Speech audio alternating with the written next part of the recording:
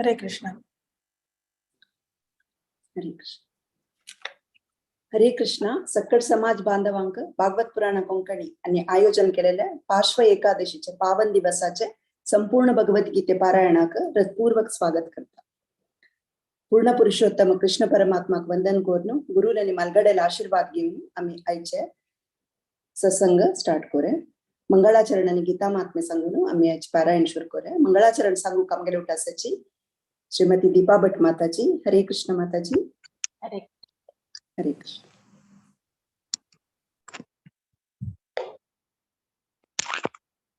कृष्ण माताजी. वही वही. ओम श्री गुरुवे नमः. ओम अज्ञानतिमिरान्धस्य ज्ञानाञ्जनशलाकया चक्षुरुन्मीलितं येन तस्मै श्री गुरवे नमः. श्री चैतन्य मनोभीष्टं स्थापितं येन भूतले स्वयं रूप कदा मह्यं ददाति स्वपदान्तिकं. वन्देऽहं श्रीगुरो श्रीयुतपदकमलं श्रीगुरुन् वैष्णवांच श्रीरूपं साग्रजातं सहगण रघुनाथान्वितं तं सजीवं साद्वैतं सावधूतं परिजनसहितं कृष्ण चैतन्य देवं श्रीराधा कृष्णपादान् सहगण ललिता श्रीशाखान्वितांच. नमो विष्णुपादाय कृष्णप्रेष्ठाय भूतले श्रीमते भक्तिवेदान्त स्वामिने इति नामिने. नमस्ते सारस्वते देवे गौरवाणी प्रचारिणे निर्विशेष शून्यवादी पाश्चात्य देशतारिणे. नमो विष्णुपादाय कृष्णप्रेष्ठाय भूतले श्रीमते भक्ति सिद्धांत सरस्वती नामिने. श्रीवार्षभानवी देवी तयिताय कृपाब्धये कृष्ण संबंध विज्ञान दायिने प्रभवे नमः. माधुर्योज्वल प्रेमाढ्य श्रीरूपानुग भक्तिद श्री गौरकरुणा शक्ति विग्रहाय नमोस्तुते. नमस्ते गौरवाणी श्रीमूर्तये दीनतारिणे रूपानुग विरुद्धाप सिद्धांत ध्वांतहारिणे. नमो गौर किशोराय साक्षात् वैराग्यमूर्तये विप्रलंब रसाम्बोधे पादाम्बुजाय ते नमः. नमो भक्ति विनोदाय सच्चिदानंदनामिने गौरशक्ति स्वरूपाय रूपानुगवराय ते. गौराविभाव भूमिस्त्वं निर्देष्टा सज्जन प्रियः वैष्णव सार्वभौम श्री जगन्नाथाय ते नमः. वाञ्छाकल्पतरुभ्यश्च कृपा सिन्धुभ्यैव च पतितानां पावनेभ्यो वैष्णवेभ्यो नमो नमः. नमो महावदान्याय कृष्ण प्रेम प्रदायते कृष्णाय कृष्ण चैतन्य नामने गौरतिसे नमः. हे कृष्ण करुणा सिंधो दीनबंधो जगत्पते गोपेश गोपिका कांत राधा कांत नमोस्तुते. तप्त कांचन गौरांगी राधे वृंदावनेश्वरी वृषभानुसुते देवी प्रणमामि हरिप्रिये. जयतां सुरतौ पंगो मम मंद मतेर्गति मत सर्वस्व पदाम्भोजौ राधा मदन मोहनौ दिव्य वृंदारण्य कल्पद्रुमदः श्रीमद् रत्नागर सिंहासनस्थौ श्रीमद् राधा शील गोविंद देव्यो प्रेष्ठालिभिः सेव्यमानो स्मरामि. श्रीमान् रासरसारम्भी वंशीवट तटस्थितः कर्शन वेणुस्वनैर्गोपी गोपीनाथ श्रियेस्तु नः. वृंदाय तुलसी देव्याय प्रियाय केशवश्च च कृष्ण भक्ति प्रदे देवी सत्यवत्ते नमो नमः.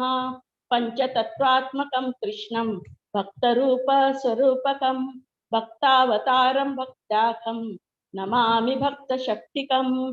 जय श्री कृष्ण चैतन्य प्रभु नित्यानंद श्री अद्वैत गदाधर श्रीवासादि गौर भक्तवृंद. हरे कृष्ण कृष्ण कृष्ण हरे हरे हरे राम राम राम हरे हरे. हरे कृष्ण कृष्ण कृष्ण हरे हरे, हरे राम राम राम हरे हरे, हरे कृष्ण. हरे कृष्ण माताजी. अनंत धन्यवाद. मस्त भक्तीनं भावपूर्ण जाऊन सांगले तुम्ही मंगळाचरण. अनंत धन्यवाद. हरे कृष्ण. आता गीता महात्म्य सांगू कामगेलुट्टासची श्रीमती वारिजा कामत माताजी. हरे कृष्ण माताजी. हरे कृष्ण माताजी. श्री गुरुभ्यो नमः. अत गीता महात्म्यम्. गीता शास्त्रमिदं पुण्यं यः पठेत् प्रयतः पुमान् विष्णो पदमवाप्नोति भयशोकादिवर्जितः.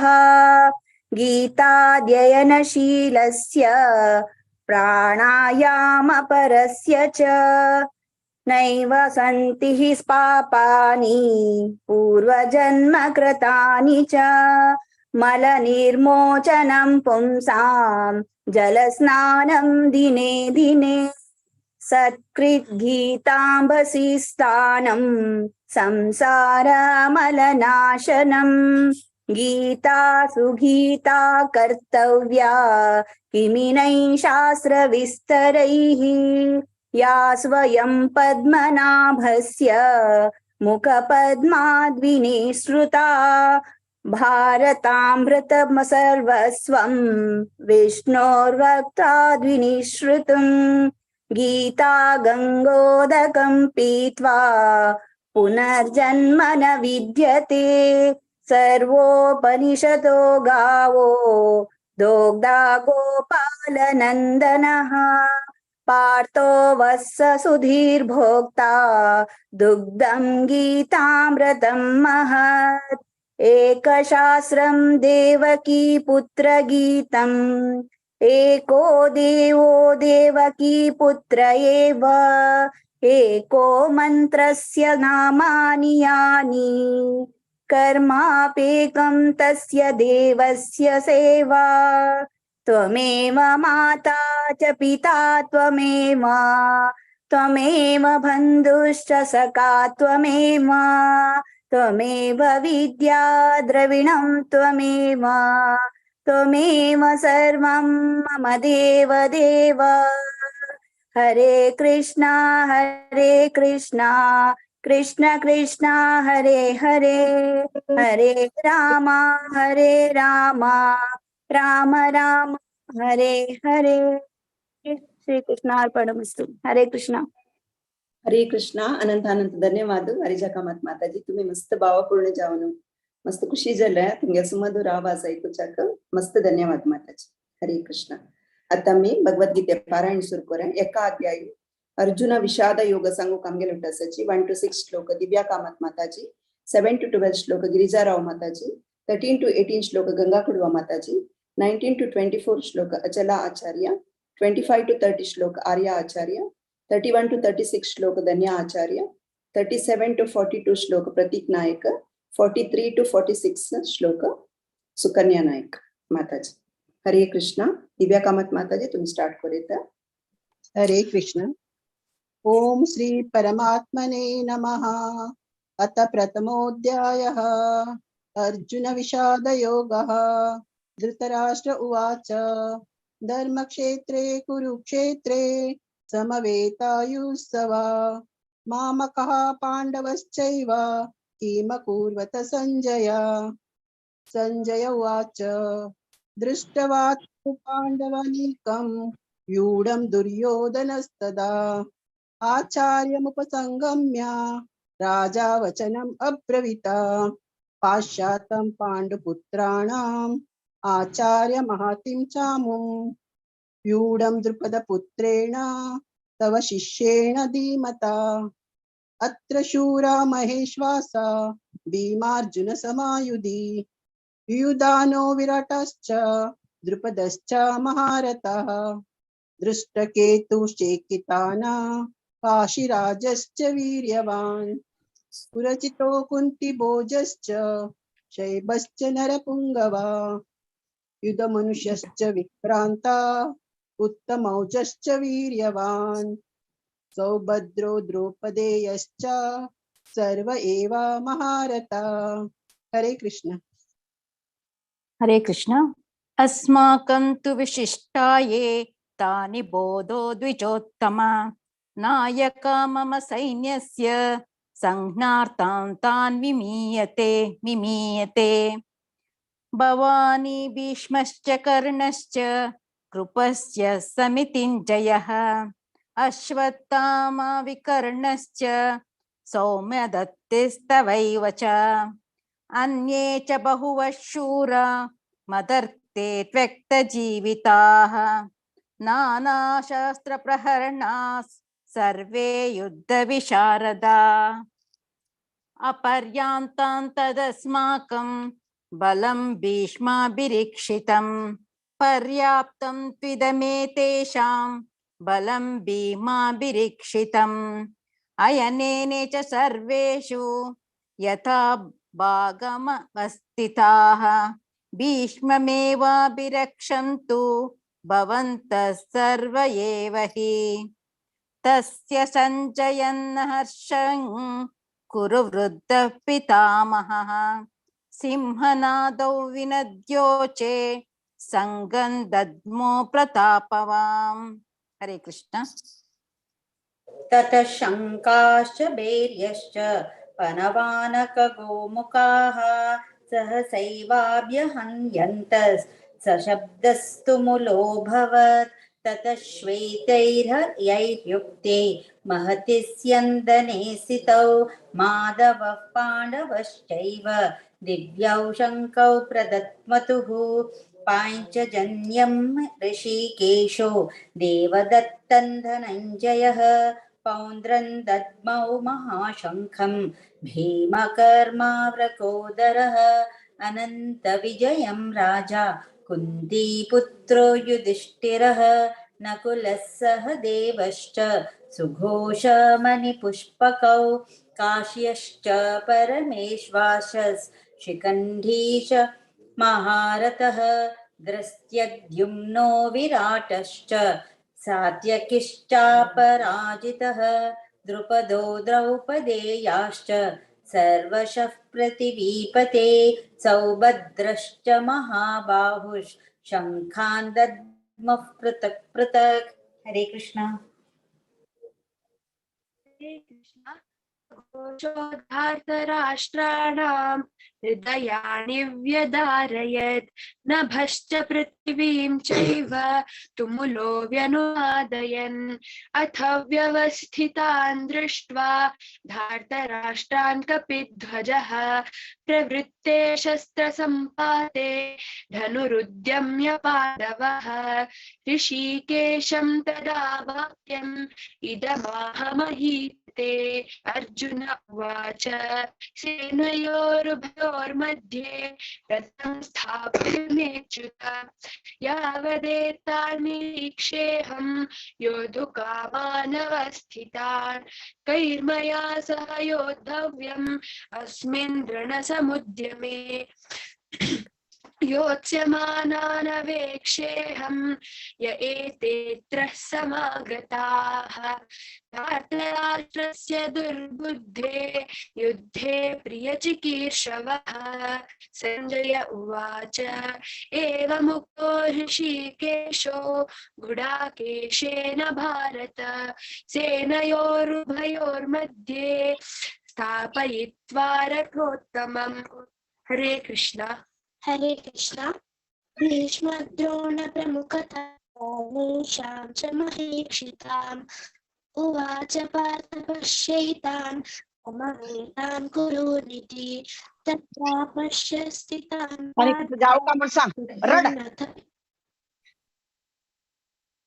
आचार्यान् मतुलान् भ्रातॄन् पुत्रान् पौत्रान् सखीन् स्थिताः श्वशुरान् श्रुतश्चैव सेनयोरुभयोरपि तान् समीक्ष्य स कौन्तेय सर्वान् बन्धूनवस्थितान् कृपया परयाश्तो विषीदन्निदमब्रवीत्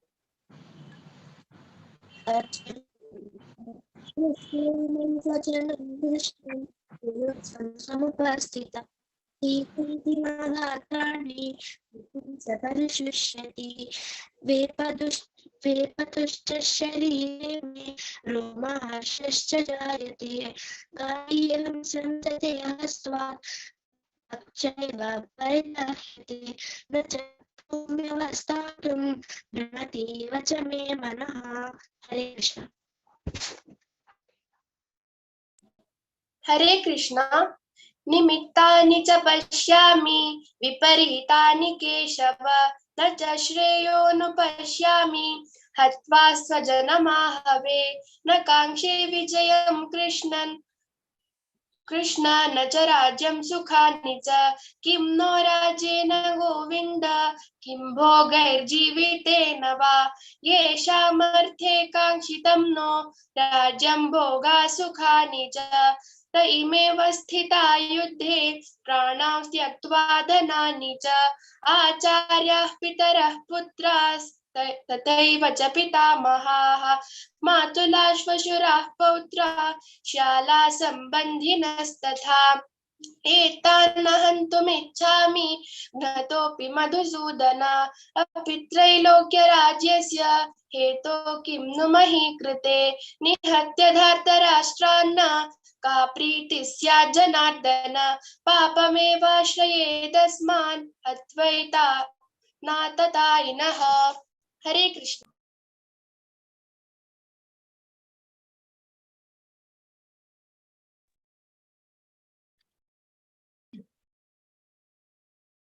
तस्मान्निरभयं हन्तुं धार्तराष्ट्रान् बन्धवान् स्वजनं हि कथं हत्वा सुखिनः स्यामादव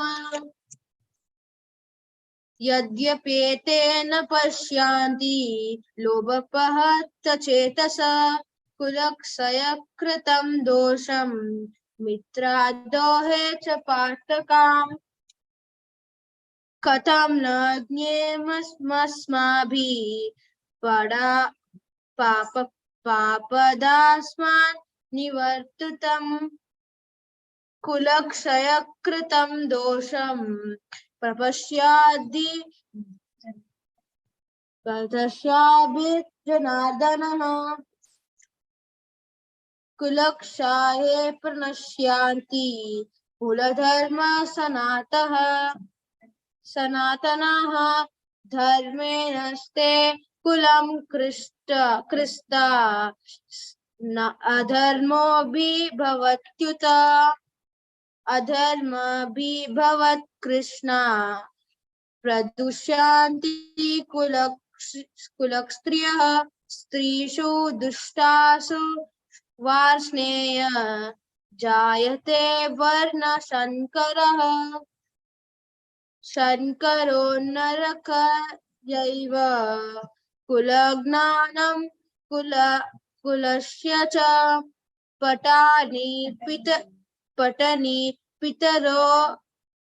पठन्ति पितरो येषां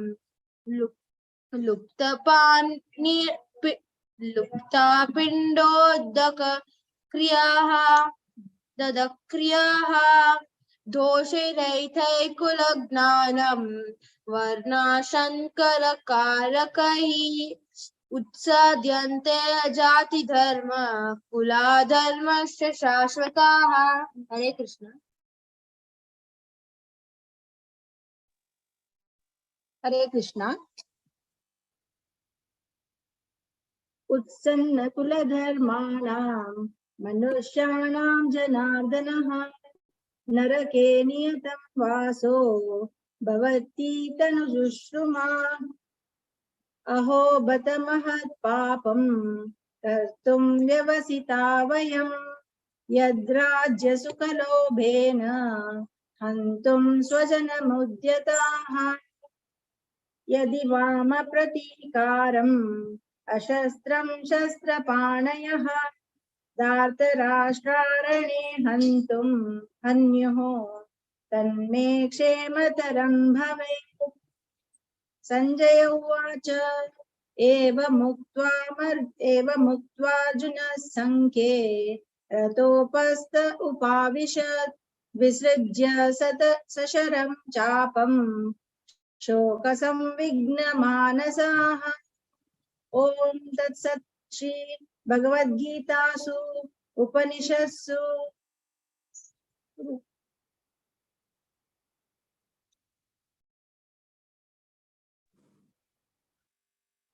हरे कृष्ण। ओम तत्सदिति श्रीमद्भगवद्गीतासु उपनिषत्सु ब्रह्म विद्यायां योगशास्त्रे श्रीकृष्णार्जुन संवादे अर्जुन विषाद योग प्रथमोऽध्यायः। सारी सारी हरे कृष्ण। हरे कृष्ण अड्ड माताजी। हरे कृष्ण अनंत ಧನ್ಯವಾದ ಸಕ್ಕಡ್ ಚೆರಡುವಾನ ಅಚಲ ಆಚಾರ್ಯ ಆರ್ಯ ಆಚಾರ್ಯ ಧನ್ಯ आचार्य प्रतीक नायक बारीचंद कोण रिसाइट केलेलं सर अशी प्रति एकादशी योग म्हणून विनंती करता तशीची आमगेल रेग्युलर रिसाइटर्स सुकन्या नायक माताजी गंगा कुडवा माताजी गिरिजाराव माताजी आणि दिव्या कामत माताजी तुम्ही अशीची बारीचंद कोण रिसाइट केले प्रति एकादशी योग म्हणून विनंती करता। हरे कृष्ण अति दोन्ही अध्याय सांख्य योग सांगू आमगेल उठासची राजेश्वरी राव माताजी आणि तांगेल टीम। हरे कृष्ण माताजी।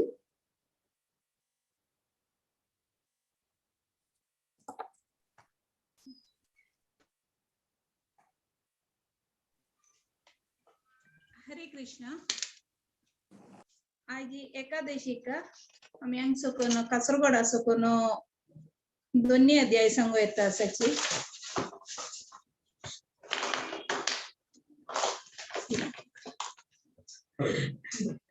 दोन्ही अध्याय सांगू येता सची एक तुकोनो 5 ताई प्रतिभा पै माताजी दोन तुकोनो 12 ताई अरुणा कामत माताजी 13 तुकोनो 17 उषा पै माताजी 18 ತುಕುನ್ 22 ಭಾರತಿ ಭಕ್ತ ಮಾತಾಜಿ 23 ಸುಕುನ್ 27 ಗೀತಾ ಅಶೋಕ್ ಶೆಣೆ ಮಾತಾಜಿ 28 ಸುಕುನ್ 33 ಜ್ಯೋತಿ ಪೈ ಮಾತಾಜಿ 34 ಶ್ಲೋಕ ಆರ್ಯ ಕಾಮತ್ सांगता ಸ ಭಕ್ತಿ ನಾರ್ಯ ಕಾಮತ 35 ಸುಕುನ್ 39 ಮಾಲತಿ ಕಾಮತ್ ಮಾತಾಜಿ ವಾಪಸ್ 40 ಕುನ್ 45 ಜ್ಯೋತಿ ಪೈ ಮಾತಾಜಿ सांगता ಅಸಾಚಿ 46 ಶ್ಲೋಕ ಭಕ್ತಿನ್ ಸಿದ್ಧಿಶಾನ್ ಭಕ್ सांगता असा 47 ತುಕುನ್ 51 ಸಂಧ್ಯಾ ಶೆಣೆ ಮಾತಾಜಿ 52 ಸುಕುನ್ 56 ಜ್ಯೋತಿ ಶೆಣೆ ಮಾತಾಜಿ 57 ಸುಕುನ್ 62 ರಾಜಶ್ರೀ ಕಾಮತ್ ಮಾತಾಜಿ 63 ಸುಕುನ್ 68 ಗೀತಾ ರಾಮಚಂದ್ ಶೆಣೆ ಮಾತಾಜಿ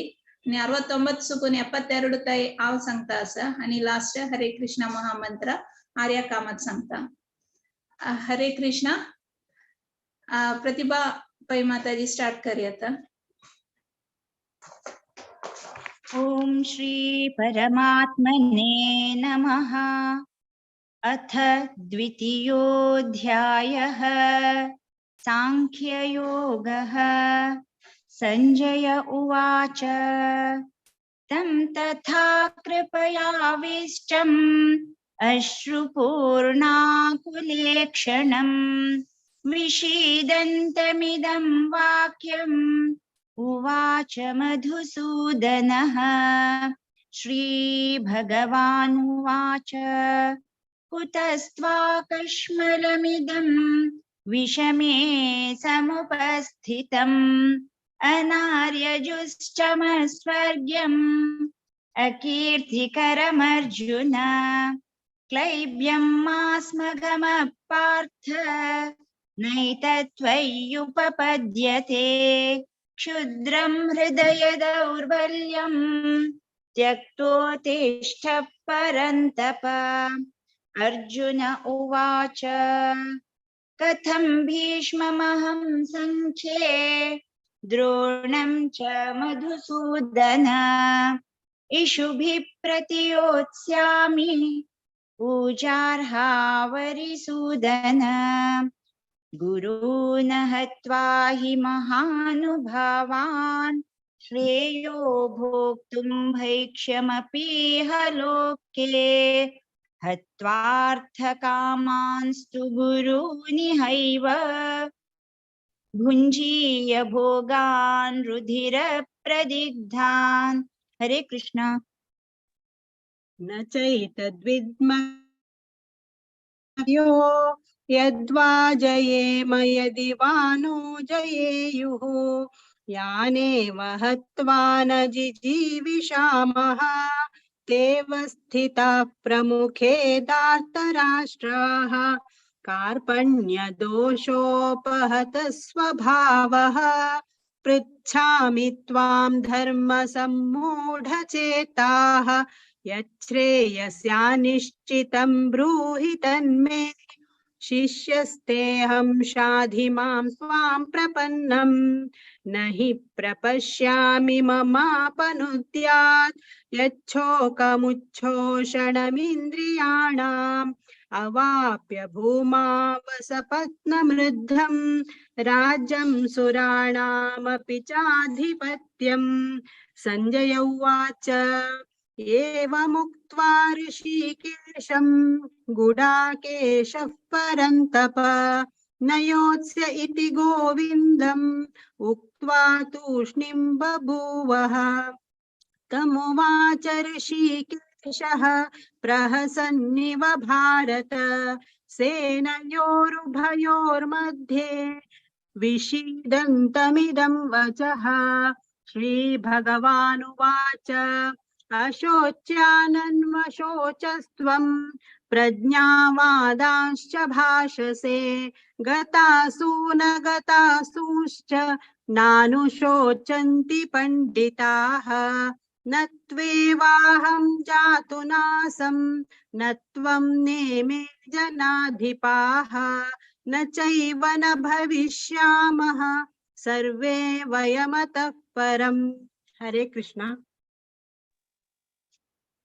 देहिनोऽस्मिन् यथा देहे कौमारं यौवनं जरा तथा देहान्तरप्राप्तिः धीरस्तत्र न मुह्यति मात्रा स्पर्शास्तु कौन्तेय शीतोष्णसुखदुःखदाः आगमापायिनो नित्याः तां स्थितिक्षस्व भारत यं हीन व्यतयन्त्येते पुरुषं पुरुषर्षभा समदुःखसुखं धीरं सोमृतत्वाय कल्पते नासतो विद्यते भावो नाभावो विद्यते सता उभयोरपि दृष्टोऽन्तः त्वनयो तत्त्वदर्शिभिः अविनाशि तु तद्विद्धि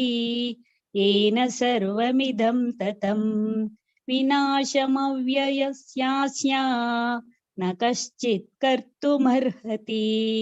हरे कृष्ण। अन्तवन्त इमे देहा नित्यस्योक्ता शरीरिणः अनाशिनो प्रमेयस्य तस्माद्युध्यस्व भारत य एनं वेति हन्तारं यश्चैनं मन्यते हतम् उभौ तवौ न विजानीतो नायं हन्ति न हन्यते न जायते म्रियते वा कदाचित् नायं भूत्वा भविता वा न भूयः अजो नित्या शाश्वतोऽयं पुराणो न हन्यते हन्यमाने शरीरे वेदा विनाशिनं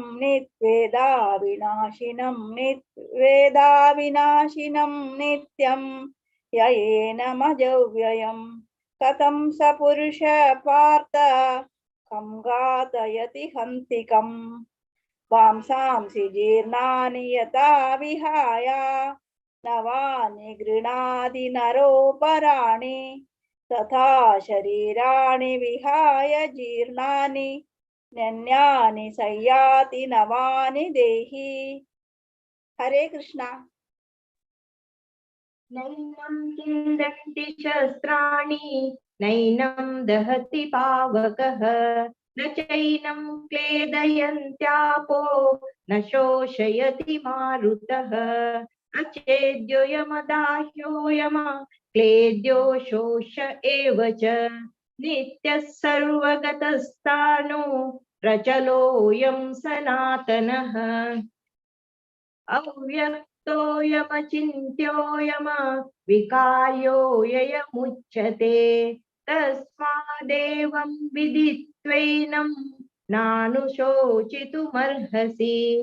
अत चैनं नित्यजातं नित्यं वा मन्यसे मृतं तथापि त्वं महाबाहो नैवं शोचितुमर्हसि जातस्य हि ध्रुवो मृत्यु ध्रुवं जन्म मृतस्य च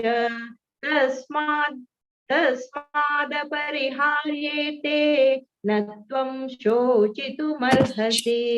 हरे कृष्ण। अव्यक्तादीनि भूतानि व्यक्तमध्यानि भारत अव्यक्तनिधनान्येव तत्र का परिदेवना आश्चर्यवत् पश्यति कश्चिदेनम् आश्चर्यवत् वदति तथैव चान्यः आश्चर्यवच्चैनमन्यः शृणोति श्रुत्वाप्येनं वेद न चैव कश्चित् देहि नित्यमवध्योऽयं देहे सर्वस्य भारत तस्मात् सर्वाणि भूतानि न त्वं शोचितुमर्हसि स्वधर्ममपि चावेक्ष्य न विकम्पितुमर्हसि धर्म्याधियुद्धात् श्रेयोऽन्यत् क्षत्रियस्य न विद्यते यदृच्छया चोपपन्नं स्वर्गद्वारमपावृतं सुखिनः क्षत्रियाः पार्थ लभन्ते युद्धमीदृशम् अथ चेत् त्वमिमं धर्म्यं संग्रामं न करिष्यसि ततः स्वधर्मं कीर्तिं च हित्वा पापमवाप्स्यसि। हरे कृष्ण।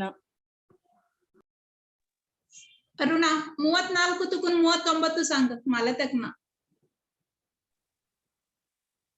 अकीर्तिं चापि भूतानि कथयिष्यन्ति ते व्ययाम् संभावितस्य चाकीर्तिः मरणादतिरिच्यते भयाद्रणादुपरतं मन्स्यन्ते त्वां महारथाः येषां च त्वं बहुमतो भूत्वा यास्यसि लाघवम् अवाच्य वादाश्च बहून् वदिष्यन्ति तवाहिताः निन्दन्तस्तव सामर्थ्यं ततो दुःखतरं नु किम् हतो वप्राप्स्यसि स्वर्गं जित्वा वा भोक्ष्यसे महीम् तस्मादुत्तिष्ठ कौन्तेय युद्धाय कृतनिश्चयः। हरे कृष्ण।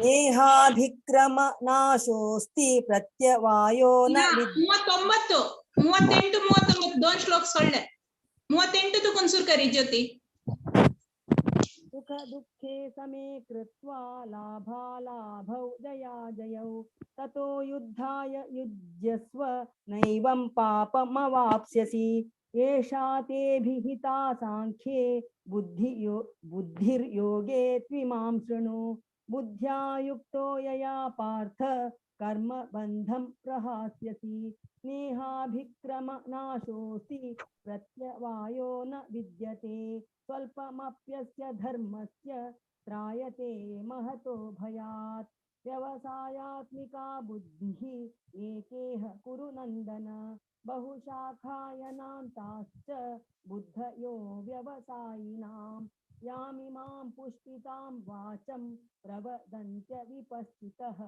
वेदवादरताः पार्थ नान्यत्तस्तीति वादिनः कामात्मानः स्वर्गपराः जन्म कर्म फलप्रदां क्रिया विशेष बहुलां भोगैश्वर्य गतिं प्रति भोगैश्वर्य प्रसक्तानां तयापहृत चेतसां व्यवसायात्मिका बुद्धिः समाधौ न विधीयते त्रैगुण्य विषया वेदाः निस्त्रैगुण्यो भवार्जुन निर्द्वन्द्वो नित्यसत्त्वस्थो निर्योगक्षेम आत्मवान्।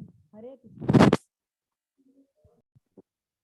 यावानर्थ उदपानि सर्वतः सम्प्लुतोदके तावान् सर्वेषु वेदेषु ब्राह्मणस्य विजानतः। हरे कृष्णा। कर्मण्येवाधिकारस्ते मा फलेषु कदाचन मा हेतुर्भूर्मा ते सङ्गोऽस्त्वकर्मणि योगस्तः कुरु कर्माणि सङ्गं त्यक्त्वा धनञ्जय सिद्ध्यसिद्ध्यो समो भूत्वा समत्वं योग उच्यते दूरेण ह्यवरं कर्म बुद्धियोगादनञ्जय बुद्धौ शरणमन्विच्छ कृपणां फलहेतवः बुद्धियुक्तो जहातीह उभे सुकृतदुष्कृते तस्माद्योगाय युज्यस्व योगः कर्मसु कौशलम् कर्मजं बुद्धियुक्ता हि फलं त्यक्त्वा मनीषिणः जन्मबन्ध विनिर्मुक्ता पदं गच्छन्त्यनामयम्। हरे कृष्ण। यदा ते मोहकलिलं बुद्धिर्व्यतितरिष्यति तदा गन्तासि निर्वेदं श्रोतव्यस्य श्रुतस्य च श्रुतिविप्रतिपन्ना ते यदा स्थास्यति निश्चला समाधावचला बुद्धिः तदा योगमवाप्स्यसि। अर्जुन उवाच स्थितप्रज्ञस्य का भाषा समाधिस्तस्य केशव स्थितिदि किं प्रभाषेत किमासीत व्रजेत किम्। श्रीभगवानुवाच प्रजहाति यदा कामान् सर्वान् पार्थ मनोगतान् आत्मन्येवात्मना तुष्टः स्थितप्रज्ञास्तदोच्यते दुःखेष्वनुद्विग्नमनाः सुखेषु विगतस्पृहः वीतरागभयक्रोधः स्थितधी मुनिरुच्यते। हरे कृष्ण।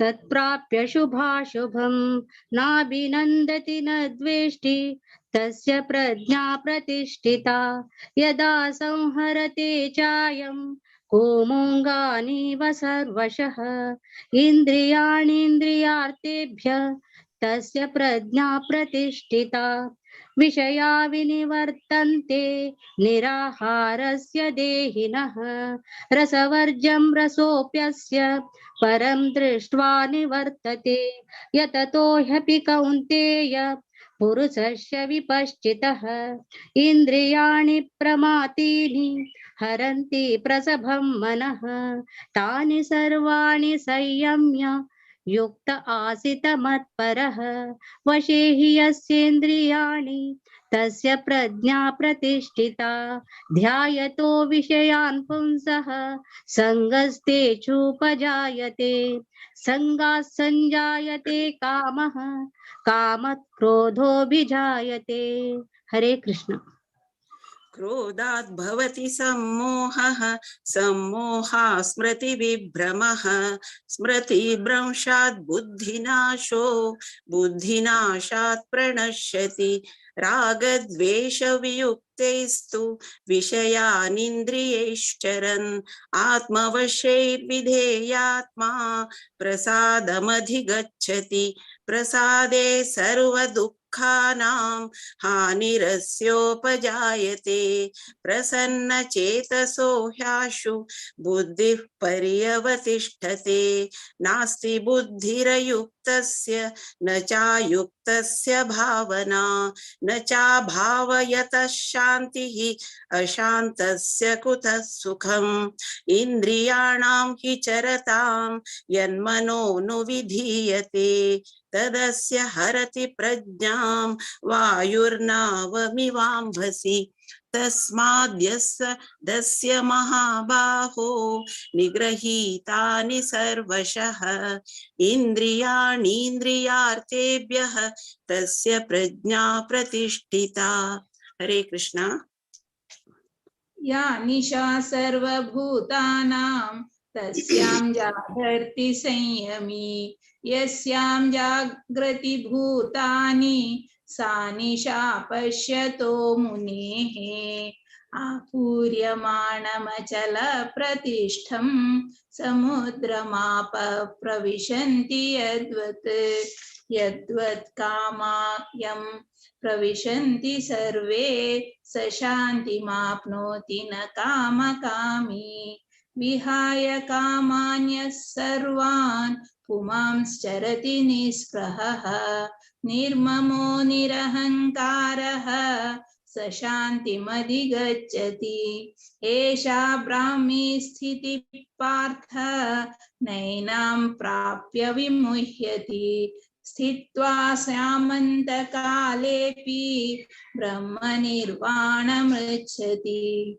ॐ तत्सदिति श्रीमद्भगवद्गीतासु उपनिषत्सु ब्रह्मविद्यायां योगशास्त्रे श्रीकृष्णार्जुनसंवादे सांख्ययोगो नाम द्वितीयोऽध्यायः। हरे कृष्णा कृष्ण कृष्ण हरे हरे हरे राम राम राम हरे हरे। श्री कृष्णार्पणमस्तु। आज ही एकादशी का दोन्ही अध्याय सांगोकम का अवकाश दिलेला आहे का भागवत पुराण कोंकणी वेदिकेका धन्यवाद सांगतांचे। हरे कृष्णा। ओवर टू यू माताजी। हरे कृष्णा। हरे कृष्णा. अनंत अनंत धन्यवाद माताजी. प्रति एकादशी तुमगे टीम घेऊन येताची नवे नवे जनाक मस्त धन्यवाद माताजी. प्रति एकादशी योग म्हणून हांव विनंती करता सगळ्या जणांनी भारी चंदकोन रिसाइट केलेलं असतं. अनंत अनंत धन्यवाद. एक रिक्वेस्ट जाल्यार तितले व्हिडिओ ऑन दवरला खुशी दिसता एक्चुअली पळोवच्याकय आयकुच्याकय एक नमने आम्ही कनेक्ट करताच एकल्याक शिची रिक्वेस्ट करता सगळ्या जणांनी जाल्यार तितले व्हिडिओ ऑन दवरून रिसाइट केल्यार लायक जाता म्हणून दिसता म्हाका. हरे कृष्णा. धन्यवाद माताजी. हरे कृष्ण. मुखारसून ते ध्यान दितांचे माताजी. हरे कृष्णा. हरे कृष्णा. सगळ्या जण सांगता सावा म्हळ्यार तुमगे टीम हरे कृष्ण. हरे कृष्ण. आता मी आज आमगे लुट्टू जपा टाक दिवचाक वरिष्ठ वैष्णव हर दिस गीता प्रीती देवी दासी माताजी आसाची. हरे कृष्ण माताजी. दंडवत प्रणाम. दंडवत प्रणाम. ऐकू येत तुमका? Can you hear me? अच्छा अच्छा. मगले हांव क्षमा मागता. आम्ही नॉर्थ कॅनरा GSB आम्ही कारवारची आशिल्ल्यान आमगेले कोंकणी थोडे विंगड आसा. सो मगल वर्ड्स थोडे डिफरंट आसा त्यामुळे क्षमा मागता तुमकां तशी. आणि नॉर्मल उलयला बरी आसता आमगेला बरी आणि धन्यवाद म्हाका सेवेची तुम्ही संधी दिलीत. तर हांगा हरिनामा बद्दल आम्ही उलयतात की हरिनाम हे हरिनामाची महिमा अशी आसा की हरिनाम हे कृष्णापेक्षा विंगड ना. साक्षात कृष्ण जेन्ना हरिनाम आम्ही घेता ती तेन्ना साक्षात कृष्ण आमगेल्या जिव्हेचेर नृत्य करता अशें आमी म्हणटात. आणि जशे आम्ही बाकी द्वापार युगात यज्ञ करताली बाकीच्या युगात आता यज्ञ करच्याक आमकां शुद्ध तूप ना किंवा शुद्ध मंत्र नात. तर आम्ही आमगे जिभेची जी पळी म्हणतात पळी जो जिभेचो चमचो ताणे हरिनामाचे तूप जेन्ना आम्ही हृदयातल्या आमगेल्या परमात्म्यार घालतात तेन्ना तो हृदयातल्यान तो परमात्मा साक्षात प्रकट जाता आणि परमात्मा आमगेलो उद्धार करता अशे एक तो नाम यज्ञ असा. आणि नाम भक्ती विनोद ठाकूर अशी म्हणता की नाम विना आर किचू नाही आर 14 भुवन माझी. सो हरिनाम is so there is nothing else. हरिनाम इज व्हेरी इम्पॉर्टंट असे म्हणतात. नाम कृष्ण आणि नाम आणि कृष्ण अभिन्न असतात. तेन्ना जेन्ना आम्ही 4 नियमाची इस्कॉनात आम्ही 4 नियमाची पालन करतात ती. सो नो मीट इटिंग, नो इंटॉक्सिकेशन, नो इलिसिट सेक्स, नो गॅम्बलिंग. जेन्ना आम्ही 4 नियमाचे पालन करतात तेन्ना आम्ही जे 3 आमचे जे तमोगुण, रजोगुण आणि सत्वगुण ह्या आम्ही तमोगुणा आणि रजोगुणातल्यान आम्ही सत्वगुणात येवचो प्रयत्न करतात. आणि आम्ही जे आमगेल्यातले जे जनावराले गुण असतात जे मांस खावचे किंवा वाईट ते आम्ही कमी करून आम्ही मनुष्याला शुद्ध जावचे प्रयत्न करतात. पण जेन्ना आम्ही आम्ही हरिनाम घेतात त्यांना आम्ही त्या तिन्ही गुणातल्या वैर येऊन आम्ही विशुद्ध सत्व एक शुद्ध जावचो प्रयत्न करतात आणि आम्ही कारण आमका भगवानापर्यंत आमका कृष्णापर्यंत पावची उरता. आणि मृत्यू हे सगळ्यांक घेवचो ॲज शुअर एज डेथ आम्ही म्हणतात. तर शेवटी मरताना जर आम्ही देवाला नाव घेतले तर आम्ही परत देवाकडे गोलोका वचून आम्ही परत थंयच्यान हांगा मनुष्य जन्म परत आमकां घेवचो लागचो ना. तर अशे आणि प्रत्येक जे शास्त्र आसा ते नामाचाच महिमा सांगता. तर कृष्ण भगवद्गीते सांगता सततम कीर्तयन्तो माम यतन्तश्च दृढव्रतः नमस्तस्यंच माम भक्त्या नित्ययुक्ता उपासते. तर कृष्ण बी हांगा भगवद्गीते सांगता की तुम्ही नेहमी मस्त मगले नाव मगले कीर्तन मगली तुम्ही स्तुती गावच्या जाय नेहमी. तर तुम्ही जर अशी केल्या तर तुम्ही आणि मगली तुम्ही भक्ती करता असे कृष्ण भगवद्गीतेत सगळ्यांक सांगते असा. परत एक कपिल देव म्हण असा तो कपिल देव जो 3ऱ्या स्कंदात ताका येता तो ताका आवैक देवहूतीच सांगता की अहो बत स्वपचतो गरियान यद जिव्हाग्रे वर्तते नाम तुभ्यम तेपस तुपस्ते जुहू एव स्वश्नूर आर्या ब्रह्माणुचूर नाम गृह्णंती येते. तर ह्या श्लोकात तो म्हणता की जो जप करता कृष्णालो तो इतलो शुद्ध व्यक्ती असा की तो जरी ताका जन्मान जरी तो सकल्लो शूद्र असलो किंवा जन्मान जरी तो एक श्वपचम एक कुत्रो खातले जे एक सकल्ली जमात उरता तो जरी असलो पण तो जर तो नाव घेता तर ताणे गेल्ल्या जन्मात ती खूप तपश्चर्या केल्ली आसा.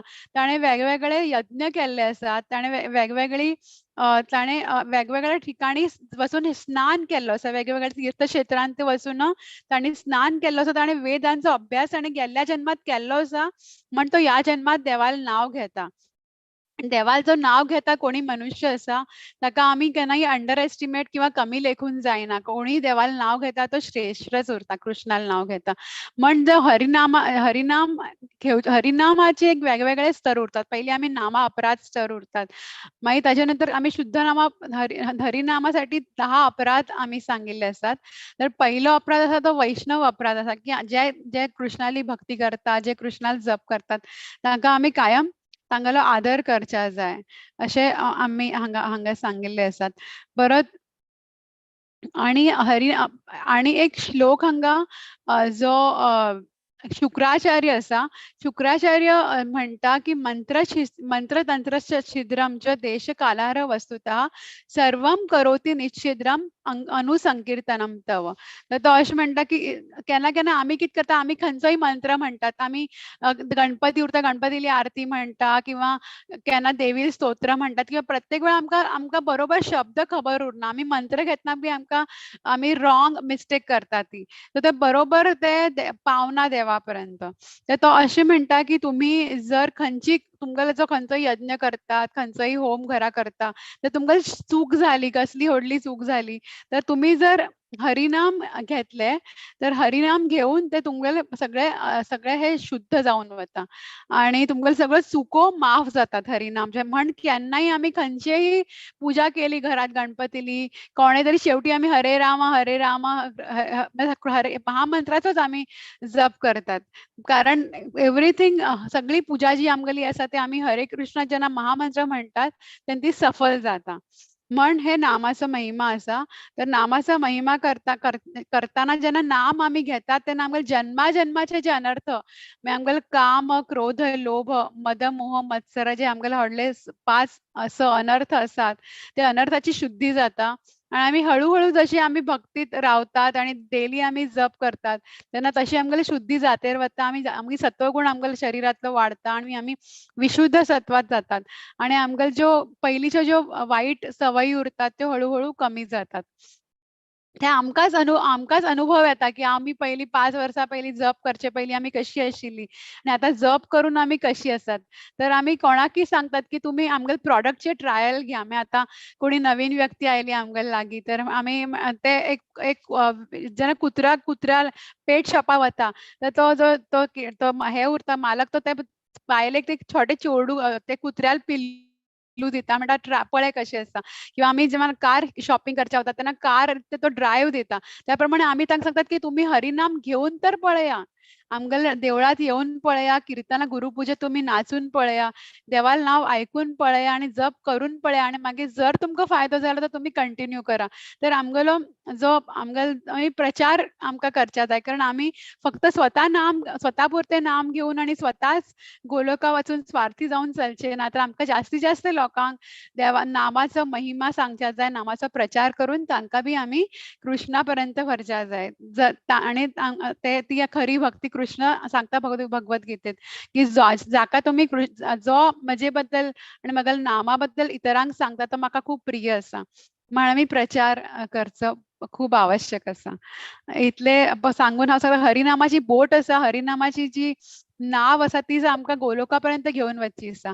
आता चंद्रयान धाडले भारतांतल्यान, कितलो करोडोचो खर्च जाल्लो असा इतले, पण आमकां गोलोकात वचचे असा. गोलोक इज मच फार्दर, कारण आम्ही ब्रह्म भुवना लोका जे असा ब्रह्मलोकापर्यंत चंद्रापर्यंत वचच्या त्या मून मिशन साठी how many crores are spent, but नाव आमकां जर गोलोक पर्यंत वचचे असा which is much farther, because in Krishna's creation the 1/4 part is material creation, and which we are in material, and 3/4 is the spiritual creation. So Vaikuntha asata.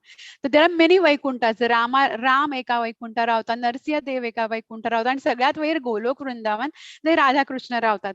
पण आमकां travel आता हांगच्यान पृथ्वी वयल्यान आमकां आमी जम्बू द्वीपांतल्यान आमकां इतले ट्रॅव्हल करता, तर आमी फक्त नावाच्या ही जी बोट असा, नावाची होडी ती घेऊन आमकां वचची असा. आणि आमकां काही यान बीन काही धाडचे ना, ते सगळी अरेंजमेंट कृष्ण देव करचो असा. तर आमकां इतले नावाचेर पूर्ण श्रद्धा उरच्या जाय, आणि सकाळी जितले आम्ही पूर्णपणे व्यवस्थित जप करच्या जाय. तर आम्ही सगळे एकमेकांसाठी प्रार्थना करूया की आम्ही सगळ्यांना जप बरो जाऊ आणि आम्ही कृष्णाली भक्ती आमकां मेळू. थँक्यू, धन्यवाद. हरे कृष्णा. अनंत अनंत धन्यवाद माताजी. दंडवत प्रणाम. मस्त इन्स्पिरेशन असेल तुमगे स्पीच जपा टॉक. खंडित म्हाका दिसता मस्त जन जप करच्याक मुखार येतली. ग्रुपा जॉईन जावेत, व्हॉट्सअप ग्रुप आमगेले तांत आशिल्ले मित्र रेग्युलर जप करच्याक आमकां एनकरेजमेंट म्हळ्यार एक तशी लेखता. मस्त धन्यवाद ताची बारी लायक. थँक्यू. हरे कृष्णा. माताजीन सांगले आम्ही देवान नाव घेतना देव आमगेले जिपेर नांत म्हणून तम्यार तुकोन घेवत आम्ही कितले श्रद्धेन आणि भक्तीन देवान नाव घेवका म्हणून. मस्त धन्यवाद माताजी तुमका. हरे कृष्णा. धन्यवाद. आता मी जपाचे महिम कसं म्हणून अर्थ करून घेतल्या. ती एक राऊंड 108 टाइम्स हरे कृष्णा महामंत्र आम्ही चॅन्ट करूया. आज आमगे लुटासची श्रीमती बबिया पै माताजी. हरे कृष्णा माताजी. हरे कृष्णा. हरे कृष्णा कृष्ण कृष्णा हरे हरे, हरे राम राम राम हरे हरे. हरे कृष्णा कृष्ण कृष्णा हरे हरे, हरे राम राम राम हरे हरे. हरे कृष्णा कृष्ण कृष्णा हरे हरे, हरे राम राम राम हरे हरे. हरे कृष्णा कृष्ण कृष्णा हरे हरे, हरे राम राम राम हरे हरे. हरे कृष्णा कृष्ण कृष्णा हरे हरे, हरे राम राम राम हरे हरे. हरे कृष्णा कृष्ण कृष्णा हरे हरे, हरे राम राम राम हरे हरे. हरे कृष्णा कृष्ण कृष्णा हरे हरे, हरे राम राम राम हरे हरे. हरे कृष्णा कृष्ण कृष्णा हरे हरे, हरे राम राम राम हरे हरे. हरे कृष्णा कृष्ण कृष्णा हरे हरे, हरे राम राम राम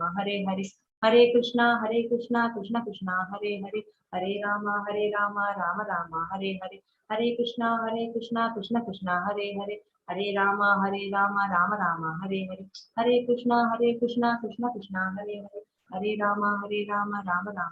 हरे. हरे कृष्णा कृष्ण कृष्णा हरे हरे, हरे राम राम राम हरे हरे. हरे कृष्णा कृष्ण कृष्णा हरे हरे, हरे राम राम राम हरे हरे. हरे कृष्णा कृष्ण कृष्णा हरे हरे, हरे राम राम राम हरे हरे. हरे कृष्णा कृष्ण कृष्णा हरे हरे, हरे राम राम राम हरे हरे. हरे कृष्णा कृष्ण कृष्णा हरे हरे, हरे राम राम राम हरे हरे. हरे कृष्णा कृष्ण कृष्णा हरे हरे, हरे राम राम राम हरे हरे. हरे कृष्णा कृष्ण कृष्णा हरे हरे, हरे राम राम राम हरे हरे. हरे कृष्णा कृष्ण कृष्णा हरे हरे, हरे राम राम राम हरे हरे.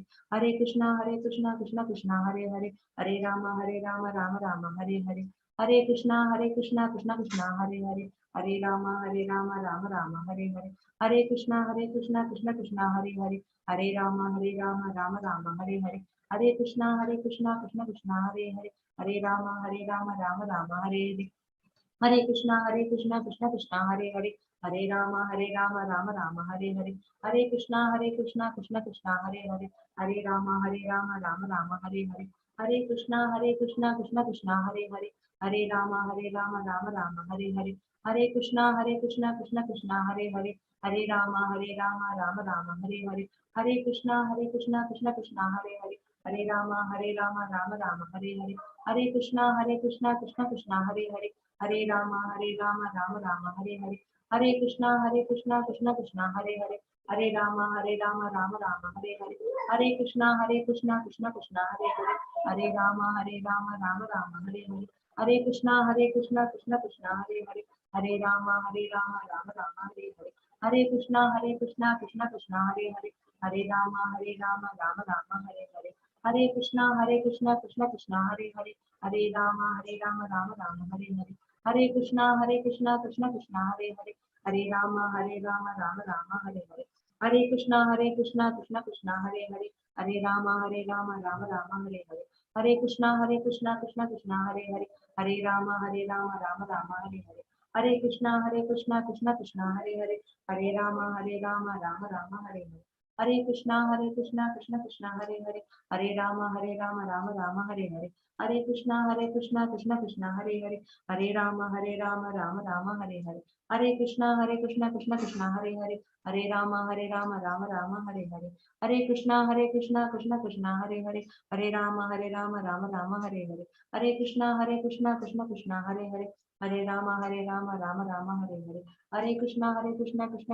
हरे हरे, हरे राम राम राम हरे हरे, हरे कृष्णा कृष्ण कृष्ण हरे हरे, हरे राम राम राम हरे हरे, हरे कृष्णा कृष्ण कृष्ण हरे हरे, हरे राम राम राम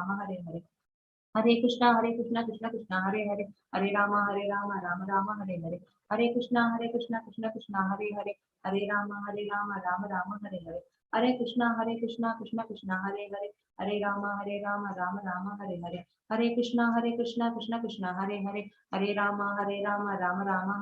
हरे कृष्णा कृष्ण कृष्ण हरे हरे, हरे राम राम राम हरे हरे, हरे कृष्णा कृष्ण कृष्ण हरे हरे, हरे राम राम राम हरे हरे, हरे कृष्णा कृष्ण कृष्ण हरे हरे, हरे राम राम राम हरे हरे, हरे कृष्णा कृष्ण कृष्ण हरे हरे, हरे राम राम राम हरे हरे, हरे कृष्णा कृष्ण कृष्ण हरे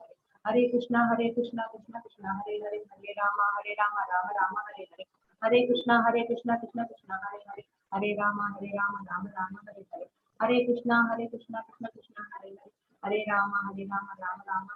हरे कृष्णा कृष्ण कृष्ण हरे हरे, हरे राम राम राम हरे हरे, हरे कृष्णा कृष्ण कृष्ण हरे हरे, हरे राम राम राम हरे हरे, हरे कृष्णा कृष्ण कृष्ण हरे हरे, हरे राम राम राम हरे हरे, हरे कृष्णा कृष्ण कृष्ण हरे हरे, हरे राम राम राम हरे हरे, हरे कृष्णा कृष्ण कृष्ण हरे हरे, हरे राम राम राम हरे हरे, हरे कृष्णा कृष्ण कृष्ण हरे हरे, हरे राम राम राम हरे हरे,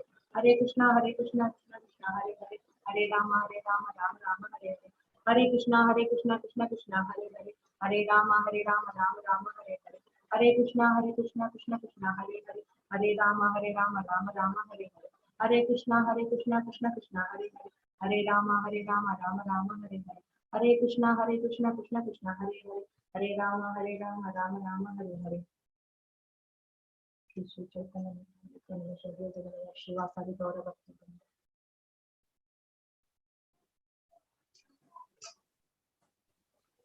हरे कृष्णा अनंत अनंत धन्यवाद माताजी बारी चंद कर तुम्ही चॅन्टिंग केलं तुमगेलो तो एक आमगेले भागवत पुराण कोंकणी पारायणांत एक दिव्य वातावरण सृष्टी केलं तुम्ही अनंत अनंत धन्यवाद माताजी हरे कृष्ण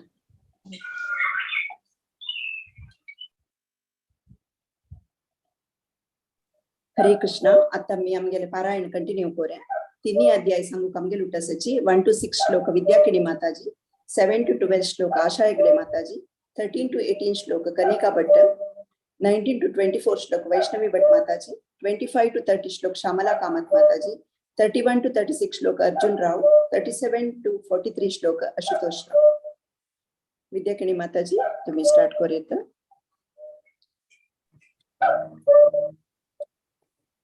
हरे कृष्ण। ओम श्री परमात्मने नमः। श्रीमद्भगवद्गीता अथ तृतीयोऽध्यायः कर्मयोगः।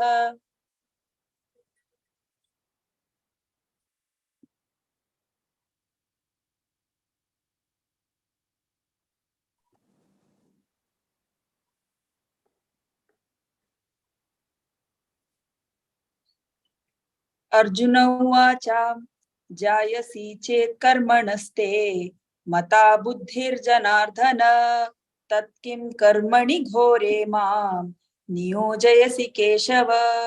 व्यामिश्रेणेव वाक्येन बुद्धिं मोहयसीव मे तदेकं वद निश्चित्य येन श्रेयोऽहमाप्नुयाम्। श्रीभगवानुवाच लोकेऽस्मिन् द्विविधा निष्ठा पुरा प्रोक्ता मया नघ ज्ञानयोगेन सांख्यानां कर्मयोगेन योगिनां न कर्मणामनारम्भात् नैष्कर्म्यं पुरुषोऽश्नुते न च सन्न्यस्सनादेव न च सन्न्यस्सनादेव सिद्धिं समधिगच्छति न हि कश्चित् क्षणमपि जातु तिष्ठत्य कर्मकृत् कार्यते ह्यवश कर्म सर्वः प्रकृतिजैर्गुणैः कर्मेन्द्रियाणि संयम्य य आस्ते मनसा स्मरन् इन्द्रियार्थान् विमूढात्मा मिथ्याचारः स उच्यते। हरे कृष्ण। हरे कृष्ण। यस्विन्द्रियाणि मनसा नियम्यारभते अर्जुन कर्मेन्द्रिये कर्मयोगम् असक्तः स विशिष्यते। नियतं कुरु कर्म त्वं कर्म ज्यायो ह्य कर्मणः शरीरयात्रापि च ते न प्रसिद्धेद कर्मणः यज्ञात्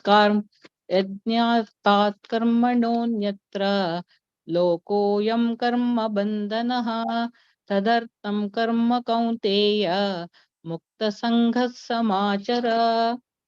सह यज्ञा प्रज्ञा स्पष्ट्वा पुरोवाच प्रजापतिः अनेन प्रसविष्यद्वम् एष वोस्तिष्ठ कामधुक् देवान् भावयतानेन ते देवा भावयन्तु वः परस्परं भावयन्तः श्रेयःपरमावाप्स्यथ। इष्टान् भोगानि वो देवा दास्यन्ते यज्ञभाविताः तेर्दत्तान् प्रदायेभ्यो यो भुङ्क्तेस्तेन एव सः। हरे कृष्ण। कृष्णार्पणमस्तु। हरे कृष्ण। यज्ञशिष्ठाशिनः सन्तो मुच्यन्ते सर्वकिल्बिषैः भुञ्जते ते त्वघं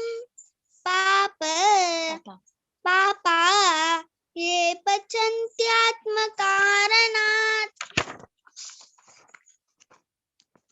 अन्नात् भवन्ति भूतानि पर्जन्यादन्नसम्भवः यज्ञात् भवति पर्जन्यो यज्ञः कर्म समुद्भवः कर्म ब्रह्मोद्भवं विधि ब्रह्माक्षर समुद्भवं तस्मात् सर्वगतं ब्रह्म नित्यं यज्ञे प्रतिष्ठितम् एवं प्रवर्तितं चक्रं नानुवर्तयति हयः अघायुरिन्द्रियारामो मोघं पार्थ स जीवति यस्त्वात्मरतिरेव स्यादात्मतृप्तश्च मानवः आत्मन्येव च सन्तुष्टः तस्य कार्यं न विद्यते नैव तस्य कृतेनार्थो न कृतेनेह कश्चन न चास्य सर्वभूतेषु कश्चिद् अर्थव्यपाश्रयः। हरे कृष्णा। हरे कृष्णा। तस्माद् असक्त सततं कार्यं कर्म समाचर, असक्तो ह्याचरण कर्म परम आप्नोति पुरुषः। कर्मण्यैव हि संसिद्धिम् आस्तिता जनकादयः, लोकसंग्रहमेवापि सम्पश्यन् कर्तुमर्हसि। यद्यद् आचरति श्रेष्ठस्तत्तदेव तरो जनः, यत् प्रमाणं कुरुते लोकस्तद् अनुवर्तते। नामे पार्थस्ति कर्तव्यं त्रिषु लोकेषु किंचन, नानवाप्तमवाप्तव्यं वर्त एव च कर्मणि। यद्ह्यहं न वर्तेयं जातु कर्मण्यतन्द्रितः, मम वर्तमानुवर्तन्ते मनुष्याः पार्थ सर्वशः। उत्सीदेयुरिमे लोकान् कुर्यां कर्म चेदहं, शङ्करस्य च कर्ता स्याम् उपहन्याम् इमाः प्रजाः। हरे कृष्णा।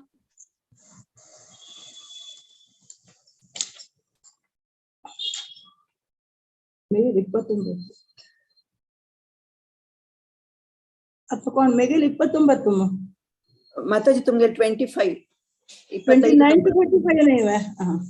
ಎನ್ನ ಸಂಖ್ಯೆ. ಹರೇ ಕರ್ಮಣ್ಯ ವಿದ್ವಾಂ ತಥಾ ಕುರ್ವಂತಿ ಭಾರತಃ, ಕುರ್ಯಾದ್ ವಿದ್ವಾಂಸ್ತಥಾ ಸತ್ತ ಇಷ್ಟು ಶ್ಲೋಕ ಸಂಗ್ರಹಂ ನ ಬುದ್ಧಿಭೇದಂ ಜನಯೇದ ಜ್ಞಾನಾಂ ಕರ್ಮ ಸಂಗೀನಾಂ जोषयेत् सर्वकर्माणि विद्वान् युक्तः समाचरन् प्रकृते क्रियमाणानि गुणे कर्माणि सर्वशः अहंकार विमूढात्मा कर्ताहमिति मन्यते तत्त्ववित्तु महाबाहो गुणकर्म विभागयोः गुणा गुणेषु वर्तन्त इति मत्वा न सज्जते प्रकृतिर्गुणसम्मूढा सज्जन्ते गुणकर्मसु तान् कृष्णविदो मन्दान् कृष्णविन्न विचालयेत् मयि सर्वाणि कर्माणि सन्न्यसाद्यात्मचेतसा निराशीर्निर्ममो भूत्वा युध्यस्व विगतस्वरः।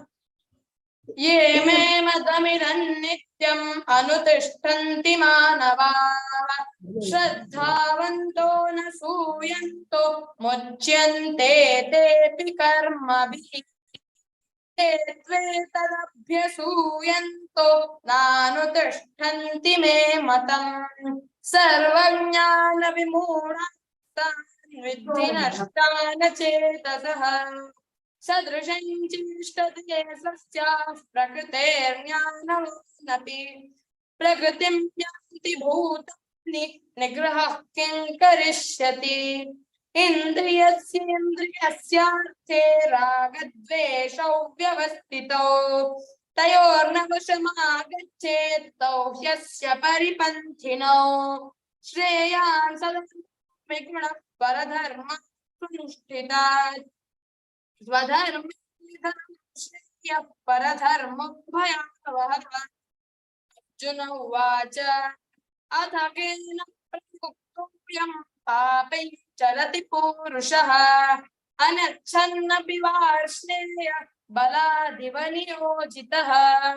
श्री भगवान् उवाच काम एष क्रोध एष रजो गुणसमुद्भवः, महाशनो महापाप्मा विद्येनमिह वैरिणम्। धूमेनाव्रियते वह्निर्यथादर्शो मलेन च, यथोल्बेनावृतो गर्भस्तथा तेनेदमावृतम्।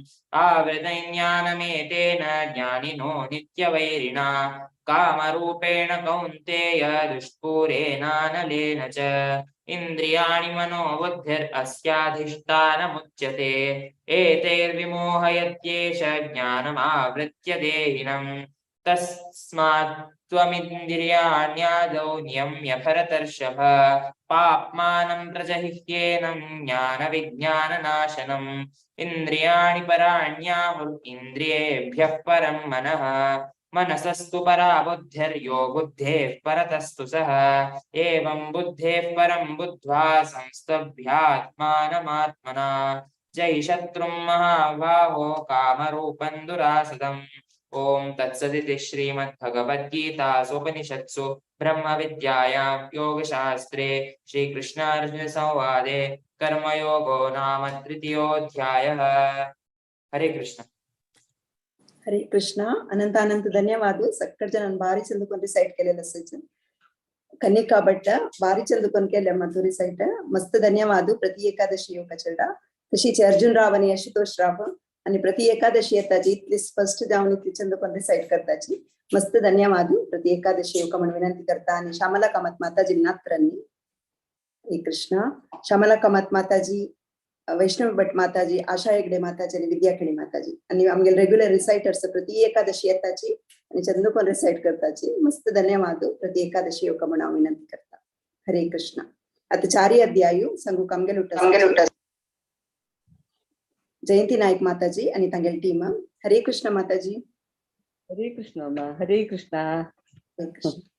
आज ज्ञान योग चतुर्थोध्याय रिसाइट करूक आमगे लोटसची एक दुकून स श्लोक ताई शैला प्रभु माताजी 7 to 9 Vishnu Prabhuji 10 to 12 Sandeep प्रभुजी मागे 13 to 18 श्यामला भट माताजी 19 to 24 Nagesh Pai Prabhuji 25 to 25 आणि 26 रेखा नायक 27 and 28 राधा नायक 29 to 35 प्रेमा माताजी 36 to 42 अनुपमा नायक माताजी अंक पूरे जन के स्वागत करता दही कोरू तुम सकडा ने वीडियो ऑन कोर का म्हणा तुमगे लगी विनंती करता. हरे कृष्णा. शैला प्रभु माताजी सुस्वागत तुमका. हरे कृष्ण. ओम श्री परमात्मने नमः. अथ चतुर्थोऽध्यायः ज्ञान कर्म संन्यास योगः.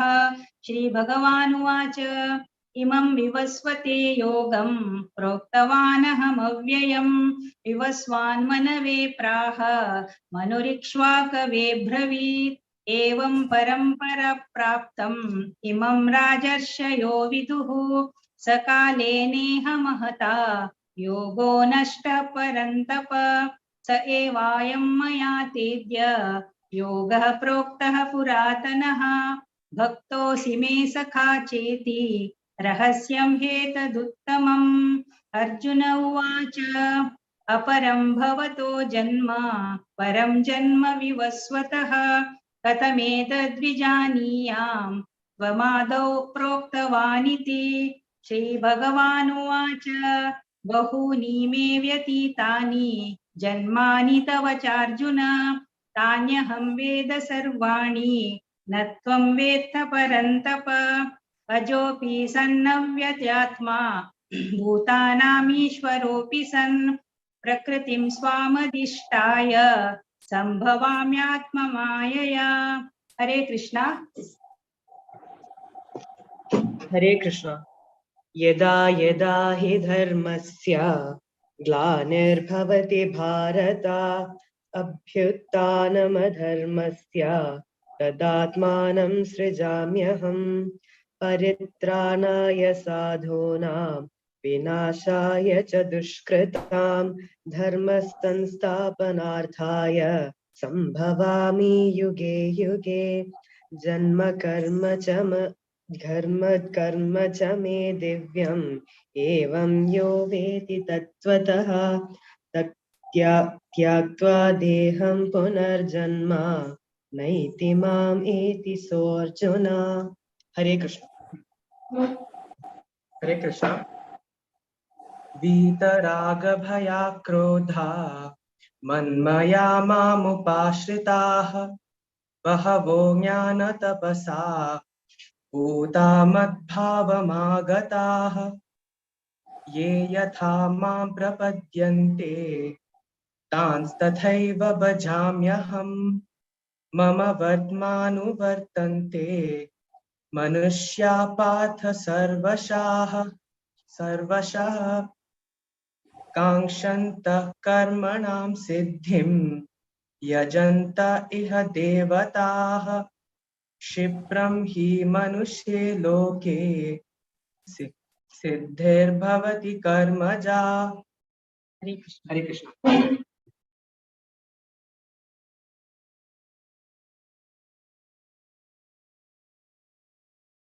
श्यामला भट माता जी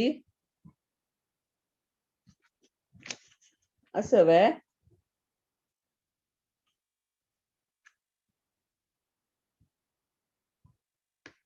श्यामला भट माता जी असं वय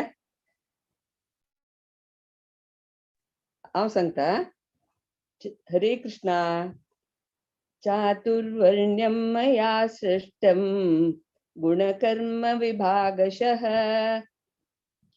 तस्य कर्तारमपि मां विद्यकर्तारमव्ययम् न मां कर्माणि लिम्पन्ति न मे कर्म फले स्पृहा इति मां योऽभिजानाति कर्मभिर्न स बध्यते एवं ज्ञात्वा कृतं कर्म पूर्वैरपि मुमुक्षुभिः कुरु कर्मेव तस्मात्मं पूर्वे पूर्वतरं कृतं किं कर्म किमकर्मेति कवयोऽप्यत्र मोहिताः तत्ते कर्म प्रवक्ष्यामि यज्ञात्वा मोक्षसे शुभात्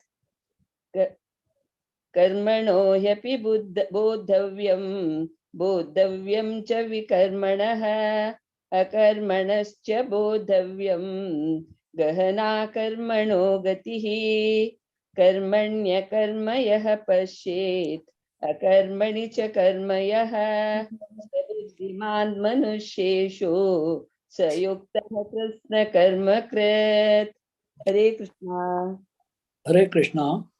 यस्य सर्वे समारंभाः कामसंकल्पवर्जिताः ज्ञानाग्निदग्धकर्माणं तमाहुः पंडितं बुधाः त्यक्त्वा कर्मफलासंगं नित्यतृप्तो निराश्रयः कर्मण्यभिप्रवक्तोऽपि नैव किञ्चित् करोति सः निराशीर्यत चित्तात्मा त्यक्त सर्वपरिग्रह शारीरं केवलं कर्म कुर्वन्नाप्नोति किल्बिषम् यदच्छालाभसन्तुष्टः द्वन्द्वातीतो विमत्सरः समसिद्धावसिद्धौ च कृत्वापि न निबद्धते गतसंगस्य मुक्तस्य ज्ञानावस्थितचेतसः यज्ञायाचरत कर्म समग्रं प्रविलीयते ब्रह्मार्पणं ब्रह्महविः ब्रह्माग्नौ ब्रह्मणाहुतं ब्रह्मैव तेन गन्तव्यं ब्रह्म कर्म समाधिना। हरे कृष्ण।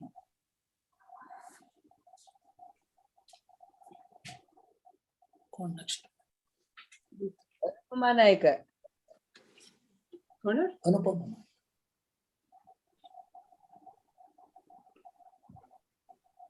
हा सॉरी प्रेमा पे 29 जेतका 29 हवे आता अनुपमा नायक 25 to 30 अनुपमा 36 to 42 लास्ट वही वे समझ में सांग देव आ मूणु नका अनुपमा नायक म्हणो 25 to 32 वे दैवमेवापरे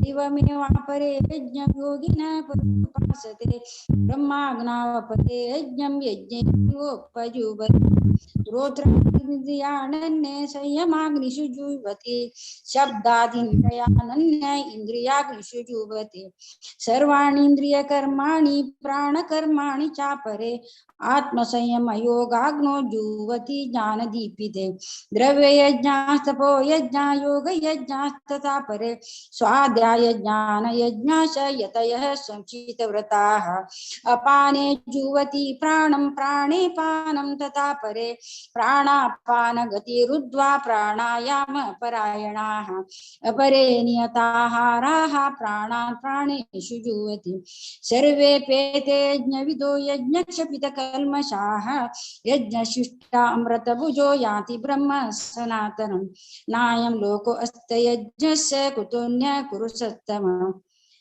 एवं बहुविधा यज्ञा वितता ब्रह्मणो मुखे कर्मजान् विद्धिता सर्वान् एवं ज्ञात्वा हि मोक्ष्यसे। हरे कृष्णा।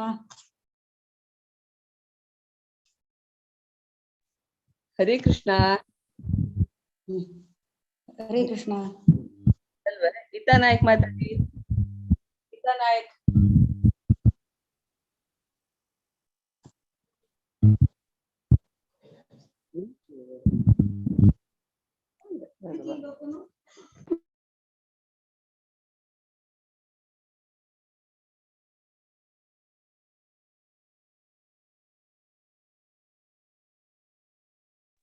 सांगतो वापस. रेखा नायक असवती शीला शैला प्रभुजी.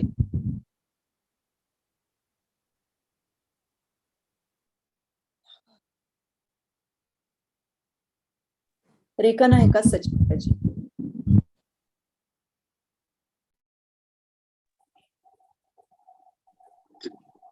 चलो दैवमेवापरे एवं बहुविधा यज्ञ वितता ब्रह्मणो मुखे कर्मज्ञान विदितान् सर्वान् एवं ज्ञात्वा विमोक्षसे श्रेयान् द्रव्यमयाद्यज्ञात् ज्ञानयज्ञः परन्तप सर्वं कर्म इदं पार्थ ज्ञाने परिसमाप्यते तद्विधि प्रणिपातेन परिप्रश्नेन सेवया उपदेक्षन्ति ते ज्ञानं ज्ञानिनः तत्त्वदर्शिनः यज्ञात्वा न पुनर्मोहम् एवं यास्यसि पाण्डव येन भूतान्यशेषेण रक्षस्यात्मनथो मयि अपि चेदसि पापेभ्यः सर्वेभ्यः पापकृत्तमः सर्वं ज्ञानप्लवेनैव प्रजिनं सन्तरिष्यसि यथैधांसि समिद्योऽग्नि भस्मसात् कुरुते अर्जुन ज्ञानाग्निं सर्वकर्माणि भस्मसात् कुरुते तथा न हि ज्ञानेन सदृशं पवित्रमिह विद्यते तत्स्वयं योग संसिद्ध कालेनात्मनि विदन्ति. चल. हरे कृष्णा. हाँ, हरे कृष्णा. ರೇಖಾ ನಾಯಕ್ 25-26. ರೇಖಾ ನಾಯಕ್ असजोमा. परे यज्ञं योगिनः पर्युपासते ब्रह्माज्ञावपरे यज्ञं यज्ञेनैवोपजुह्वति श्रोत्रादीनीन्द्रियाण्यज्ञे संयमाग्निषु जुह्वति शब्दादीर्विनशन्या इन्द्रियाग्निषु जुह्वति. ರಾಧಾ ನಾಯಕ್ 27-28. ರಾಧಾ ನಾಯಕ್ 41-42. ಓಹ್. सर्वाणीन्द्रियकर्माणि प्राणकर्माणि चापरे आत्मसंयमयोगाङ्गो जुहति ज्ञानदीपिते द्रव्ययज्ञ स्तपोयज्ञ योगयज्ञास्तथा परे स्वाध्याय ज्ञानयज्ञाश्च यतः संशितव्रतः। श्रद्धावान् लभते ज्ञानं तत्परः संयतेन्द्रियः ज्ञानं लब्ध्वा परां शान्तिम् अचिरेणाधिगच्छति अज्ञश्चाश्रद्धदानश्च संशयात्मा विनश्यति नायं लोकोऽस्ति न परो न सुखं संशयात्मनः योगसन्न्यस्तकर्माणं ज्ञानसञ्चिन्न संशयम् आत्मवन्तं न कर्माणि निबध्नन्ति धनञ्जय तस्मात् ज्ञानसम्भूतं रसं ज्ञानासिनात्मनः चित्त्वैनं संशयं योगम् आतिष्ठोत्तिष्ठ भारत। ओम तत्सत् इति श्रीमद्भगवद्गीतासु उपनिषत्सु ब्रह्मविद्यायां योगशास्त्रे श्रीकृष्णार्जुन संवादे ज्ञानयोगो नाम चतुर्थोऽध्यायः। हरे कृष्णा कृष्ण कृष्ण हरे हरे हरे राम राम राम हरे हरे। आज श्लोक पठन केलेले पूरा माताजी का आणि प्रभुजी का मस्त मस्त धन्यवाद आणि विष्णू प्रभू आणि संदेश प्रभू का चंदुकोन शिकायला शैला प्रभूजी प्रभून मस्त मस्त धन्यवाद केदना तुम्ही येऊन आमगेले पठन आणतो पार्टिसिपेट कोरका म्हणून हांव सगळ्या लगी निमगून घेता आणि तशीच पूरा माताजी का आणि नागेश प्रभूजी पूरा जन चंदुकोन सांगला केदनाय तुम्ही येऊन का म्हणून हांव तुमगेले निमगून घेता। भागवत पुराण कोंकणीन एकादशीचे पावन पर्वा भितरी आमकां गीताचे श्लोक पठन करूक ऐकूच्याक पुरा एक हें दिल्लेल्याक सुसंदर्भ दिल्लेल खातीर तांकां अनेकानंत धन्यवाद। हरे कृष्णा भारती प्रभू माताजी हरे कृष्णा। हरे कृष्णा अनंत अनंत धन्यवाद माताजी। अशीच प्रति एकादशी तुमगे टीम घेऊन येवका म्हणून हांव विनंती करता। अशी तुमगे टीम पळोवन खुशी दिसल्या चेडूवा मालगाडी पुरा जन आशिल्लीं ती प्रभूजी पुरा जन आशिल्लींची मस्त खुशी दिसली माताजी धन्यवाद। हरे कृष्णा कन्फ्युजन जाले सॉरी घडना माताजी जाता तशी जाता नव केला म्हणून हरे कृष्णा। आता पंचा आणि संच अध्याय सांगू कामगेल उठासाची रश्मी भट माताजी आणि तांगेल टीम। हरे कृष्ण माताजी। हरे कृष्णा संचे पंचाध्याय संगुयत्ता सची कर्म संन्यास योग रमा भट माताजी 1 to 4 शांता भट माताजी 5 to 8 जयलक्ष्मी शरणे माताजी 9 to 12 शुभा पै माताजी 13 to 16 दिव्या शरणे माताजी 17 to 20 दिव्याकिनी माताजी 21 to 24 हाव सांगता सर 25 to 29। हरे कृष्णा रमा भट माताजी तुम्ही सांगेतनी। ओम श्री परमात्मने नमः। अथ पंचमोऽध्यायः कर्म संन्यास योग। अर्जुन उवाच संन्यासं कर्मणां कृष्ण पुनर्योगं च संसिषि यच्छय यत्योरेकं तन्मे ब्रूहि निश्चितम्। श्री भगवान उवाच संन्यास कर्म योगश्च निःश्रेयसकरा उभो तयोस्तु कर्म संन्यासात् कर्मयोग विशिष्यते। ज्ञेयं स नित्य संन्यासी यो न द्वेष्टि न कांक्षति निर्द्वन्द्वो हि महाबाहो सुखं बन्धात् प्रमुच्यते। सांख्ययोगो पृथक् बाला प्रविदन्ति न पंडिताः एकं प्यातितः सम्यक् गुबर्यो विन्दते फलम्। ओम हरे कृष्णा। तत्सांख्ये प्राप्यते स्थानं तद् योगैरपि गम्यते एकं सांख्यं च योगं च यः पश्यति स पश्यति संन्यासस्तु महाबाहो दुःखम् आप्तुमयोगतः योगयुक्तो मुनिर्ब्रह्म न चिरेणाधिगच्छति योगयुक्तो विशुद्धात्मा विजितात्मा जितेन्द्रियः सर्वभूतात्मा कुर्वन्नपि न लिप्यते नैव किञ्चित् करोमीति युक्तो मन्येत तत्त्ववित् पश्यन् शृण्वन् स्पर्शन् जिघ्रन् अश्नन् गच्छन् स्वपन् श्वसन्। हरे कृष्ण। हरे कृष्ण। प्रलपन् निःसृजन् गृह्णन् मिशन् निमिषन्नपि इन्द्रियाणीन्द्रियार्थेषु वर्तन्त इति धारयन् ब्रह्मण्याधाय कर्माणि संगं त्यक्त्वा करोति यः लिप्यते न स पापेन पद्मपत्रमिवाम्बसा कायेन मनसा बुद्ध्या केवलैरिन्द्रियैरपि योगिनः कर्म कुर्वन्ति संगं त्यक्त्युत्मशुद्धये युक्तः कर्मफलं त्यक्त्वा शान्तिवाप्नोति नैष्टिकीम् अयुक्तः कामकारेण फले सक्तो निबध्यते। हरे कृष्ण।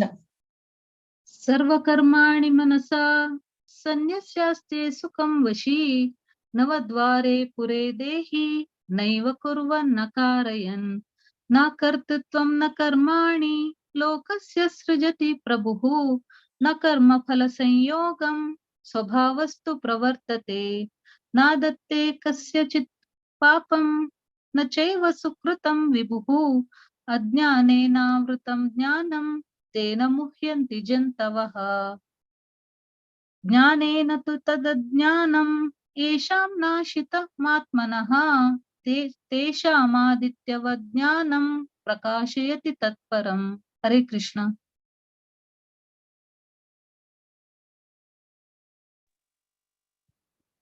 दिव्या म्यूटरस अनम्यूट करी, माइक ऑन करी।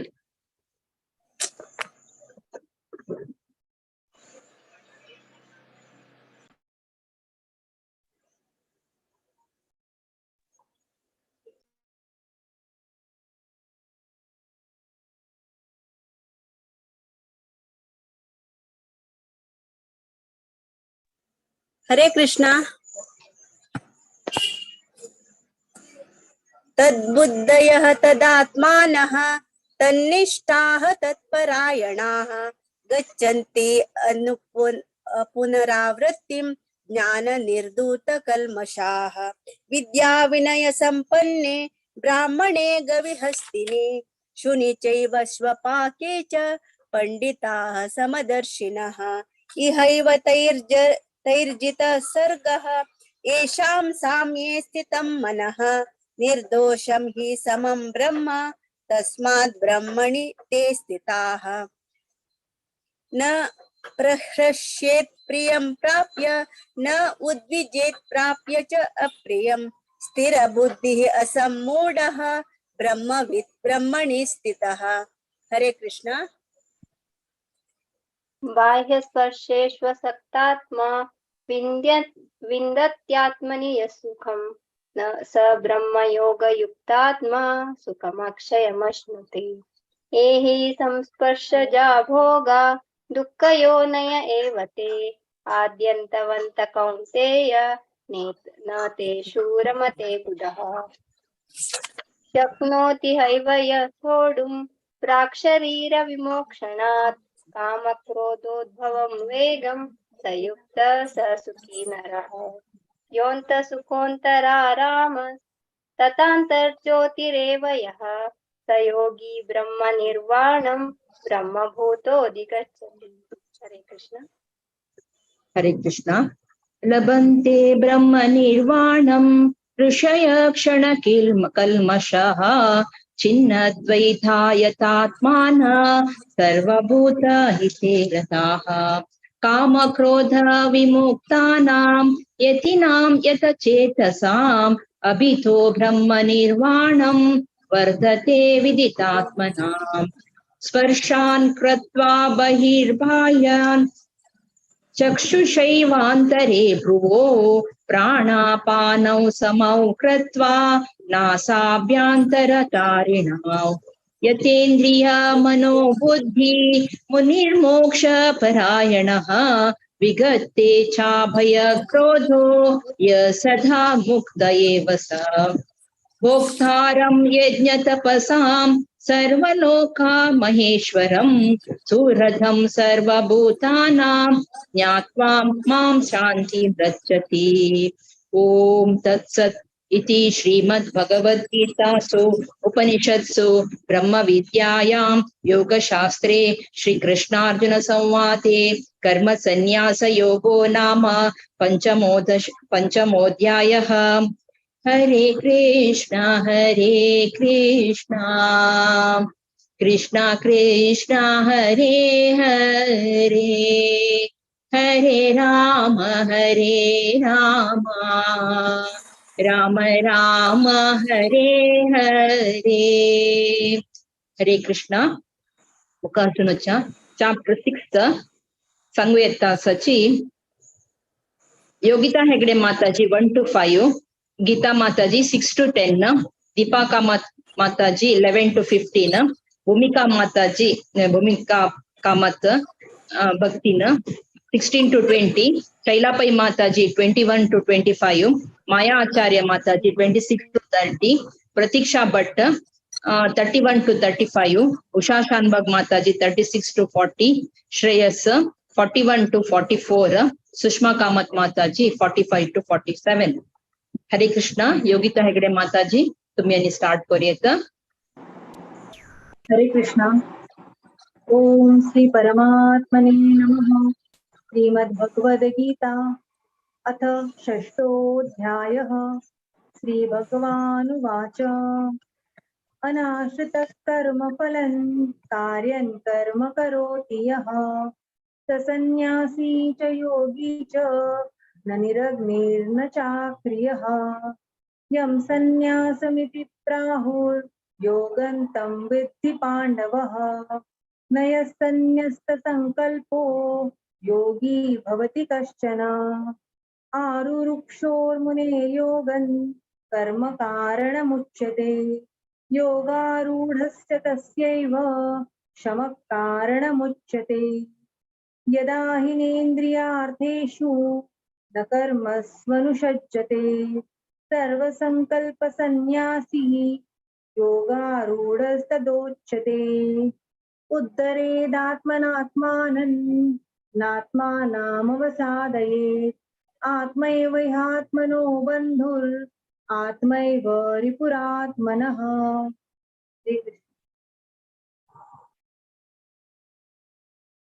हरे कृष्ण.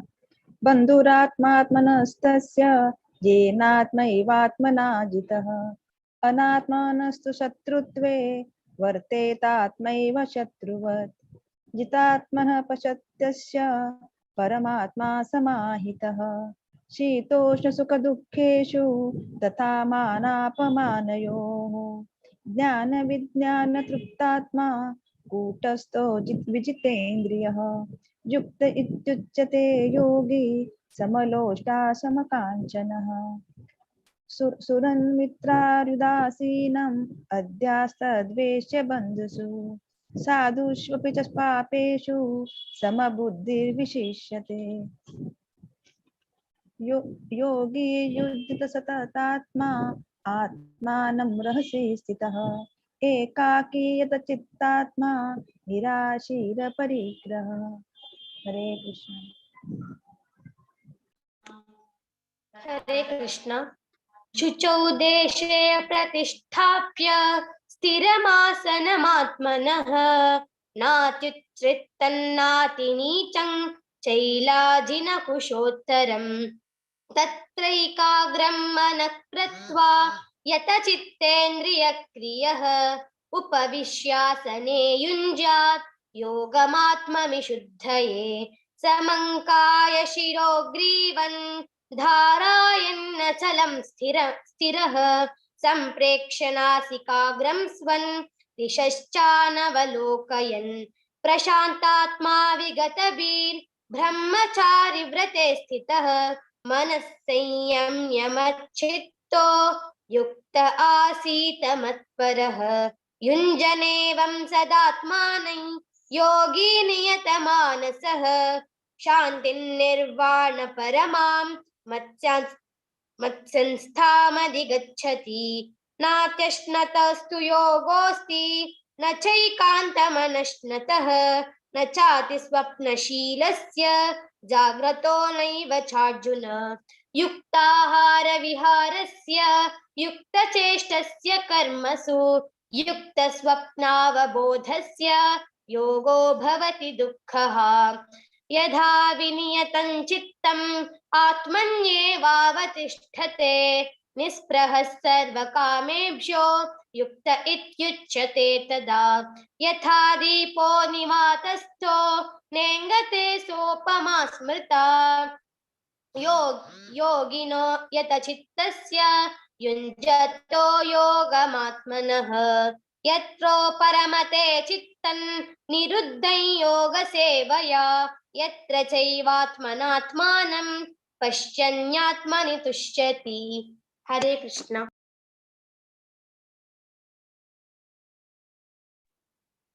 ಶೈಲಾ ಮಾತಾಜಿ ಮೇನಿ ಸಂಗೀತ 21 ದಕ್ಕುನು. शैला माताजी आज की पळया तिने येना जाल्यार म्हाका वाच म्हण सांगिल्ले.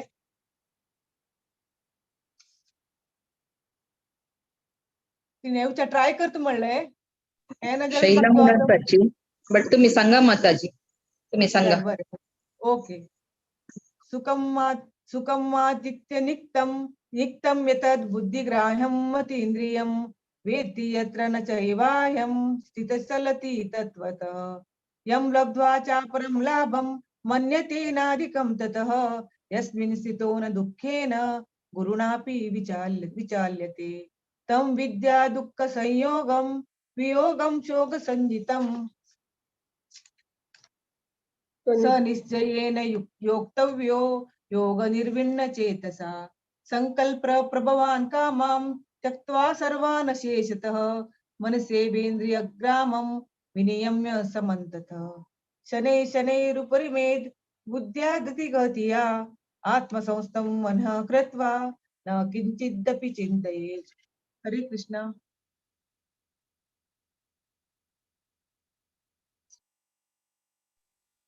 ಮಾಯಾ ಮಾತಾಜಿ.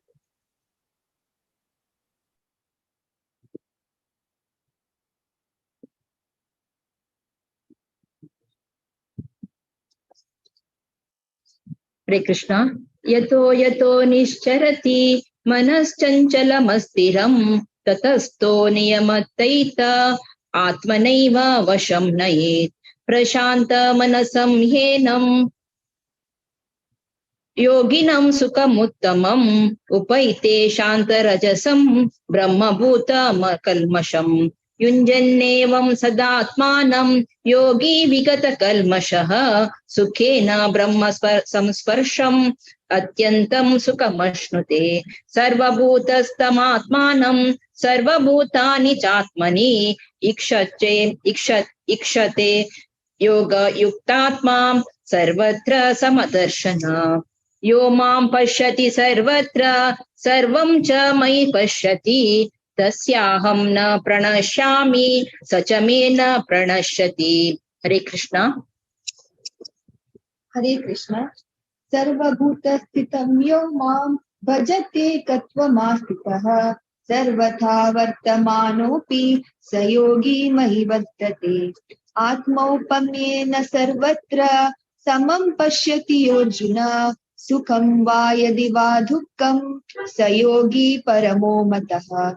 अर्जुन उवाच योऽयं योगस्त्वया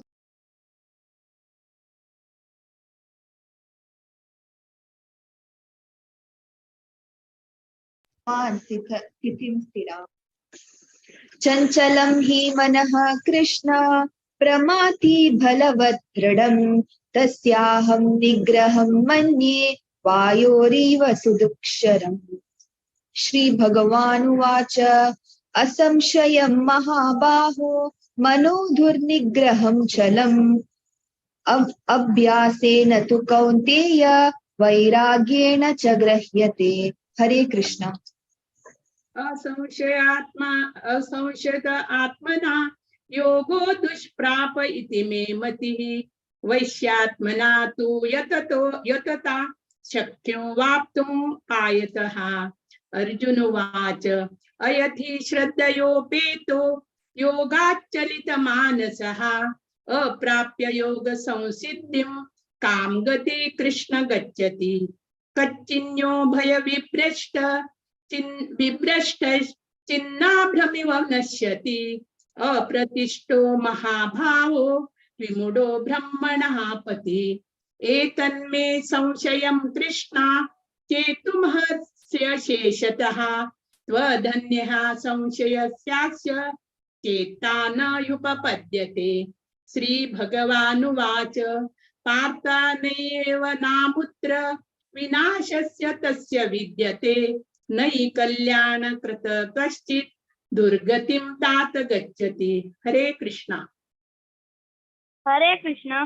प्राप्य पुण्यागतां लोकान् उश्रिता शाश्वती समाः शुचीनां श्रीमतां देहे योगभ्रष्टो विजायते अथवा योगिनामेव कुले भवति धीमताम् एतदि दुर्लभतरं लोके जन्म यदीदृशम् तत्र तं बुद्धिसंयोगं लभते पौर्वदेहिकम् यदते च ततो भूयः संस्थितौ कुरु नन्दन पूर्वाभ्यासेन तेनैव क्रियते ह्यवशोऽपिशः चित्नासुरपि योगस्य शब्दब्रह्माति वर्तते। हरे कृष्ण।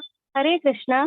प्रयत्नाद्यतमानस्तु योगी संशुद्ध किल्बिषः अनेक जन्म संसिद्धः ततो याति परां गतिम् तपस्विभ्योऽधिको योगी ज्ञानिभ्योऽपि मतोऽधिकः कर्मिभ्याश्चाधिको योगी तस्माद् योगी भवार्जुन योगिनामपि सर्वेषां मत्कृतेनान्तरात्मना श्रद्धावान् भजते यो मां समे युक्ता तमो मताः। ओम तत्सदिति श्रीमद्भगवद्गीतासु उपनिषत्सु ब्रह्मविद्यायां योगशास्त्रे श्रीकृष्णार्जुन संवादे ध्यानयोगो नाम षष्ठोऽध्यायः। हरे कृष्ण कृष्ण कृष्ण हरे हरे हरे राम राम राम हरे हरे। हरे कृष्ण। हरे कृष्ण. आजी 17 मेंबर्स आणि रिसाइट केला पंचाचनी संच अध्याय वजिलेला पुरा माताजींक मस्त मस्त धन्यवाद. रमा भट माताजी, शांता भट माताजी आणि जयलक्ष्मी शणे माताजी आणि शुभापई माताजी आणि दिव्या शणे माताजी आणि दिव्याकिनी माताजी आणि योगिता हेगडे माताजी आणि गीता माताजी आणि दीपा कामत माताजी, भूमिका त्यांनी आणि शैलापई माताजी, माया आचार्य माताजी, प्रतीक्षा भट्ट आणि उषा शानबाग माताजी आणि श्रेयस कामत, सुषमा कामत माताजी आणि भायर असल्यावरनाची मस्त इंटरेस्ट कितले चंद कोण सांगले म्हळ्यार त्यांनी ऍक्च्युअली भायर आशिल्लींची श्रेयस कामत आणि सुषमा कामत जलरीची त्या इंटरेस्ट पळोवन म्हाका भारी खुश जाल्ले. मस्त मस्त धन्यवाद पुराजन माताजी तांकां आणि 2-3-4 डोवांक मस्त मस्त धन्यवाद. तशी प्रति एकादशी येवन रिसाइट करका म्हणून सांगून निमगोन घेता. मस्त मस्त धन्यवाद. भागवत पुराण कोंकणी त्यांनी आमकां अवकाश दिलेल्याक. हरे कृष्णा. हरे कृष्णा. अनंत अनंत धन्यवाद रश्मी भट माताजी. प्रति एकादशी येताची तुमगे टीम घेवन खुशी दिसता. नवे नवे जन येता सची तुमगे दुवे पळोवन खुशी दिसले. मस्त खुशी दिसतस माताजी. मस्त धन्यवाद. हरे कृष्णा. सक्कट जनान बारी चंद कोण रिसाइट केले. धन्यवाद. हरे कृष्णा. आता 7 अध्याय स्टार्ट करचे पुढे थोडे अनाउन्समेंट आसा. प्रति सोमारा, बुधवारा आणि शुक्रारा भगवद्गीता सुबोधिनी सेशन चलता आसा. 18 अध्याय लास्ट अध्याय चलता आसा. प्रति एक श्लोकाचे अर्थ कोण घेवचे आमकां अवकाश आसा. हांव सगळ्यांक विनंती करता जाल्यार कितले चड जणांक सेशन अटेंड जावका म्हणून. इंडिया टाइम 8:15 आसा. तशीच नेक्स्ट एकादशी 10 ऑक्टोबर मंगळार येता इंदिरा एकादशी. ते संपूर्ण भगवद्गीते पारायण आसा. कोणाक सांगूक श्लोक सांगू इंटरेस्ट आसा त्यांनी तुम्ही आमकां कॉन्टॅक्ट करूं मायकाक जो विद्या माताजी जो म्हाका तुम्ही कॉन्टॅक्ट करूं. तशीच प्रति संडे जपा सेशन आसा 6:30 इंडिया टाइमाक. 16 राउंड्स चॅन्टिंग करताची. तुम्ही कोणाक उमेद आसा की चॅन्टिंग करचे प्लीज जॉइन जायाची. 1-2 राउंड करून तुम्ही एक्झिट जावेता. जो 8-15 अशी कितले राउंड करून तुम्ही एक्झिट जावेत.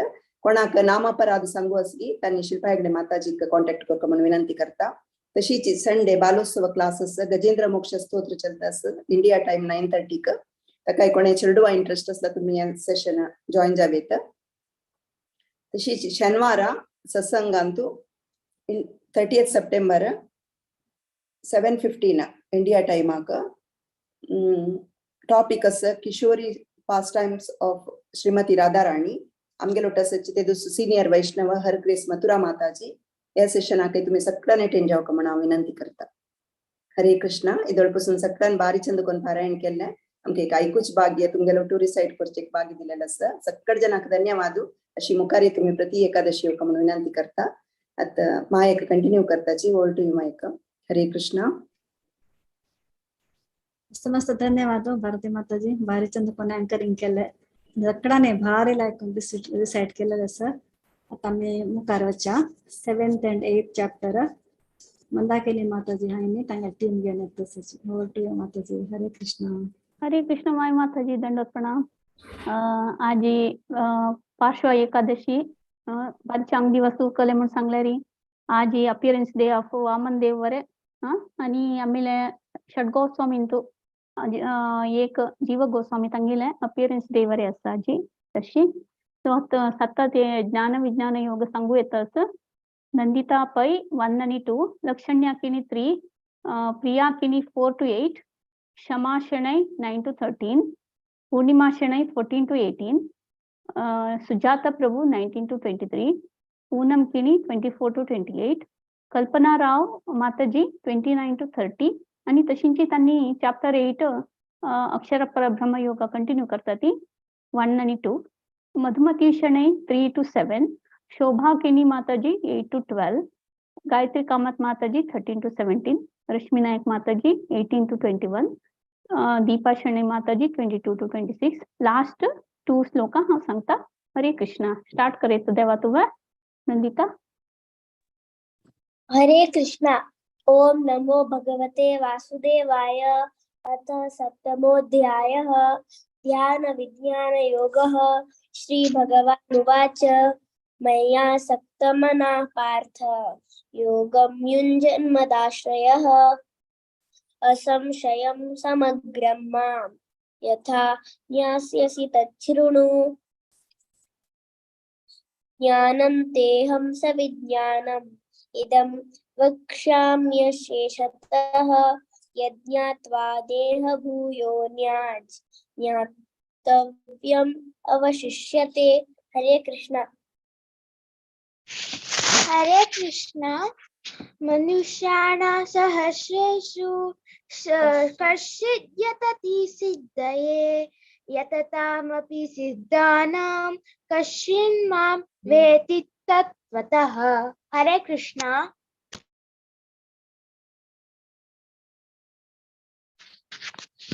हरे कृष्णा.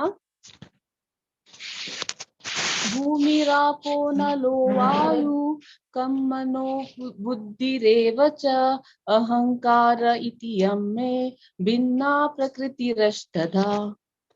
अपरेयमितस्वज्ञां प्रकृतिं विधिं मे परां जीवभूता महाबाहो य एधं धार्यते जगत्. एतद्यूनीनि भूतानि सर्वाणीत्युपधारय अहं कृत्स्नस्य जगतः प्रभवः प्रलयस्तथा. मतः परतरं ज्ञान्यत् किञ्चिदस्ति धनञ्जय मयि सर्वमिदं प्रोत्रो सूत्रे मणिगणा इव. रसोऽहमपसु कौन्तेय प्रभास्मि शशि सूर्ययोः प्रणवः सर्ववेदेषु शब्दः खे पौरुषं रसु. हरे कृष्णा.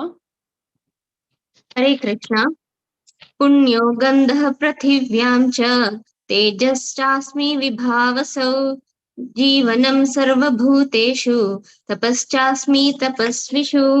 बीजं मां सर्वभूतानां विद्धि पार्थ सनातनं बुद्धिर्बुद्धिमतामास्मि तेजस्तेजस्विनामहं बलं बलवतां चाहं कामरागविवर्जितं धर्माविरुद्धो भूतेषु कामोऽस्मि भरतर्षभ ये चैव सात्विका भावा राजसास्तामसाश्च ये मत्त एवेति तान् विद्धि न त्वहं तेषु ते मयि त्रिभिर्गुणमयैर्भावैर् एभिः सर्वमिदं जगत् मोहितं नाभिजानाति मामेभ्यः परमव्ययम्। हरे कृष्ण। हरे कृष्ण। दैवी एषा गुणमयी मम माया दुरत्यया मामेव ये प्रपद्यन्ते मायामेतां तरन्ति ते न मां दुष्कृतिनो मूढाः प्रपद्यन्ते नराधमाः मायायापहृत ज्ञाना आसुरं भावमाश्रिताः चतुर्विधा भजन्ते मां जनाः सुकृतिनोऽर्जुन आर्तो जिज्ञासुरर्थार्थी ज्ञानी च भरतर्षभ तेषां ज्ञानी नित्ययुक्त एकभक्तिर्विशिष्यते प्रियो हि ज्ञानिनोत्यर्थम् अहं स च मम प्रियः उदाराः सर्व एवैते ज्ञानी चात्वैव मे मतम् आस्थितः स हि युक्तात्मा मामेवानुत्तमां गतिम्। हरे कृष्ण। हरे कृष्ण। बहूनां जन्मनामन्ते ज्ञानवान् मां प्रपद्यते वासुदेव सर्वमिति समहात्मा सुदुर्लभः कामैस्तैस्तैरतज्ञानाः प्रपद्यन्ते न देवताः तं तं नियममास्ताय प्रकृत्या नियता स्वया यो यो यां यां तनुं भक्तः श्रद्धयार्चितुमिच्छति तस्य तस्याचलां श्रद्धां तामेव विददाम्यहम् सतया श्रद्धया युक्तः तस्याराधनमीहते लभते च ततः कामान् मय्येव विहितान् हितान् अन्तवत्तु फलं तेषां तद्भवत्यल्पमेधसां देवान् देवयजो यान्ति मद्भक्ता यान्ति मामपि अव्यक्तं व्यक्तिमापन्नं मन्यन्ते माम बुद्धयः परं भावमजानन्तो ममाव्ययमनुत्तमम्। हरे कृष्ण। हरे कृष्ण।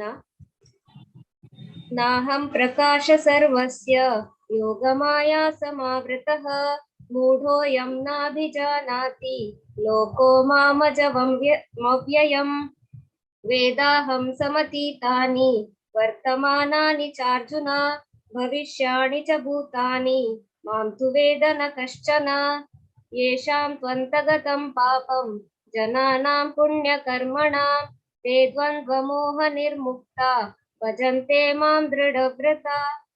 हरे कृष्ण।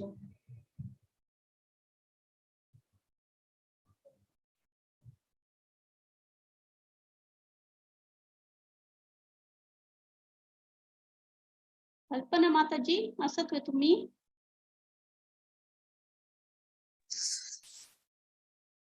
हरे कृष्ण।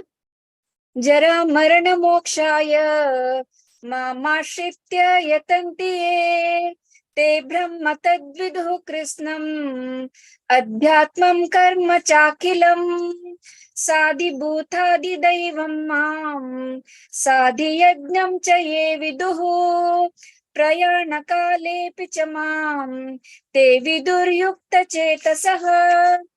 ओम तत्सदिति श्रीमद्भगवद्गीतासु उपनिषत्सु ब्रह्म विद्यायां योगशास्त्रे श्रीकृष्णार्जुन संवादे ज्ञान विज्ञान योगो नाम सप्तमोऽध्यायः।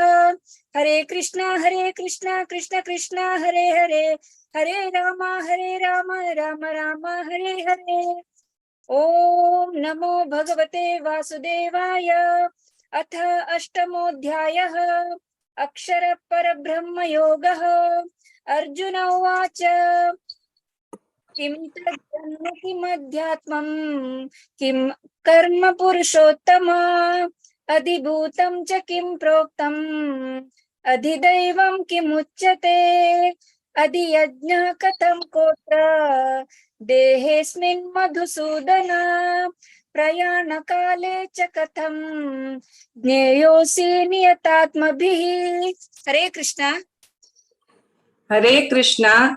श्री भगवानुवाच अक्षरं ब्रह्म परमं स्वभावोऽध्यात्ममुच्यते भूतभावोद्भवकरो विसर्ग कर्म संज्ञितः अधिभूतं क्षरो भावः पुरुषश्चादिदैवतम् अधियज्ञोऽहमेवात्र देहे देहभृतां वर अन्तकाले च मामेव स्मरन् मुक्त्वा कलेवरं यः प्रयाति समद्भावं याति नास्त्यस्य संशयः यं यं वापि स्मरन् भावं त्यजन्त्यन्ते कलेवरं तं तमेवैति कौन्तेय सदा तद्भावभावितः तस्मात् सर्वेषु कालेषु मामनुस्मरयुध्य च मय्यर्पितमनो बुद्धिर् मामे यश्राय संशय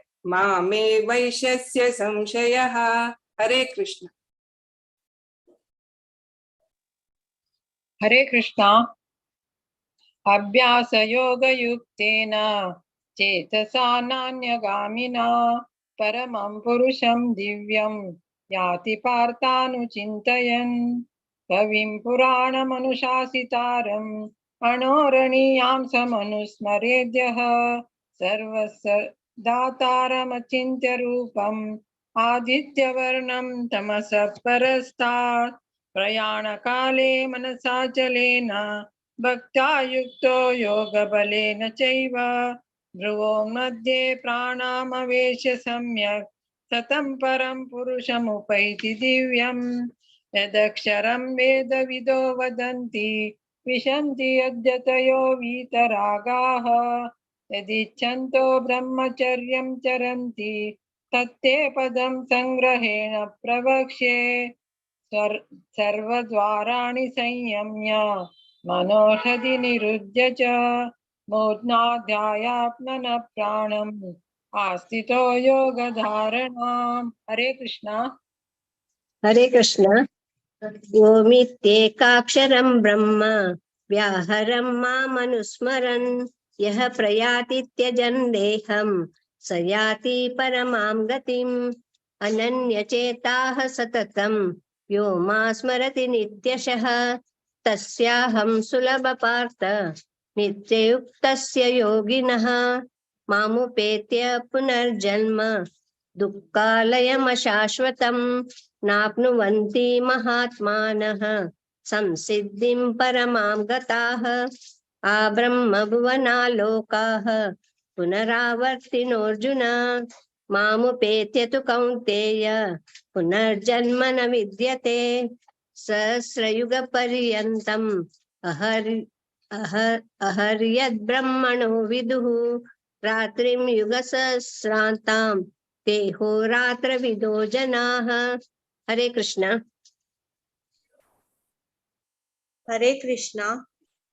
अव्यक्ताद्व्यक्तयः सर्वाः प्रभवन्त्यः रागमे रात्र्यागमे प्रलीयन्ते तत्रैवाव्यक्तसंज्ञके भूतग्रामाः स एवायं भूत्वा भूत्वा प्रलीयते रात्र्यागमे वशः पार्थ प्रभवत्याहर रागमे परस्तस्मातु भावोऽन्यो व्यक्तो व्यक्तात् सनातनः यः स सर्वेषु भूतेषु नश्यत्सु न विनश्यति अव्यक्तोऽक्षर इत्युक्तस्तं आहुः परमां गतिं यं प्राप्य न निवर्तन्ते तद्धामा परमां मम। हरे कृष्ण। हरे कृष्ण। पुरुषः सः परः पार्थ भक्त्या लभ्यस्तनन्यया यस्यान्तः स्थानि भूतानि येन सर्वमिदं ततं यत्र काले त्वनावृत्तिं आवृत्तिं चैव योगिनः प्रयाता यान्ति तं कालं वक्ष्यामि भरतर्षभ अग्निर्ज्योतिरः शुक्लः षण्मासा उत्तरायणं तत्र प्रयात गच्छन्ति ब्रह्मविदो जनाः धूमो रात्रिस्तथा कृष्णः षण्मासा दक्षिणायनं तत्र चान्द्रमसं ज्योतिः योगी प्राप्य निवर्तते शुक्लकृष्णे गतिहेते जगतः शाश्वते मते एकया यात्यनावृत्तिम् अन्यया वर्तते पुनः। हरे कृष्ण। हरे कृष्ण। नैते स्मृति पार्थ जानन् योगी मुह्यति कश्चन तस्मात् सर्वेषु कालेषु योगयुक्तो भवार्जुन वेदेषु यज्ञेषु तपस्सु चैव दानेषु यत् पुण्यफलं प्रदिष्टम् अस्तीति तत्सर्वमिदं विदित्वा योगी परं स्थानमुपैति चाद्यम्। ॐ तत्सदिति श्रीमद्भगवद्गीतासु उपनिषत्सु ब्रह्मविद्यायां योगशास्त्रे श्रीकृष्णार्जुन संवादे अक्षर परब्रह्मयोगो नाम अष्टमोऽध्यायः। हरे कृष्ण कृष्ण कृष्ण हरे हरे हरे राम राम राम हरे हरे। हरे कृष्णा। आज नंदितान स्टार्ट केलंय. नंदिताने लक्षण द्या. तुम्ही दोघांना ऐकून सांगले देवा. आणि प्रिया माताजी तुम्ही वर लक्षण ऐकून टीच केला. Thank you so much. क्षमा माताजी तुम्ही कळमगिराईनी ॲज युजल तुम्ही वरे परफेक्ट असती. आणि पूर्णिमा सुजाता आणि पूनम आणि कल्पना माताजी ॲज युजल तुम्ही फार छान चांट केला. प्रतिपटी येतात तुम्ही. आणि मधुमती माताजी, शोभा माताजी, गायत्री माताजी तुम्ही वरे. रश्मिका माताजी, रश्मी नायक माताजी भरती वाजून भारी एक्सपर्ट होत असतात आजकाली. आणि दीपा शेणे ॲज युजल तुम्ही वरे भारी छान सांगला. प्रतिपटी येऊ का. हरे कृष्णा. ओ टू यू माताजी. माया माताजी. हरे कृष्ण. हरे कृष्ण. हरि बोल माताजी. टीम म्हळ्यार बारी लायक बारी चंद कोण सगळ्यांनी वेरी वेल ऑर्गनायज्ड बारी चंद कोण सगळ्यांनी म्हणले अशीच केन्नाय तुम्ही येऊन तुमगे टीमा घेऊन येऊन तुम्ही अशीच मोडका म्हणून हांव तुमकां रिक्वेस्ट करता. मस्त मस्त धन्यवाद माताजी. तुमगेले एफर्ट्स मस्त दिसता आसा आमकां. मस्त मस्त धन्यवाद. अशी म्हळ्यार दीस केले तशीची सगळ्याले अशी लायक जाता लायक कोण म्हणतात सगळे. हरे कृष्ण. श्रील कृपा. जय श्रील कृपा. हरे कृष्ण. आता मुखार वचच्या नवा चॅप्टर राजविद्या राजगुह्य योग. मोंच्या इतिहासाची 1 to 7 हेमा पै माताजी, 8 to 14 शिल्पा हेगड़े माताजी, 15 to 21 प्रतीक्षा प्रभु माताजी, 22 to 28 सुमिता भट्ट माताजी, 29 to 34 भव्या पै माताजी. ओवर टू हेमा पै माताजी. हरे कृष्णा. हरे कृष्णा. ओम नमो भगवते वासुदेवाय. अथ नवमो अध्यायः राजविद्या राजगुह्य योग. श्री भगवानुवाच इदं तु ते गुह्यतमं प्रवक्ष्यामनसूयवे ज्ञानं विज्ञान सहितं यज्ञात्वा मोक्षसे अशुभात्.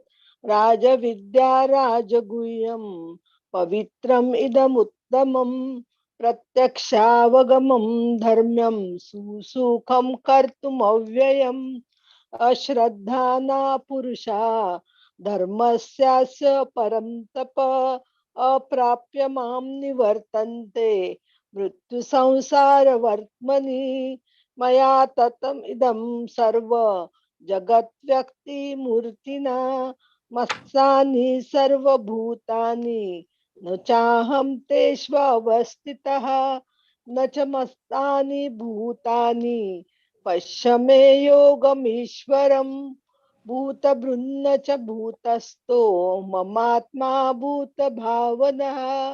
यथा आकाश स्थितो नित्यं वायुः सर्वत्र गो महान् तथा सर्वाणि भूतानि मत्तानि उपधारय धारय.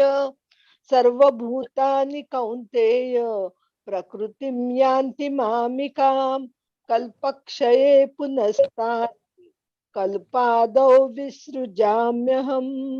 हरे कृष्ण हरे कृष्णा प्रकृतिं स्वामवष्टभ्य विसृजामि पुनः पुनः भूतग्राममिमं कृष्णम् अवशं प्रकृतेर्वशात् न च मां तानि कर्माणि निबध्नन्ति धनञ्जय उदासीनवदासीनम् असक्तं तेषु कर्मसु मयाध्यक्षेण प्रकृतिः सूयते सचराचरम् हेतुनानेन कौन्तेय जगद्विपरिवर्तते अवजानन्ति मां मूढा मनुष्यं तानुमाश्रितं परं भावमजानन्तो मम भूतमहेश्वरं मोघशामोघकर्माणो मोघज्ञानाविचेतसः राक्षसीमासुरीं चैव प्रकृतिं मोहिनीं श्रिताः महात्मा नस्तु मां पार्थ दैवीं प्रकृतिमाश्रिताः भजन्त्यन्यन्यमान् मनसो ज्ञात्वा भूतादिमव्ययम् सततं कीर्तयन्तो मां यतन्तश्च दृढव्रताः नमस्यन्तश्च मां भक्त्या नित्ययुक्ता उपासते। हरे कृष्ण।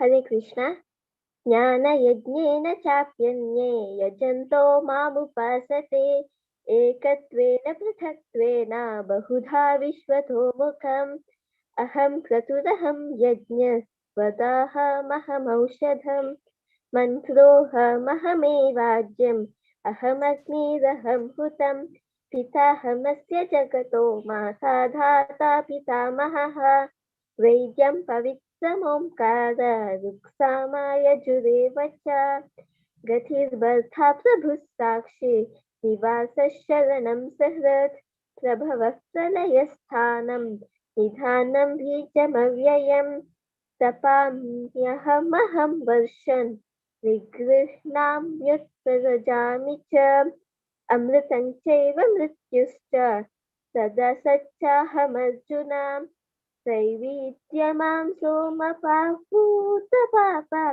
यज्ञैर्दृष्ट्वा स्वर्गन्तिं प्रार्थयन्ते ते पुण्यमासाद्य सुरेन्द्रलोकम् अश्नन्ति दिव्यां दिवि देव भोगान् ते तं भुक्त्वा स्वर्गलोकं विशालं क्षीणे पुण्ये मर्त्यलोकं विशन्ति एवं त्रयीधर्ममनुप्रपन्ना गतां गतं कामकामा लभन्ते।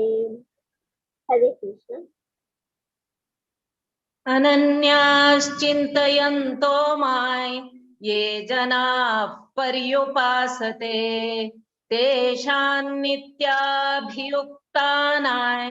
योगक्षेमं वहाम्यहम् येऽप्यन्यदेवता भक्ता यजन्ते श्रद्धयान्विताः ते मामेव कौन्तेय यजन्त्यविधिपूर्वकम् अहं हि सर्वयज्ञानां भोक्ता च प्रभुरेव च न तु मामभिजानन्ति तत्त्वेनातश्च वन्ति ते यान्ति देवव्रता देवान् पितॄन्यान्ति पितृव्रताः भूतानि यान्ति भूतेज्या यान्ति मद्याजिनोऽपि माम् पत्रं पुष्पं फलं तोयं यो मे भक्त्या प्रयच्छति तदहं भक्त्युपहृतम् अश्नामि प्रयतात्मनः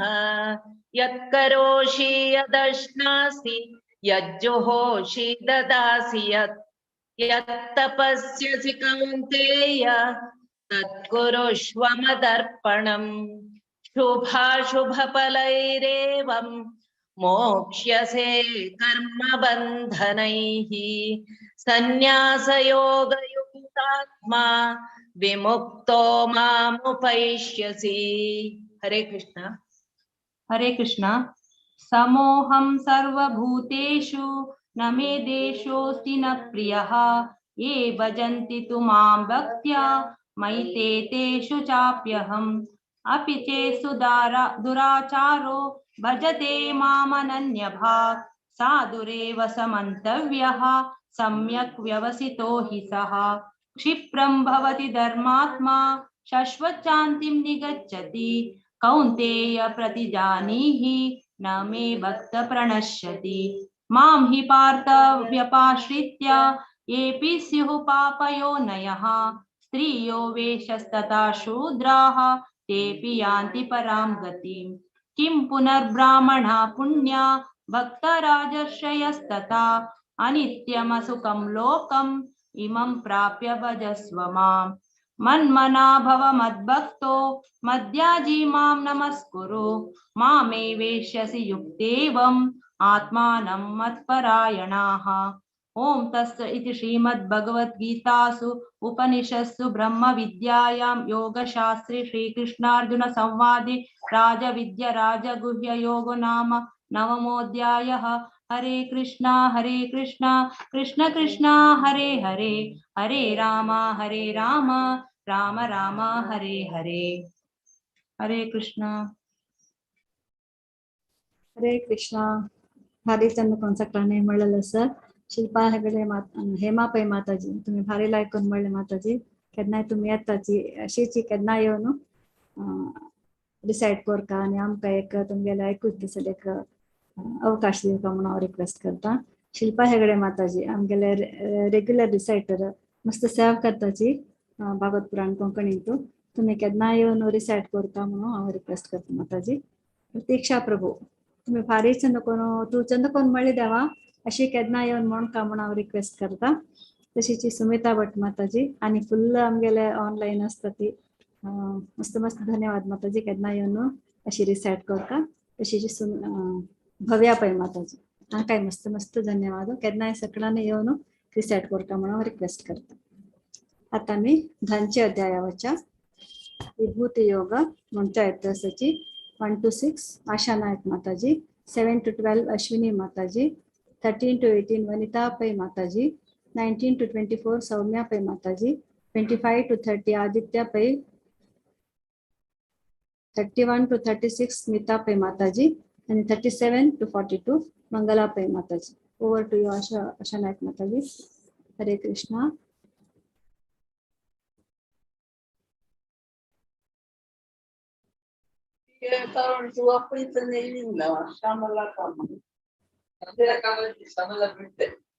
आशा नायक माताजी.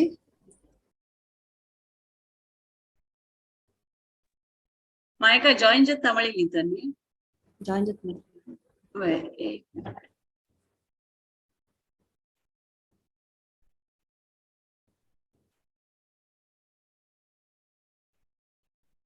ಜಾಯಿನ್ ಜೊತೆ ಮಾಯಕ आता दांचे अध्याय बाय स्टार्ट करा माताजी. ओके. हरे कृष्णा. ओम श्री परमात्मने नमः. अथ दशमोऽध्यायः विभूति योगः.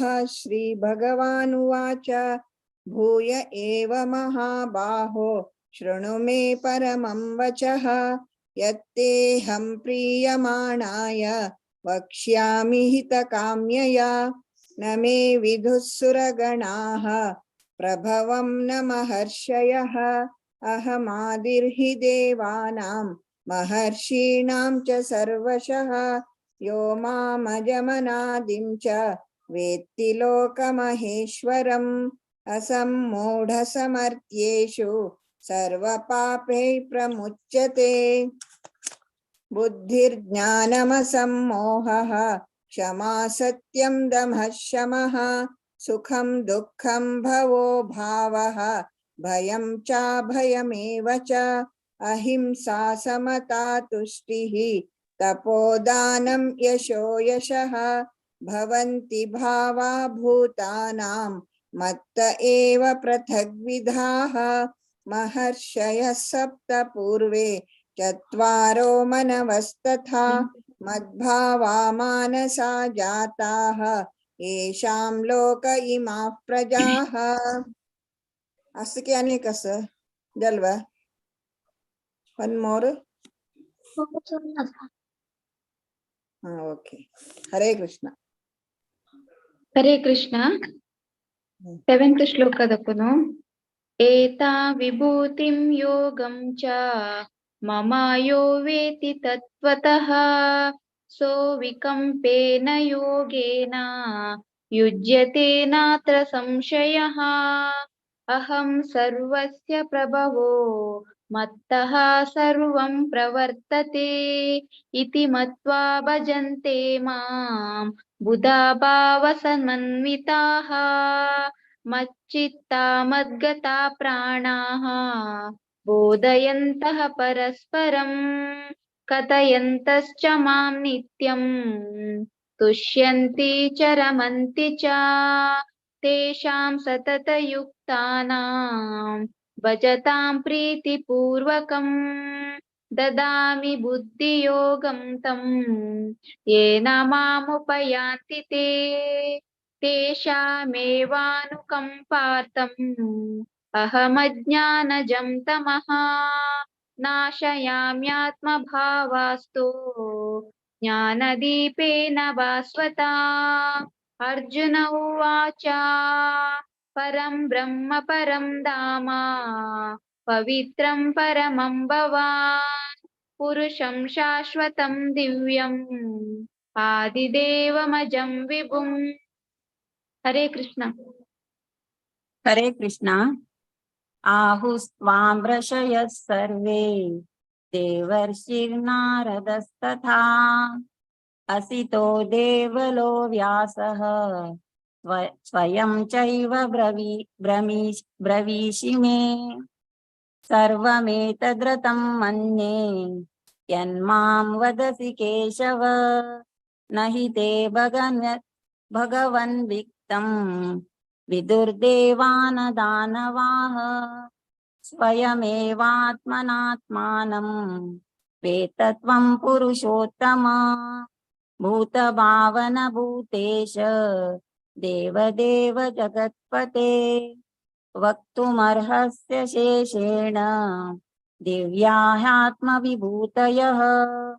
ಯಾಭಿರ್ವಿಭೂತಿಭಿರ್ಲೋಕಾನ್ ನಿಮಾಂಸ್ತ್ವಂ ವ್ಯಾಪ್ಯ ತಿಷ್ಯಸಿ.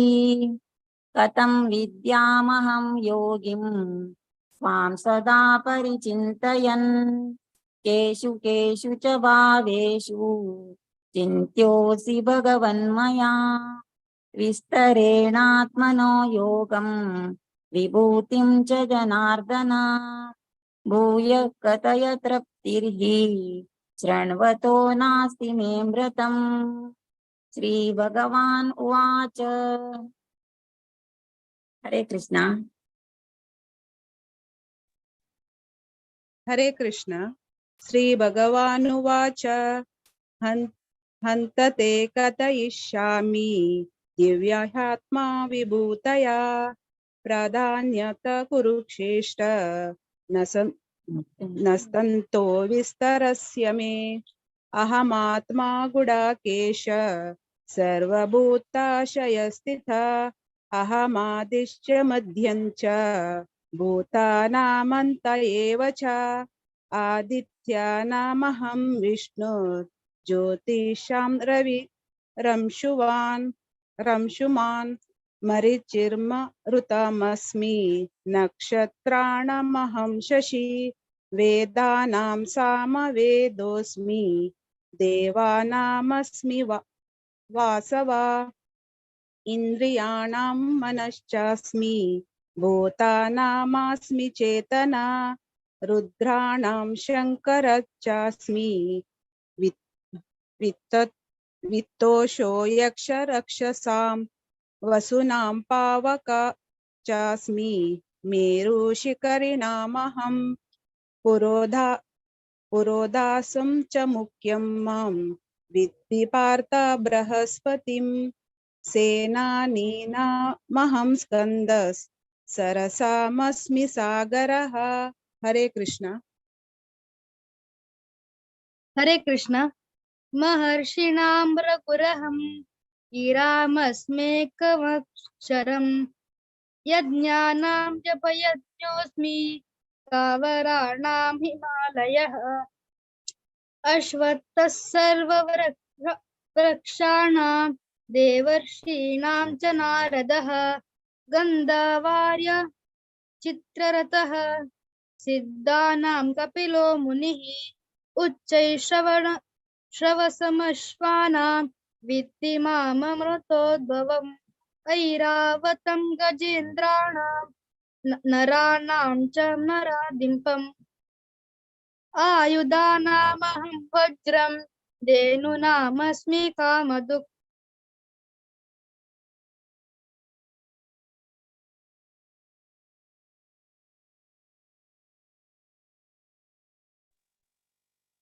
अनन्तस्मि नागानां वर्णो म्यूट झाला यमाचास्मि यमकं यमतामहं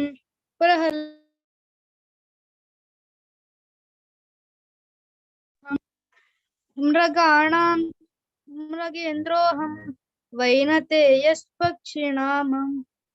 हरे कृष्ण।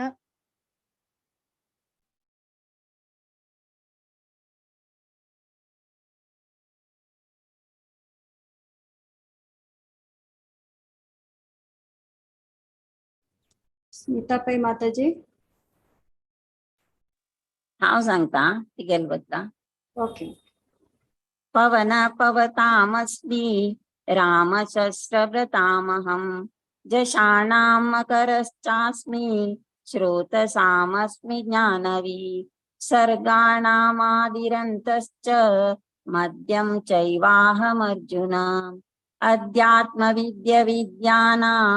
वादप्रवदतामहम् अक्षराणां मकारोऽस्मि द्वन्द्वसामासिकस्य च अहमेवाक्षयः कालो दाताहं विश्वतोमुखः मृत्युसर्वहरश्चाह मुद्भवश्च भविष्यताम्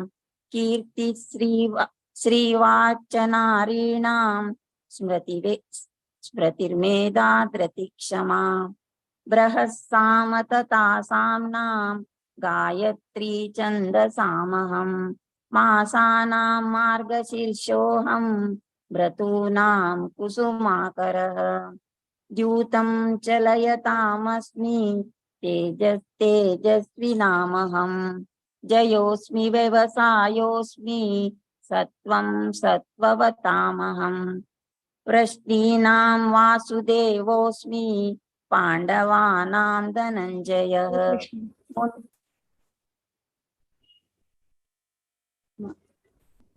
मंगलाबाई माताजी। हरे कृष्ण। रश्नीनां वासुदेवोऽस्मि पाण्डवानां धनञ्जयः मुनीनामप्यहं व्यासः कवीनामुशना कविः दण्डोधमयतामस्मि नीतिरस्मि जिगीषतां मौनं चैवास्मि गुह्यानां ज्ञानं ज्ञानवतामहं यच्छापि सर्वभूतानां बीजं तदहमर्जुनः न तदस्ति विना यत्सत् मया भूतां चराचरं नान्तोऽस्ति मम दिव्यानां विभूतीनां परन्तप येषतोऽधेश तत्प्रोक्तः विभूतेर्विस्तरो मया यद्यद्विभूतिमत्सत्त्वं श्रीमदूर्जितमेव वा तत्तदेवावगच्छत्वं मम तेजोंश संभवम् अथवा बहुनैतेन किं ज्ञातेन तवार्जुन विष्टभ्याहमिधुं कृत्स्नम् एकांशेन स्थितो जगत् ओम तत्सत् इति श्रीमद्भगवद्गीतासु उपनिषत्सु ब्रह्मविद्यायां योगशास्त्रे श्रीकृष्णार्जुन संवादे विभूतियोग नाम दशमोऽध्यायः। श्रीकृष्णार्पणमस्तु। हरे राम राम राम हरे हरे, हरे कृष्ण कृष्ण कृष्ण हरे हरे, हरे कृष्णा. हरे कृष्णा. हरे कृष्णा. सगळ्यांनी भारी लायक कोण मिळेल असं. आशा नाईक माताजी, अश्विनी माताजी म्हाका दिसता हानी फर्स्ट टाइम येवची दिसता.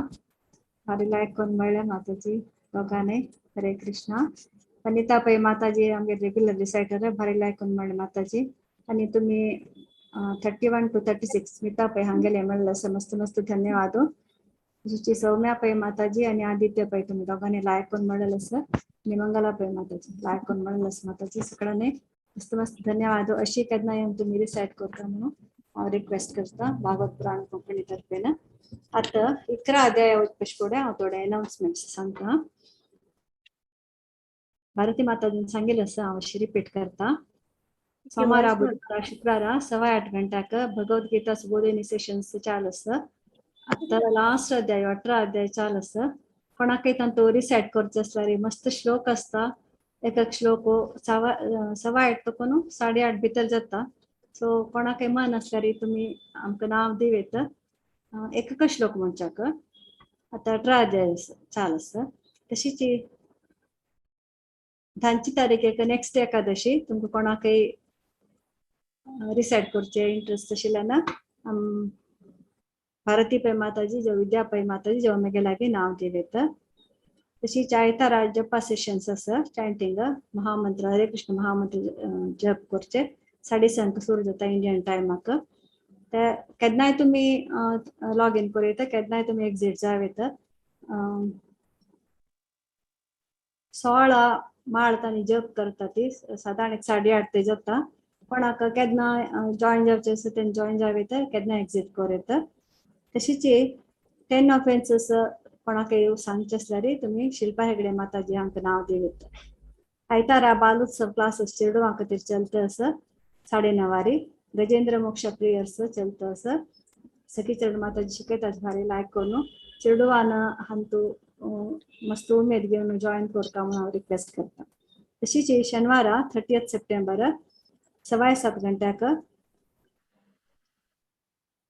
किशोरी pastimes of Shrimati Radharani speaker त्या दिवस. आमगेले वरिष्ठ माताजी मथुरा माताजी फारी लायक करून सांगता ती आमकां तांणी उलयतना अशी मम्मा मान बैसून काणी सांगल्या वरी जाता. सगळ्यांनी येवन ते ताजे हें घेवका स्वाद घेवका म्हणून हांव रिक्वेस्ट करता. अनाउन्समेंट्स इतलीची सगळ्यांनी भारी लायक करून मिळेल आसा. आता 11 अध्याय तकून विद्यापै माताजी टेक ओवर करतली. ओवर टू यू विद्यापै माताजी. हरे कृष्ण. हरे कृष्णा. मायका मस्त धन्यवाद. पुराजन एका अध्याय तांचे अध्याय भारी चंद पुराजन पठण केलें. भगवत पुराण कोंकणी तर्फे तांकां मस्त मस्त धन्यवाद दिता. आता 11 आणि 12 अध्याय हे सांगू येता आसाचे प्रतिभा नायक तांगेल टीम विश्वरूप दर्शन योग आणि भक्ती योग. हरे कृष्णा माताजी. हरे कृष्णा. आम्ही ब्रह्मवर्धकून आज आम्ही 11 आणि 12 भगवद्गीते अध्याय वजितासाची कोण कोण म्हणून लिस्ट सांगतासाची 1-5 ಸುಧಾ ಕಾಮತ್ 6-10 ಪ್ರಭಾ ಕಾಮತ್ 11-15 ಸ್ಮಿತಾ ಪ್ರಭು 16-20 ನಮ್ರತಾ ಪೈ 21-25 ಶಾಂತಿ ಪೈ 26-30 ಕಿರಣ ಪೈ 31-35 ಜ್ಯೋತಿ ಭಟ್ 36-40 ಶೈಲಾಕಿನಿ 42-45 ಶ್ರೀ ದೇವಿ ನಾಯಕ್ 46-50 ಪೂರ್ಣಿಮಾ ಪೈ 51-55 ರಾಜಶ್ರೀ ಪೈ 12ನೇ ಅಧ್ಯಾಯ 1-5 ರಶ್ಮಿ ಪೈ 6-10 ಜಾನಕಿ ನಾಯಕ್ 11-15 ಮಯೂರಿ ನಾಯಕ್ 16-20 ಶೈಲಾ ಪೈ. ಅತ ಏಕಾದಶೋಧ್ಯಾಯಃ ವಿಶ್ವರೂಪ ದರ್ಶನ ಯೋಗಃ. ಅರ್ಜುನ ಉವಾಚ ಮದನುಗ್ರಹಾಯ ಪರಮಂ ಪೂಜ್ಯಾಮಧ್ಯಾತ್ಮ ಸಂಹಿತಂ ಯತ್ವಯೋಕ್ತಂ ವಚಸ್ತೇನ ಮೋಹೋಯಂ ವಿಗತೋ भवाप्यौ हि भूतानां श्रुतौ विस्तरशो मया त्वत्ततः कमलपत्राक्ष्या माहात्म्यामपि चापि एवमेतत्त्वम् आत्मानं परमेश्वर द्रष्टुमिच्छामि ते रूपम् ऐश्वर्यं मन्यसे यदि च शक्यं मया द्रष्टुमिति प्रभो योगीश्वर ततो मे त्वं दर्शयात्मनः मौल्यम्। श्रीभगवानुवाच पश्य मे पार्थरूपाणि शतशोतसहस्रशः नानाविधानि दिव्यानि नानावर्णाकृतीनि।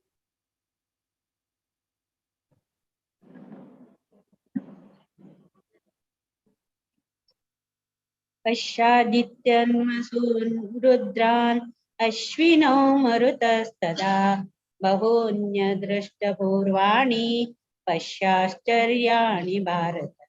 इहैकस्थं जगत्कृष्णं पश्याद्य सचराचरं मम देहे गुडाकेश यच्छान्यद्रष्टुमिच्छसि न तु मां शक्यसे द्रष्टुम् अनेनैव च स्वचक्षुषा दिव्यं ददामि ते चक्षु पश्य मे योगमैश्वरम्।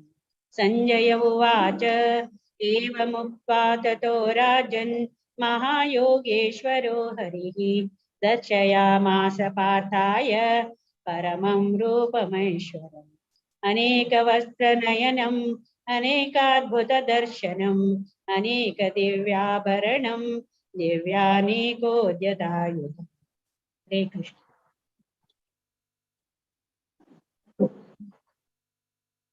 दिव्यमाल्याम्बरधरं दिव्यगन्धानुलेपनं सर्वाश्चर्यमयं देवम् अनन्तं विश्वतोमुखं दिवि सूर्यसहस्रस्य भवेद्युगपदोत्थिता यदि भासदृशी सा स्याद्भासस्तस्य महात्मनः।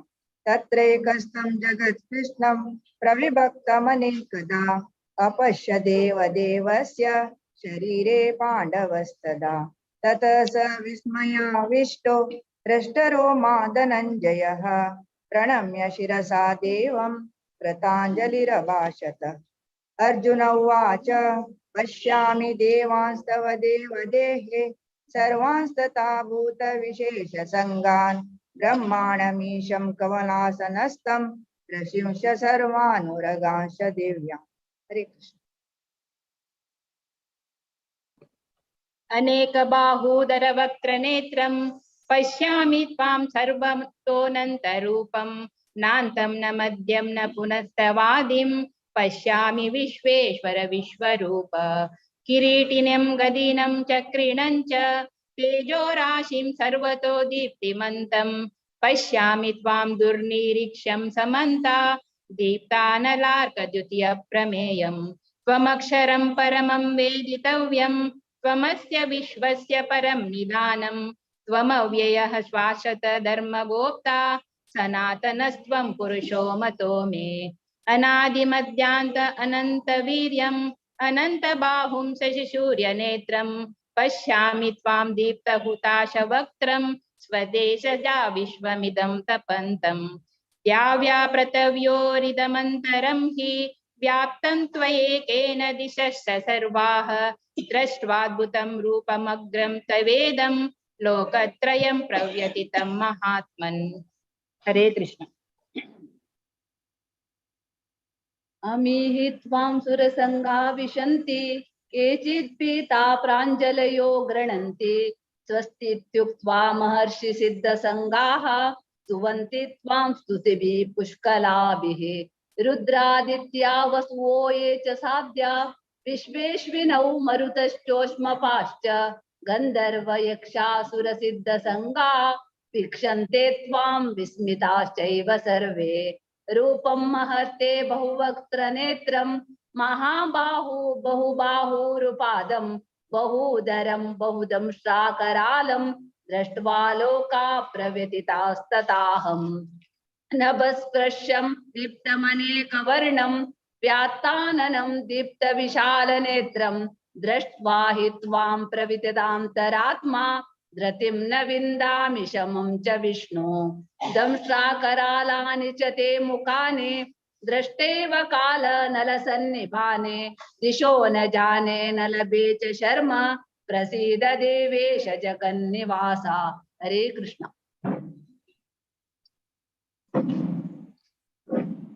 हरे कृष्ण। अमी च त्वां धृतराष्ट्रस्य पुत्राः सर्वे सहैवावनिपालसङ्गैः भीष्मो द्रोणसूतपुत्रस्तदासौ सहास्मदीयैरपि योधमुख्यैः वक्त्राणि ते त्वरमणा विशन्ति दंष्ट्राकरालानि भयानिकानि केचित् विलग्ना दशनान्तरेषु संदृशन्ते चूर्णितैरुत्तमाङ्गैः यथा नदीनां बहवो भुवेगाः समुद्रमेवाभिमुखा द्रवन्ति तथा तवामि नरलोकवीरा विशन्ति वक्त्राण्यविज्वलन्ति यदा प्रदीप्तं ज्वलनं पतंगा विशन्ति नाशाय समृद्धवेगाः तदैव नाशाय विशन्ति लोकान् तवापि वक्त्राणि समृद्धवेगाः लीले ह्यसे प्रसमान समन्तात् लोकानमाग्रन्वद्वन्द्वलैर्जलब्धिः तेजो विराय पूर्य जगत् समग्रं वासस्तवोग्रा प्रतपन्ति विष्णु। हरे कृष्ण। आख्याहि मे को भवानुग्र रूपो नमोस्तु ते देववर प्रसीद विज्ञातुमिच्छामि भवन्तमाद्यं न हि प्रजानामि ते तव प्रवृत्तिं। श्रीभगवानुवाच कालोऽस्मि लोकक्षयकृत् प्रवृद्धो लोकान् समाहर्तुमिह प्रवृत्तः रतेऽपि त्वां न भविष्यन्ति सर्वे एव स्थिता प्रत्यनिकेषु योधाः। तस्मात् त्वमुत्तिष्ठ यशो लभस्व जित्वा शत्रून् भुङ्क्ष्व राज्यं समृद्धं मयैवैते निहता पूर्वमेव निमित्तमात्रं भव सव्यसाचिन्। द्रोणं च भीष्मं च जयद्रथं च कर्णं तथान्यानपि योधवीरान् मया हतांस्त्वं जहिमा व्यतिष्ठ युद्धस्व चेतासि रणे सपत्नान्। संजय उवाच एतत् श्रुत्वा वचनं केशवस्य कृताञ्जलिर्वेपमानः किरीटी नमस्कृत्वा भूय एवाह कृष्णं सगद्गदं भीत प्रणम्य। हरे कृष्ण। जय श्री कृष्ण। अर्जुन उवाच स्थाने ऋषिकेश तव प्रकीर्त्या जगत्प्रहस्यत्यनुरज्यते च रक्षांसि भीतानि दिशो द्रवन्ति सर्वे नमस्यन्ति च सिद्धसङ्गाः। कस्माच्च तेन न मेरन्महात्मन् गरीयसे ब्रह्मणोऽप्याधिकर्ते अनन्तदेवेश जगन्निवास त्वमक्षरं सदसत्तत्परं यत् त्वमादिदेव पुरुष पुराणः त्वमस्य विश्वस्य परं निदानं वेत्तासि वेद्यं च परं च धाम त्वया ततं विश्वमनन्तरूप। वायुर्मोऽग्निर्वरुण शशाङ्कः प्रजापतिस्त्वं प्रपितामहश्च नमो नमस्ते सुसहस्रकृत्वः पुनश्च भूयोऽपि नमो नमस्ते। नमः पुरस्तात् रष्टतस्ते नमोस्तु ते सर्वत एव सर्वा अनन्तवीर्यामितविक्रमस्त्वं सर्वं समाप्नोषि ततोऽसि सर्वः। जय श्री कृष्ण। हरे कृष्ण। सखेति मत्वा प्रसभं यदुक्तं हे कृष्ण हे यादव हे सखेति अजानता महिमानं तमेदं मया प्रमादात् प्रणयेन वापि यच्चावहासार्थमसत्कृतोऽसि विहारशय्यासनभोजनेषु एको तवाप्यच्युत तत्समक्षं तत्क्षामये त्वामहमप्रमेयम्। पितासि लोकस्य चराचरस्य त्वमस्य पूजश्च गुरुर्गरीयान् न त्वस्तमोऽस्त्यव्यधिकः कुतोऽन्यो लोकत्रयेऽप्यप्रतिमप्रभाव। तस्मात् प्रणम्य प्रणिधाय कायं प्रसादये त्वामहमीशमीढ्यम्। पितेव पुत्रस्य सखेव सख्युः प्रियप्रियार्यार्हसि देव सोढुम्। अदृष्टपूर्वं हृषितोऽस्मि दृष्ट्वा भयेन च प्रव्यथितं मनो मे तदेव मे दर्शय देवरूपं प्रसीद देवेश जगन्निवास। हरे कृष्ण। हरे कृष्ण। किरीटिनं गदिनं चक्रहस्तं मिच्छामि त्वां द्रष्टुमहं तथैव तेनैव रूपेण चतुर्भुजेन सहस्रबाहो भव विश्वमूर्ते। श्रीभगवानुवाच मया प्रसन्नेन तवार्जुनेदं रूपं परं दर्शितमात्मयोगात् तेजोमयं विश्वमनन्तमाद्यं यन्मे तत्त्वदन्येन न द्रष्टुपूर्वम् न वेदयज्ञाध्ययनैर्दानै न च क्रियाभिर्न तपोभिरुग्रै एवं रूपः शक्य अहं नृलोके द्रष्टुं त्वदन्येन कुरु प्रवीरम् मा ते व्यथा मा च विमूढभावो दृष्ट्वा रूपं घोरमिदज्ञमेदं व्यपेत प्रीतमना पुनस्त्वं तदेव मे रूपमिदं प्रपश्य। संजय उवाच इत्यर्जुनं वासुदेवस्तथोक्त्वा स्वकं रूपं दर्शयामास भूयाः आश्वासयामास च भीतमेनं भूत्वा पुनः सौम्य वपुर्महात्मा। हरे कृष्ण। हरे कृष्ण। अर्जुन उवाच दृष्ट्वेदं मानुषं रूपं तव सौम्यं जनार्दन इदानीमस्मि संवृत्तः सचेता प्रकृतिं गतः। श्रीभगवानुवाच सुदुर्दर्शमिदं रूपं दृष्टवानसि यन्मम देवा अप्यस्य रूपस्य नित्यं दर्शनकाङ्क्षिणः नाहं वेदैर्न तपसा न दानेन न चेज्जया शक्य एवं विदो द्रष्टुं दृष्टवानसि मां यथा भक्त्या त्वनन्यया शक्यः अहमेवं विदोऽर्जुन ज्ञातुं द्रष्टुं च तत्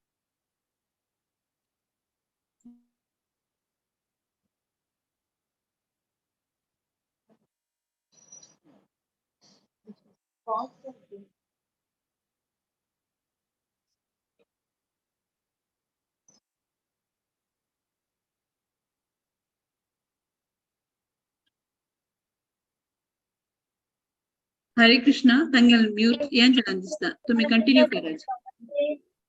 विश्वरूप संदर्शन योगो नाम एकादशोऽध्यायः। हरे कृष्ण। अथ द्वादशोऽध्यायः भक्तियोगः। अर्जुन उवाच एवं सततयुक्ता ये भक्ता स्वां पर्युपासते ये चाप्यक्षरमव्यक्तं तेषां के योगवित्तमाः। श्रीभगवानुवाच मय्यावेशमनो ये मां नित्या युक्ता उपासते श्रद्धया परयोपेताः ते मे युक्ततमा मताः। ये त्वक्षरमनिर्देशम् अव्यक्तं पर्युपासते सर्वत्र गमचिन्त्यं च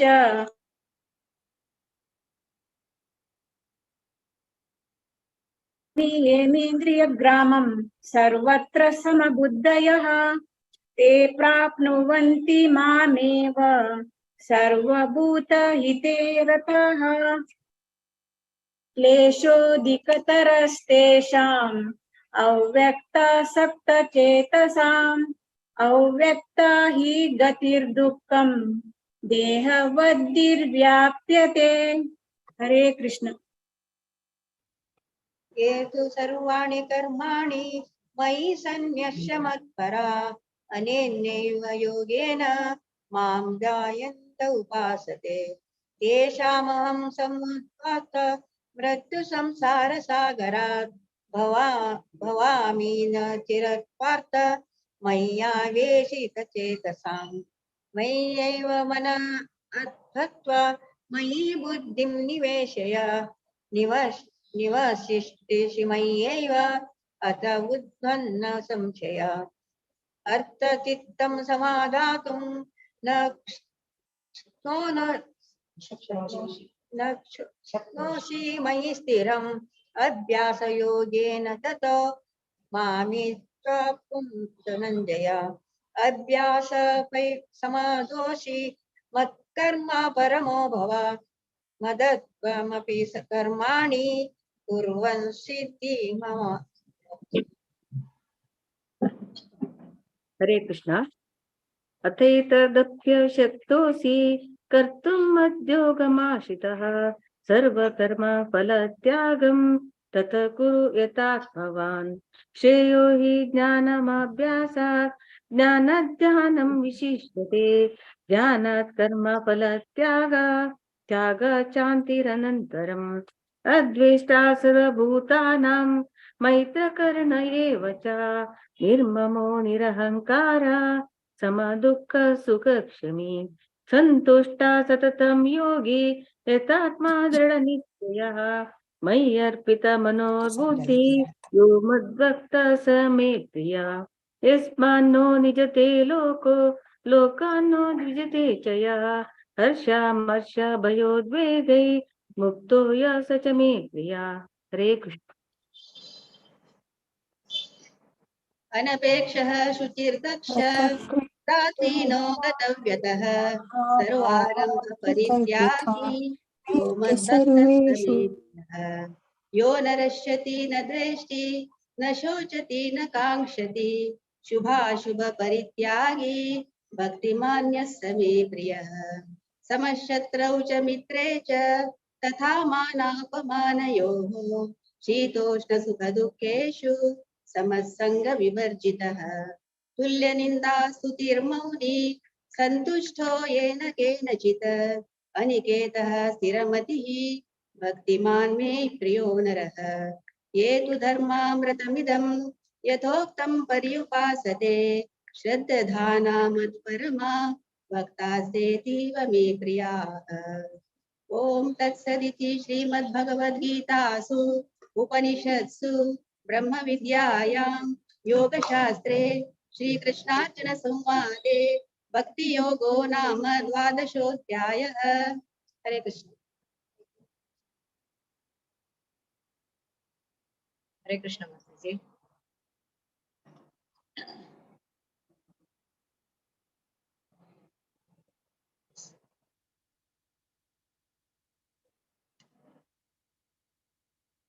ऐकतच प्रतिभा नाईक माताजी सांगा। हरे कृष्ण माताजी। आमका प्रति महिन्याक अवकाश दिता आसाची आमकां पुरा जणांक माताजी पुरा जणांक एक अवकाश मेळता आसा तुमका धन्यवाद। तुमको मस्त मस्त धन्यवाद प्रतिभा नाईक माताजी। प्रति एकादशी का तुम्ही पूरा ब्रह्मावर्ष पूरा इतले ग्रुप कोण येताची तांगेले डेडिकेशन ते माताजी तांगेले तांकाय काम असता तांगेले चेरडू मस्त जलनी तांगेले डेडिकेशन मस्त जनाक आमगे भगवत पुराण कोंकणी तर्फे तुमको पूरा जनाक मस्त मस्त धन्यवाद। हरे कृष्ण। तशी प्रति एकादशी येऊ का म्हणून तुम्ही येताची जाल्यार आमगेले एक सांगचे एक कर्तव्य सो येयाची म्हणून। हरे कृष्ण। हरे कृष्ण। सो आता मी 13 अध्याय वचा क्षेत्रज्ञ विभाग योग हे चॅप्टर डॉक्टर सीवी कामत प्रभुजी आणि हांगेले टीम येतस। हरे कृष्ण प्रभुजी। हरे कृष्ण। आमगे 1 to 8 भाग्यश्री म्हणटा आसा 9 to 12 पुष्पा पाई माताजी म्हणटा आसाची 13 to 16 सुब्बमाई म्हणटा आसा 17 to 28 रामनाथ किनी मामू 21 to 24 पुष्पा किनी माताजी 25 to 28 रामनाथ राव म्हणटा आसा 29 to 32 Anjali Kamat 33 to 35 Sandhya Kamat 4 to Bhagyashree 1 to 8। ओम श्री परमात्मने नमः। श्रीमद्भगवद्गीता अथ त्रयोदशोऽध्यायः क्षेत्रज्ञ विभाग योगः। श्रीभगवानुवाच इदं शरीरं कौन्तेय क्षेत्रमित्यभिधीयते एतद्यो वेत्ति तं प्राहुः क्षेत्रज्ञ इति तद्विदः क्षेत्रज्ञं चापि मां विद्धि सर्वक्षेत्रेषु भारत क्षेत्रज्ञयोर्ज्ञानं यत् ज्ञानं मतं मम तत्क्षेत्रं यच्च या क्व यद्विकारि यतश्च यत् स च यो यत्प्रभावश्च तत्समासेन मे शृणु ऋषिभिर्बहुधा गीतम् छन्दोभिर्विविधैर्पृथक् ब्रह्मसूत्रपदैश्चैव हेतुमद्भिर्विनिश्चितैः महाभूतान्यहङ्कारो बुद्धिरव्यक्तमेव च इन्द्रियाणि दशैकञ्च पञ्चचेन्द्रियगोचराः इच्छा द्वेषः सुखं दुःखं संज्ञातश्चेतना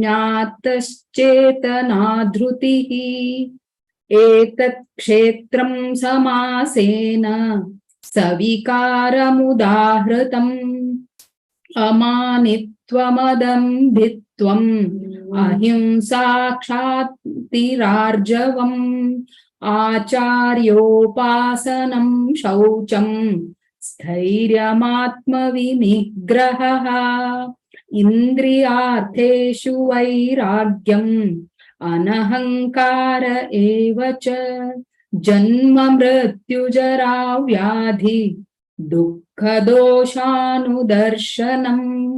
हरे कृष्ण। हरे कृष्णा। हरे कृष्णा। असक्तिरनभिष्वङ्ग पुत्रदारगृहादिषु नित्यं च समचित्तत्वम् इष्टानिष्टोपपत्तिषु मयि चानन्ययोगेन भक्तिरव्यभिचारिणी विविक्तदेशसेवित्वम् अरतिर्जनसंसदि अध्यात्मज्ञाननित्यत्वम् तत्त्वज्ञानार्थदर्शनम् एतज्ज्ञानमिति प्रोक्तम् अज्ञानयदतोऽन्यथा ज्ञेयं यत् प्रवक्ष्यामि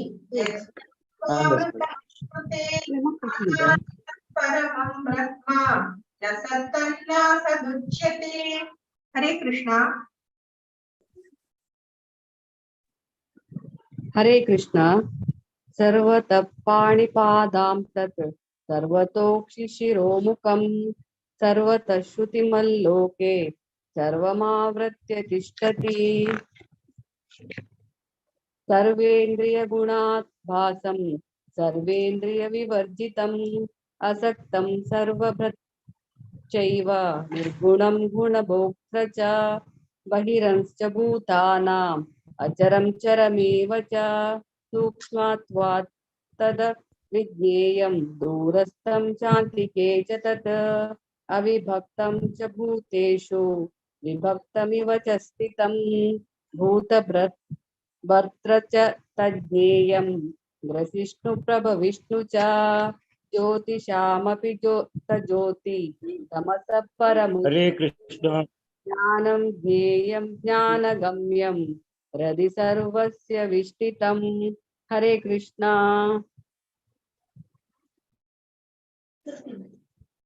हरे कृष्ण। इति क्षेत्रं ततज्ञानं ज्ञेयं तं समासतः मद्भक्त एतदिज्ञाय मद्भावायोपपद्यते प्रकृतिं पुरुषं चैव विद्यन्नादिवुभावति विकारांच गुणांचैव विद्धि प्रकृति संभवान्। हरे कृष्णा। हरे कृष्णा।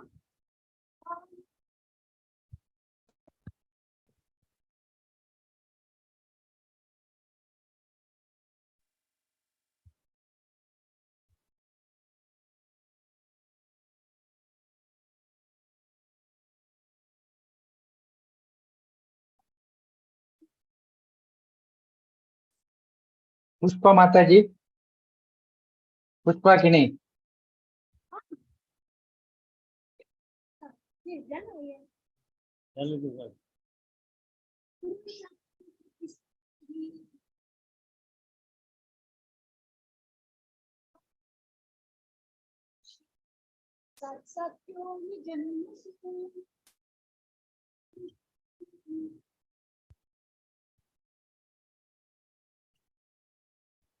पुरुषं प्रगतिस्थो हि भुक्ते प्रगति ज्ञान गुणान कारणं गुणसंगोष्य सदसद्योनि जन्मसु उपदृष्टानुमन्ता च भर्ता भोक्ता महेश्वरः परमात्मेति चाप्युक्ते देहेऽस्मिन् पुरुषः परः य एवं वेत्ति पुरुषं प्रगतिं च गुणैः सह सर्वदा वर्तमानोऽपि न स भूयो विजायते।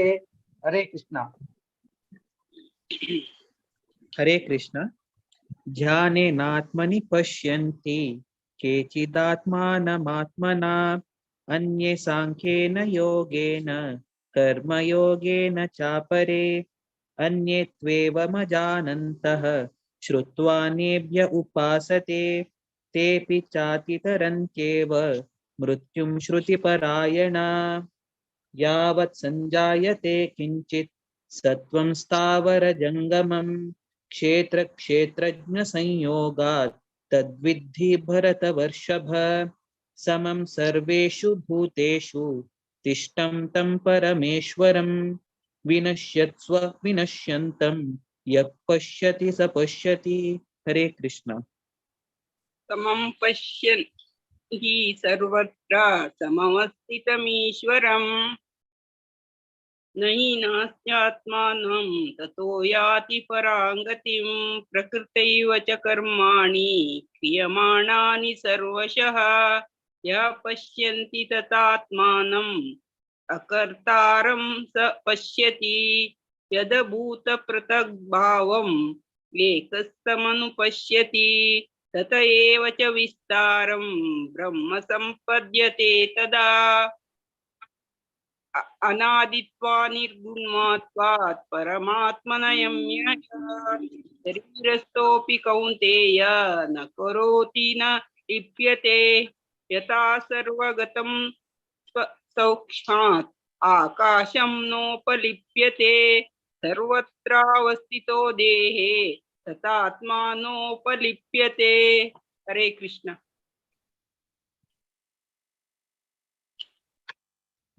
यथा प्रकाशयत्येकः कृत्स्नं लोकमिमं रविः क्षेत्रं क्षेत्री तथा कृत्स्नं प्रकाशयति भारत क्षेत्र क्षेत्रज्ञयोरेवम् अन्तरं ज्ञानचक्षुषा भूत प्रकृति मोक्षं च ये विदुर्यान्ति ते परम्। ओम तत्सत् इति श्रीमद्भगवद्गीतासु उपनिषत्सु ब्रह्म विद्यायां योगशास्त्रे श्रीकृष्णार्जुन संवादे क्षेत्र क्षेत्रज्ञ योगो नाम त्रयोदशोऽध्यायः। हरे Krishna. Team apre thanks, special thanks to Sandhya Kamath from Germany dukuno time lag gon cheda apre adjust konno pole attend kella magi Ramnath Rao last moment ek one ki drop jela nigile team antu tayo no adjust kella. Thank you very much. Thanks for Vidya Pai Mataji, Bharati Mataji and Maya Mataji चंदुकन coordinate करता छी आमका opportunity देता छी देव तुम बरे करो. God bless. हरे कृष्ण प्रभुजी, तुमको मस्त मस्त धन्यवाद प्रभुजी. प्रति एकादशी चुक्कनशी तुम्ही चॅप्टर घेताची कोऑर्डिनेट करताची मग तसं तुम्ही बिझी असायची बट त्या तुमगे बिझी शेड्यूल आता तुम्ही ह्या एक दोन घेतला की गीता भगवद्गीतेचे पारायण करच्या कर एक तुमगेले सेव तुम्ही करता असायची. सो अशीची कंटिन्यू करा तुमगेले सेव म्हणा हाव निमगेन घेत तुमगेले आणि भगवत पुराण कोंकणी तर्फे तुमगेले पूरा टीमाक मस्त मस्त धन्यवाद प्रभुजी. हरे कृष्ण. आता मी 14 अध्यायाच्या हे सांगू येतसची गुणत्रय विभाग योग माया मल्ल्या माताजी आणि तांगेल टीमा. हरे कृष्णा माया माताजी.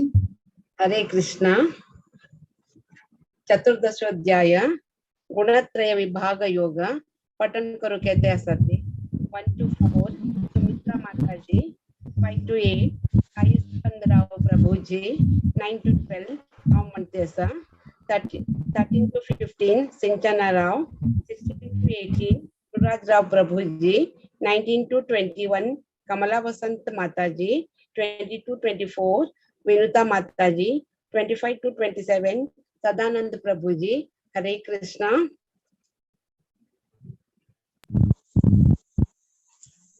ओम श्री परमात्मने नमः। गुरुभ्यो नमः। अथ चतुर्दशोऽध्यायः गुणत्रय विभाग योगः। श्री भगवानुवाच परं भूय प्रवक्ष्यामि ज्ञानानां ज्ञानमुत्तमम् यज्ञात्वा मुनय सर्वे परां सिद्धिमितो गताः। इदं ज्ञानमुपाश्रित्य मम साधर्म्यमागताः सर्गेऽपि नोपजायन्ते प्रलयेन व्यथन्ति च। मम योनिर्महद्ब्रह्म तस्मिन् गर्भं ददाम्यहम्। सम्भव सर्वभूतानां ततो भवति भारत। सर्वयोनिषु कौन्तेय मूर्तय सम्भवन्ति याः तासां ब्रह्म महद्योनिः अहं बीजप्रदपिता। हरे कृष्णा।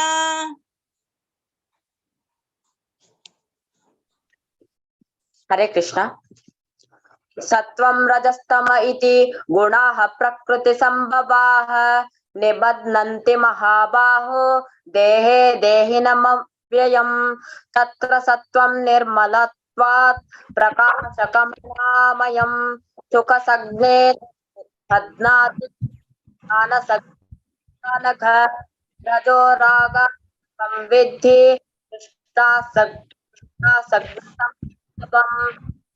बध्नाति कौन्तेय कर्मसज्ञेन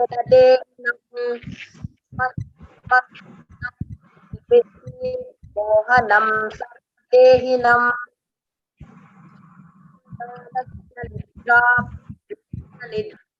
निबध्नाति भारत।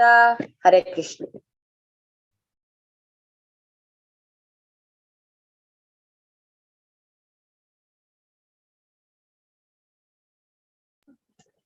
सत्वं सुखे संजयति रज कर्मणि भारत ज्ञानमावृत्य तु तमः प्रमादे संजयत्युत। रजस्तमश्चाभिभूय सत्वं भवति भारत रज सत्वं तमश्चैव तमः सत्वं रजस्तथा। सर्वद्वारेषु देहेऽस्मिन् प्रकाश उपजायते ज्ञानं यदा तदा विद्यात् विवृद्धं सत्वमिच्युत। लोभ प्रवृत्तिरारम्भः कर्मणामशमः स्पृहा रजस्येतानि जायन्ते विवृद्धे भरतर्षभ। हरे कृष्णा। अप्रकाशो प्रवृत्तिश्च प्रमोद मोह एव च तमसेतानि जायन्ते विवृद्धे कुरु नन्दन।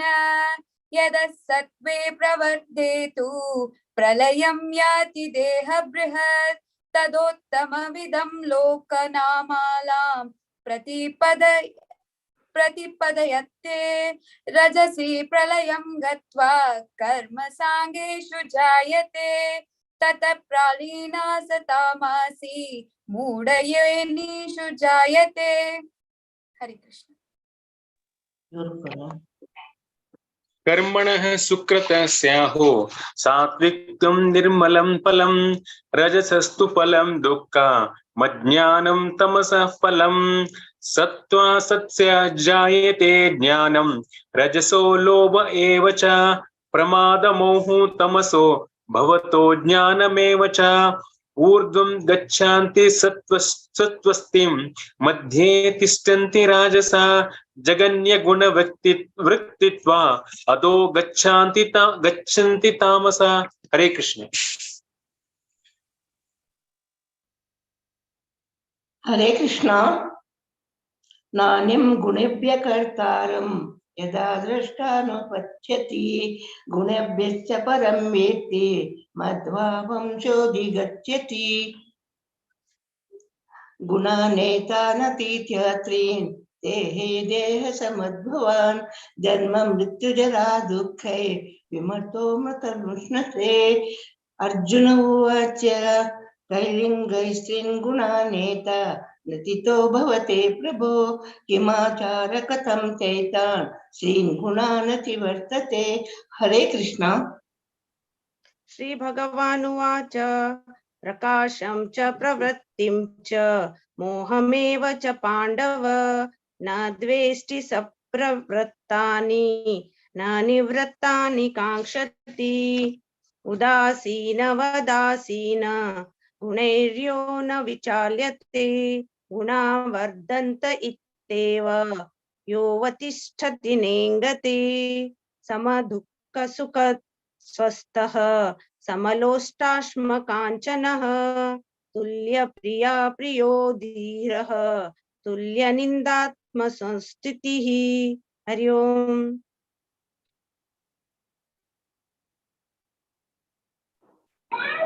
मानापमानयोस्तुल्यः तुल्यो मित्रारिपक्षयोः सर्वारंभ परित्यागी गुणातीत स उच्यते। मां च यो व्यभिचारेण भक्ति योगेन सेवते स गुणान् समतीत्यैतान् ब्रह्म भूयाय कल्पते। ब्रह्मणो हि प्रतिष्ठाहम् अमृतस्याव्ययस्य च शाश्वतस्य च धर्मस्य सुखस्य कान्तिकस्य च। ओम तत्सदिति श्रीमद्भगवद्गीतासु उपनिषत्सु ब्रह्म विद्यायां योगशास्त्रे श्रीकृष्णार्जुन संवादे गुणत्रय विभाग योगो नाम चतुर्दशोऽध्यायः। हरि ओम तत्सत्। हरे कृष्ण। सुमित्रा माता जी, साई स्कंदराव प्रभू जी, सिंचनराव आज फर्स्ट टाइम आयले भारी चंद पण डिसाइड केलेले आसा। गुरुराज राव प्रभू जी, कमला वसंत माता जी, विनीता माता जी, सदानंद प्रभू जी सर्वांनी भारी चंद पण डिसाइड केलेले आसा। अशी सर्व एकादशीक येवन तुमगेल सेव दिवका म्हणाव मागून घेता। आमगे टिमाक अवकाश दिलेले भागवत पुराणक अनंत अनंत धन्यवाद। हरे कृष्ण। हरे कृष्ण। माया माता जी तुमको मस्त धन्यवाद। भगवत पुराण कोंकणी तर्फेन प्रति एकादशीक तुम्ही तुमगे टीम घेऊन येताशी अशींची प्रति एकादशीक तुम्ही तुमगेले टीम घेऊन येयाची आणि तुम्ही कृष्णाला सेव कराशी म्हणून हांव निमगून घेता आसा। भगवत पुराण कोंकणी तर्फेन तुमका तुमगे पूरा टीमाक मस्त मस्त धन्यवाद। हरे कृष्ण। हरे कृष्ण। हरे कृष्ण माता जी। आता मी 15 अध्याय बचा 15 अध्याय पुरुषोत्तम योग हे सांगू येता आसाची 1 to 7 देवकी कामत माताजी, 18 to 14 शरदी कामत, शरदी शानबागर सॉरी 15 to 20 रश्मि शानबाग माताजी। हरे कृष्ण। देवकी माताजी। हरे कृष्ण। ओम श्री परमात्मने नमः। श्रीमद्भगवद्गीता अथ पंचदशोऽध्यायः।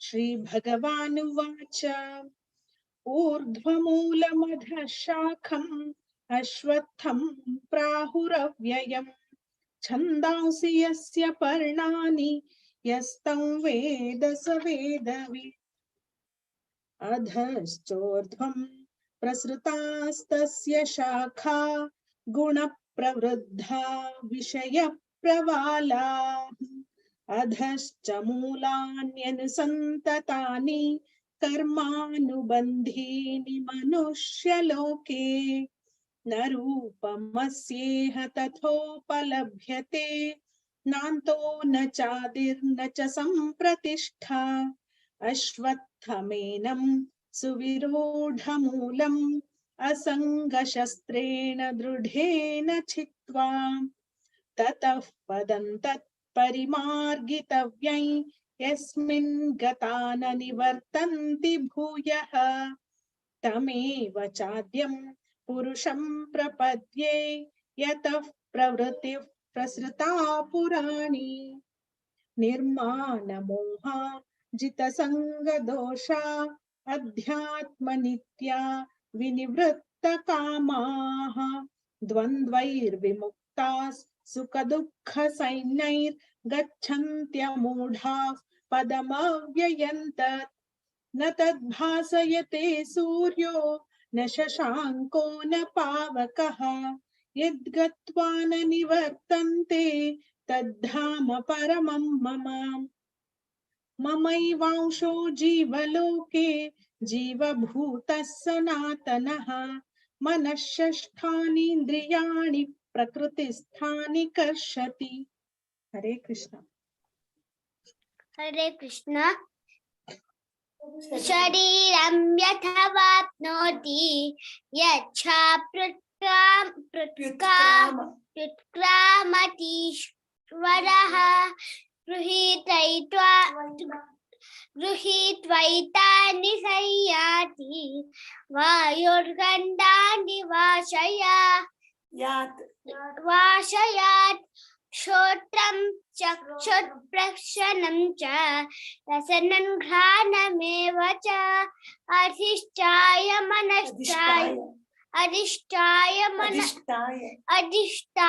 मनश्चायं विषयानुपसेवते उत्क्रामन्तं स्थितं वापि भुञ्जानं वा गुणान्वितं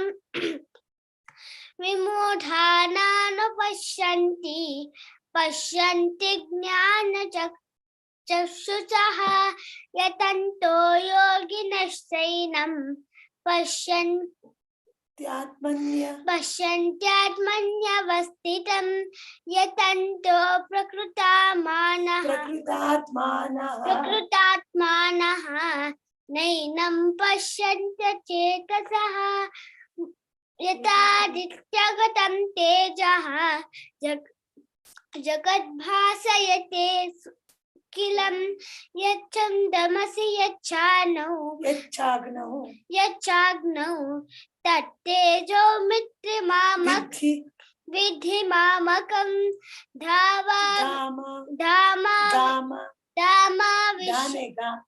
गामा विश्वसभूतानि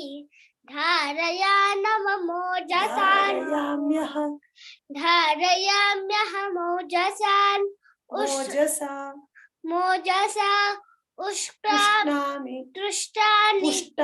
पुष्टामि सौजसी सर्वाः सोमो भूत्वा रसात्मकः अहं वैश्वानरो भूत्वा प्राणिनां देहमाश्रितः प्राणापानसमायुक्तः पचाम्यन्नं चतुर्विधं।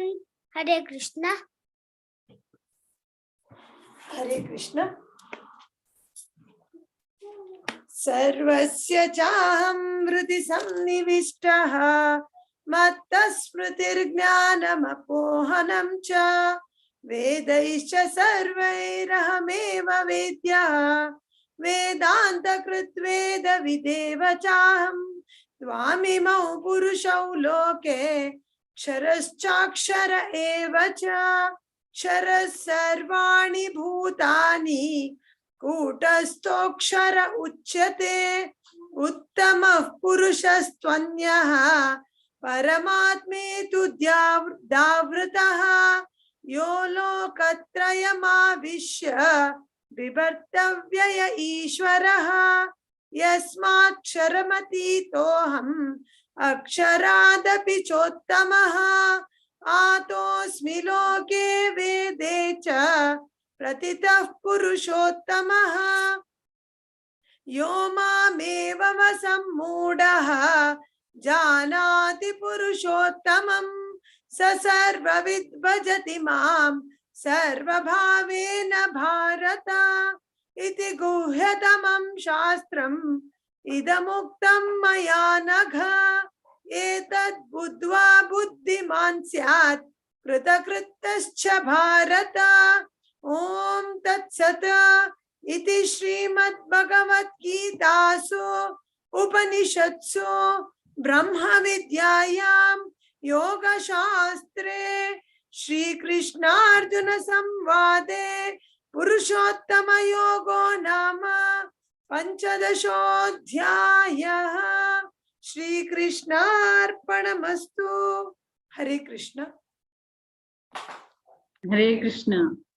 मस्त मस्त धन्यवाद देवकी माताजी, तुम्ही भारी चंदकोन सांगला प्रतिपटी येताची सो तुमगे अलाउट केला श्लोका तुमका केलो अलाउट के म्हाका ह्या मात्र येता म्हणून सांगताश तुम्ही सो तुमका खंयची श्लोका मेळत की ना ते हांव अलाउट करता तुमका बट तुम्ही टाइम काण येताचे ते मस्त मस्त धन्यवाद देवकी माताजी। तुम्ही प्रति एकादशी योका म्हणून निमून घेता तसे शरदी गोंडी कसं जल्लाजी विद्या आंटी शरदी कामत म्हणायला कोप येईल ग तुका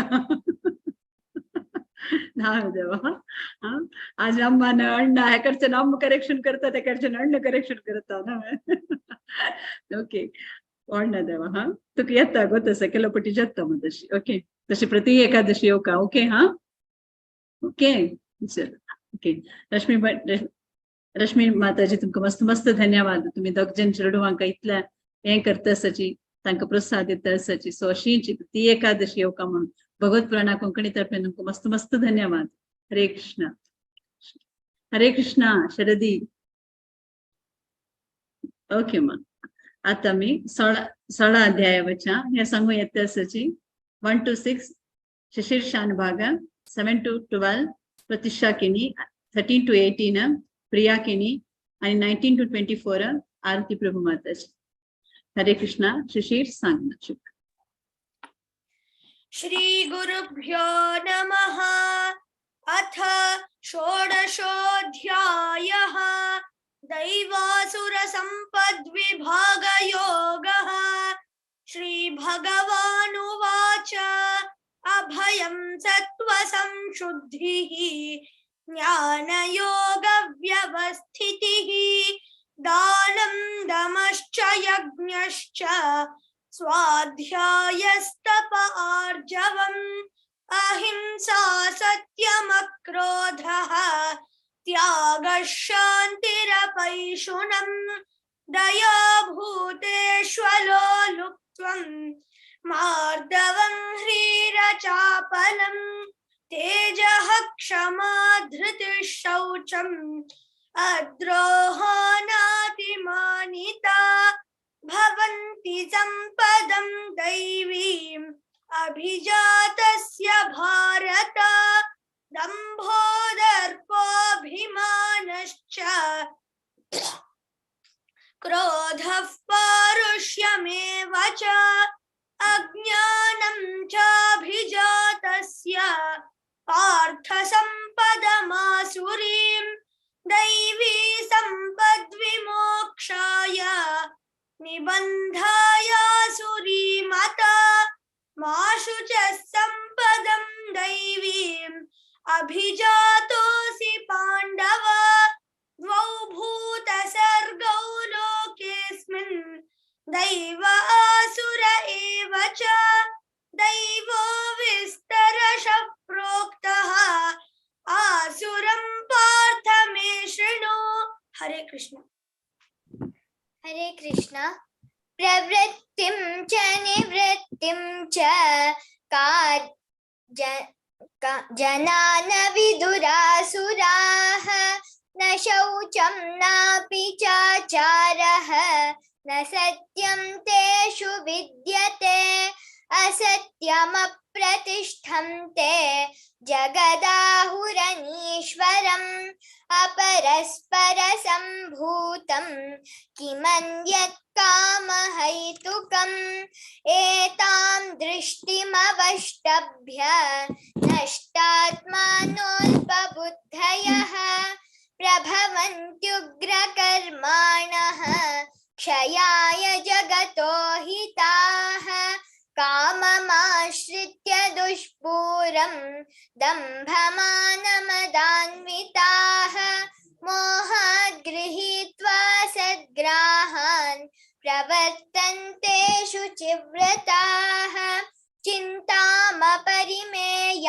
च प्रलयान्तामुपाश्रिताः कामोपभोगपरमाः एतावदिति निश्चिताः आशापाशशतैर्बद्धाः कामक्रोधपरायणाः ईहन्ते कामभोगार्थम् अन्यायेनार्थसञ्चयान् इदमद्य मया लब्धम् इमं प्राप्स्ये मनोरथम् इदमस्तीदमपि मे भविष्यति पुनर्धनम् असौ मया हतः शत्रुः हनिष्ये चापरानपि ईश्वरोऽहमहं भोगी सिद्धोऽहं बलवान् सुखी आढ्योऽभिजनवानस्मि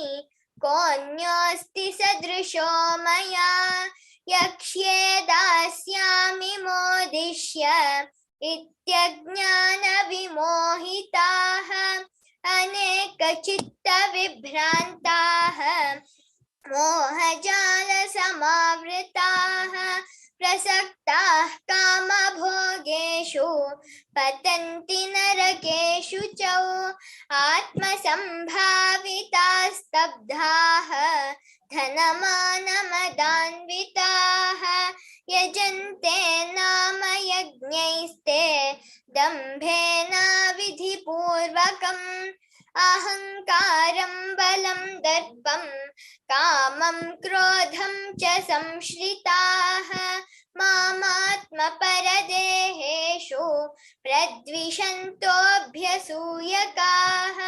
हरे कृष्ण। हरे कृष्ण। तानहं द्विषथ क्रूरान् संसारेषु नराधमान् क्षिपाम्यजस्रमशुभान् आसुरीश्चेव योनिषु आसुरीं योनिमापन्ना मूढा जन्मनि जन्मनि मामप्राप्यैव कौन्तेय ततो यान्त्यधमां गतिम् त्रिविधं नरकस्येदं द्वारं नाशनमात्मनः कामक्रोधस्तथा लोभः तस्मादेतत्त्रयं त्यजेत् एतैर्विमुक्तः कौन्तेय तमोद्वारैस्त्रिभिर्नरः आचरत्यात्मनश्रेयस्ततो याति परां गतिम् यः शास्त्रविधिमुत्सृज्य वर्तते कामकारतः न स सिद्धिमवाप्नोति न सुखं न परां गतिम् तस्माच्छास्त्रं प्रमाणं ते कार्यकार्यव्यवस्थितौ ज्ञात्वा शास्त्रविधानोक्तं कर्म कर्तुमिहार्हसि। ॐ तत्सदिति श्रीमद्भगवद्गीतासु उपनिषत्सु ब्रह्मविद्यायां योगशास्त्रे श्रीकृष्णार्जुनसंवादे दैवासुरसम्पद्विभागयोगो नाम षोडशोऽध्यायः। हरे कृष्ण कृष्ण कृष्ण हरे हरे हरे राम राम राम हरे हरे. ओम श्री कृष्णार्पणमस्तु. हरे कृष्ण. मस्त मस्त धन्यवाद आरती प्रभू माताजी तुमका. प्रति एकादशी तुम्ही तुमगे दोन येताची दोग जने कंची श्लोक आदिताची पाप तुमगेला कोणाला की निमगी ना तुम कंची श्लोक सहिष्ट असं म्हणून सो कसं देस की तुम्ही ओके कंचे देत माताजी आम्ही सांगताची म्हणताची कोण कोण अलॉट करत की तक मस्त धन्यवाद. कसं नाही क्वेश्चन निमगी नंतर मग यान जोकम बिलकुल कंचे अलॉटच की तसे अलॉट ओके कंचे जत माताजी तुम्ही अलॉट करायची म्हणताची तुमको मस्त धन्यवाद आरती प्रभू माताजी. तुमकानी तुमगे तो वेग प्रति एकादशी येतात तुम्ही अशी प्रति एकादशी येऊ का म्हणून हा तुमगेला निवडून घेता भगवत पुराणा कोंकणी तर्फे नाव तुमको मस्त धन्यवाद देता. हरे कृष्ण. तसेची प्रिया केनी प्रत्युषा आणि शिशीर कसं सांगचे शिशीर आणि प्रिया तुम्ही इथले किचन दुकान सांगतात देवा हा म्हणजे तुम्ही एक टीम करायची म्हणले एक तसं शिशीर आणि प्रत्युषा तुम्ही चिरडू वांग तुम्ही जा चिरडू वांग येऊन तुम्ही एक टीम करायची हा इथलं चंद दुकान सांगता तुम्ही हा तुम्ही शिकायच्या आणि 4 चिरडू वांग ओके प्रत्युषा आणि शिशीर ओके ना. सो अशींची प्रति एकादशी या देवा अशींची प्रति एकादशी पठण करायची श्रवण करची पागी दियाची ओके. तुमको भगवत पुराण कोंकणी तर्फे न तुमका तुम्ही लांब राजनक मस्त मस्त धन्यवाद. हरे कृष्ण. सो आता मी हरे कृष्ण आरती माताजी. आता मी 17 अध्याय वचा या 17 अध्याय श्रद्धात्रय विभाग योग हे अन्य येतसची रामकृष्ण प्रभुजी आणि तांगे टीम घेऊन येतसची. हरे कृष्ण प्रभुजी. हरे कृष्ण. सज्जनका धन्यवाद. तशीची आयचे 17वे अध्याय मगेले आमगे टीम आसा टीमान तू फर्स्ट 1 ते 10 वरी मेले अकाल टीम उषा शानबाग टीम तशीची 11 ते 17 ममता शेणे तशी 18 ते 21 मंगेश शानबाग आणि 22 ते 28 हांव आनी मागीर रचना दोगलाक सांगता. हरे कृष्ण. ओवर टू उषा.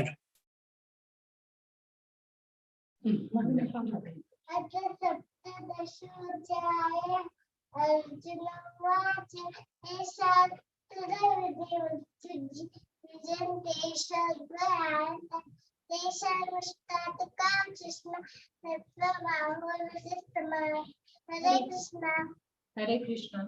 श्री भगवानुवाच त्रिविधा भवति श्रद्धा देहिनां सा स्वभावजा सात्विकी राजसी चैव तामसी चेति तां शृणु.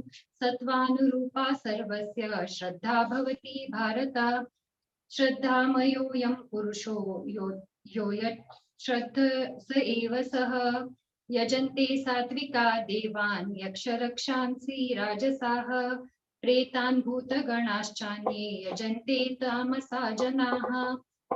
अशास्त्रविहितं घोरं तप्यन्ते तपोजनाः. डम्बाहङ्कार संयुक्ताः कामरागबलान्विताः. हरे कृष्ण. कर्षयन्त्या शरीरस्थं भूतग्रामं चेतसः मां चैवान्तः शरीरस्थं तान् विद्यासुरनिश्चयान्. आहारस्तोऽपि सर्वस्य त्रिविधो भवति प्रियः.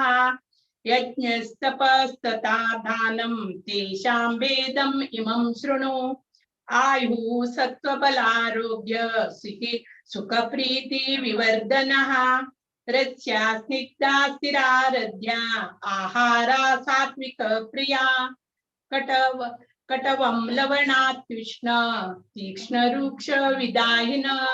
आहार राजस श्रेष्ठा दुःख शोकामय प्रदाः.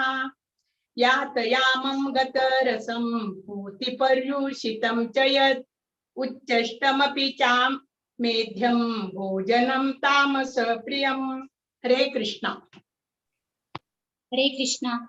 अपलाकांक्षभिर्यज्ञो विधितिष्ठो युज्यते.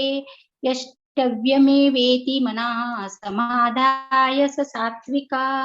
अभिसन्धाय तु फलं दम्भार्थमपि चैव यत् युज्यते भरतश्रेष्ठ तं यज्ञं विद्धि राजसं विधिहीन असष्टानं मन्त्रहीनमदक्षिणं श्रद्धाविरहितं यज्ञं तमसं परिचक्षते देवद्विजगुरुप्राज्ञा पूजनं शौचमार्जवं ब्रह्मचर्य अहिंसा च शारीरं तप उच्यते अनुद्वेगकरं वाक्यं सत्यं प्रियहितं च यत् साध्यायाभ्यसनं चैव वाङ्मयं तप उच्यते मनः प्रसाद सौम्यत्वं मौनमात्मविनिग्रह भावसंशुद्धिरित्येतत् तपो मानसमुच्यते श्रद्धया परया तप्तं तपस्तत्त्रिविधं नरै अपलाकाङ्क्षभिर्युक्ते सात्विकं परिचक्षते। हरे कृष्णा। सत्कारमान पूजार्थं तपोदम्भेन चैव यत् क्रियते तदिह प्रोक्तं राजसं चलमध्रुवं मूढग्राहेणात्मनो यत्पीडया क्रियते तपः परस्योसाधनार्थं वा तत्तामसमुदरात्मकं दातव्यमिति यद्दानं दीयतेनुपकारिणे देशे काले च पात्रे च तद्दानं सात्विकं स्मृतं यत्तु प्रत्युपकारार्थं फलमुद्दिश्य वामुपः दीयते च परिक्लिष्टं तद्दानं राजसं स्मृतं। हरे कृष्ण।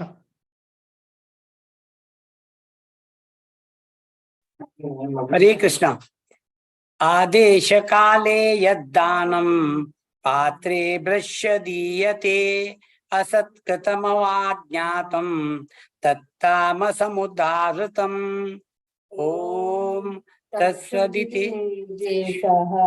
ब्राह्मणस्त्रिविधा स्मृता ब्राह्मणास्तेन वेदाश्च यज्ञाश्च विहिता पुरा तस्मादो मिथ्युदाहृत्य यज्ञदान तपक्रियाः प्रवर्तन्ते विधानतः सततं ब्रह्मवादिनां तदित्यनभिसन्धाय फलं यज्ञतपक्रियां दानक्रियाश्च विविधाः क्रियन्ते मोक्षकाङ्क्षिभिः सद्भावे साधुभावे च सदित्येतत् प्रयुज्यते प्रशस्ते कर्मणि तथा सच्छब्द पार्थयुज्यते यज्ञे तपसि दाने च स्थिति सदिति युच्योच्यते कर्म चैव तदर्थीयं सदित्येवाभिधीयते अश्रद्धया हुतं दत्तं तपस्तप्तं कृतं च यत् असदित्युच्यते पार्थ न च तत्प्रेत्य नो ह्याम्। ओम तत्सदिति श्रीमद्भगवद्गीतासूपनिषत्सु ब्रह्म विद्यायां योगशास्त्रे श्रीकृष्णार्जुन संवादे श्रद्धात्रय विभाग योगो नाम सप्तदशोऽध्यायः। हरे कृष्णा कृष्ण कृष्ण हरे हरे हरे राम राम राम हरे हरे हरे कृष्णा कृष्ण कृष्ण हरे हरे हरे राम राम राम हरे हरे। गणपति बप्पा मोरया। हरि ओम। एनिवे आमगे ग्रुपाचे मैले अक्का उषा शानबाग तशीची तिगेले सून श्रीनिती तशी तिगे नाती श्रीरश्री तशी ममता मागील धाकली बहीण ममता तशी मागील भाव मंगेश शानबाग तशी मागील धुव रचना तशी हांव लोकांक सर्वांक म्हणलें आसा म्हणटान कसली चूक जाली आसल्यार आमकां क्षम करता तशी आयज दिसा आमगेले धन्यवाद सांगत आसाची। धन्यवाद। हरि ओम। हरे कृष्ण प्रभुजी मस्त खुशी झाल्या फुल फॅमिली तुमगेली सना फील दकुते नाती ताई तुमगेला अक्कल नाती दಕ್ಕನು ಪೂರ ಜನನ एकदम खुशी झाली. एक दीस पुरा ಒಟ್ಟು एकाकडे बसून फुल्ल करून सांगायची भारी खुश जाता ऐकूशाक. सो मस्त मस्त धन्यवाद प्रभूजी. अशी तुम्ही तुमगेल्या फॅमिलीक आणि चड जनाक हे भगवद्गीता पारायणाक तुम्ही तांकां हाडाशी तांकां तशीच श्रवण करशा तुम्ही भागी दियाचे म्हणून भगवत पुराणा कोंकणी तर्फेन तुमकां पुरा जनाक तुमच्या फॅमिलीक मस्त मस्त धन्यवाद दिता. हरे कृष्ण. तू काय मस्त धन्यवाद गोकोंडी. अनुलोटू बेसी. हा एक श्लोक भारी चिंतकन सांगला पण देवा तुम्ही. हा आम्हा तू मस्त ट्राय केला. ओके आमकां कळता कितलं मागशी पडका म्हणून. अशी सांग कोणी नेतवा प्रति एकादशी का. ओके मस्त धन्यवाद तुमकां. दोग काही खुशी झाल्या माय सुन्ना आणि नाती. हा अशी प्रति एकादशी येवक म्हणून निमून घेत तुमकां मस्त मस्त धन्यवाद. हरे कृष्ण. हरे कृष्ण. हरे कृष्ण. सो आता मी 18 अध्यायाच्या लास्ट अध्याय मोक्ष संन्यास योग या सांगू येतची 1 to 7 वैभवी नायक, 8 to 14 वेदांत नायक, 15 to 21 पद्मावती शने माताजी, 22 to 28 सुजाता कामत माताजी, 29 to 35 श्लोका कामत, 36 to 42 सुपर्णा भट्ट माताजी, 43 to 49 संध्या ईश्वर माताजी, 50 to 56 वर्षा प्रशांत माताजी, 57 to 63 हीरा कामत माताजी, 64 to 70 वारिजा कामत माताजी, 71 to 78 अक्षता नायक. हरे कृष्णा. वैभवी शूरकर्मा. ओम श्री कृष्ण परब्रह्मणे नमः. श्रीमद् भगवद गीता अथ 18 अध्यायः मोक्ष संन्यास योगः.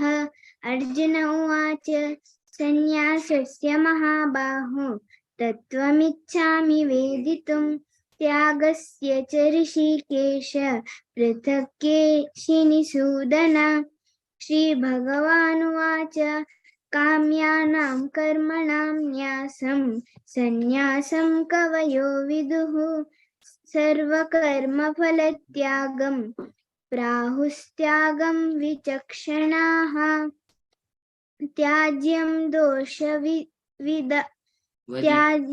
दोषवदित्येके कर्म प्राहुर्मनीषिणः. यज्ञदानतपः कर्म न त्याज्यमिति चापरे. निश्चयं शृणु मे तत्र त्यागे भरतसत्तम. त्यागो हि पुरुषव्याघ्र त्रिविधः संप्रकीर्तितः. यज्ञदानतपः कर्म न त्याज्यं कर्म कार्यमेव तत्. यज्ञोदानं तपश्चैव पावनानि मनीषिणाम्. एतान्यपि तु कर्माणि सङ्गं त्यक्त्वा फलानि च कर्तव्यानिति मे पार्थ निश्चितं मतमुत्तमम्. नियतस्य तु संन्यास कर्मणो नोपपद्यते. मोहतस्य परित्याग तामसः परिकीर्तितः. हरे कृष्ण. दुःखमित्येव यत्कर्म कायक्लेशभयात् त्यजेत् स कृत्वा राजसं त्यागं नैव त्यागफलं लभेत्. कार्यमित्येव यत्कर्म नियतं क्रियते अर्जुन सङ्गं त्यक्त्वा फलं चैव स त्यागः सात्विको मतः. न द्वेष्टकुशलं कर्म कुशलेनानुषज्यते. त्यागी सत्त्वसमाविष्टः मेधावी छिन्न संशयः. न हि देहभृता शक्यं त्यक्तुं कर्माण्यशेषतः. यस्तु कर्मफलत्यागी स त्यागीत्यभिधीयते. अनिष्टमिष्टं मिश्रं च त्रिविधं कर्मणः फलं भवत्यत्यागिनां प्रेत्य न तु सन्न्यासिनां क्वचित्. पञ्चैतानि महाबाहो कारणानि निबोध मे. सांख्ये कृतान्ते प्रोक्तानि सिद्धये सर्वकर्मणां अधिष्ठानं तथा कर्ता करणं च पृथग्विधं विविधाश्च पृथक् चेष्टाः दैवं चैवात्र पंचमम्। हरे कृष्ण।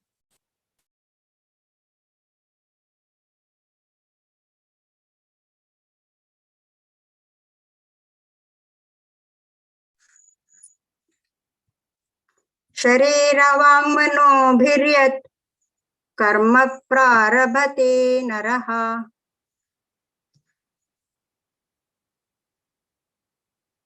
ऐकतोय?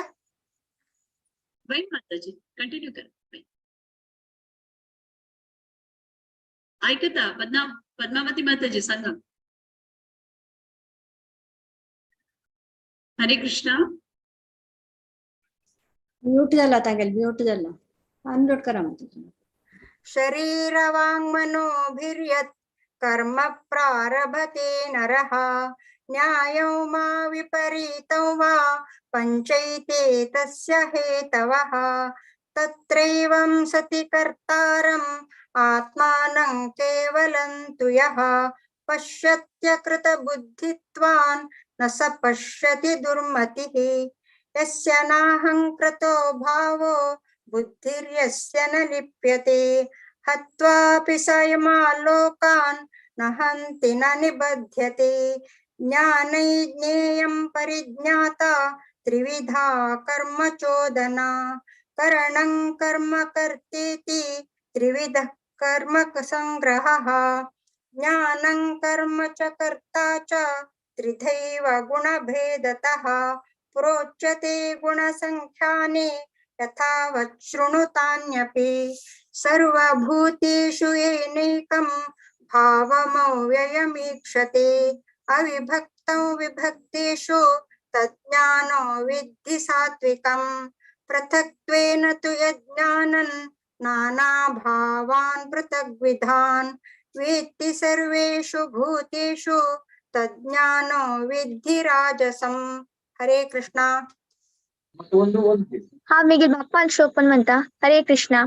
यत्तु कृत्स्नवदे कस्मिन् कार्ये सक्तमहैतुकम् अतत्त्वार्थवदीपं च तत्तामसमुदाहृतं नियतं सङ्गरहितम् अरागद्वेषतः कृतम् अफलप्रेप्सुना कर्म यत्तत् सात्विकमुच्यते यत्तु कामेप्सुना कर्म साहंकारेण वा पुनः क्रियते बहुलायासं तद्राजसमुदाहृतम् अनुबन्धं क्षयं हिंसाम् अनपेक्ष च पौरुषं मोहादारभ्यते कर्म यत् समुच्यते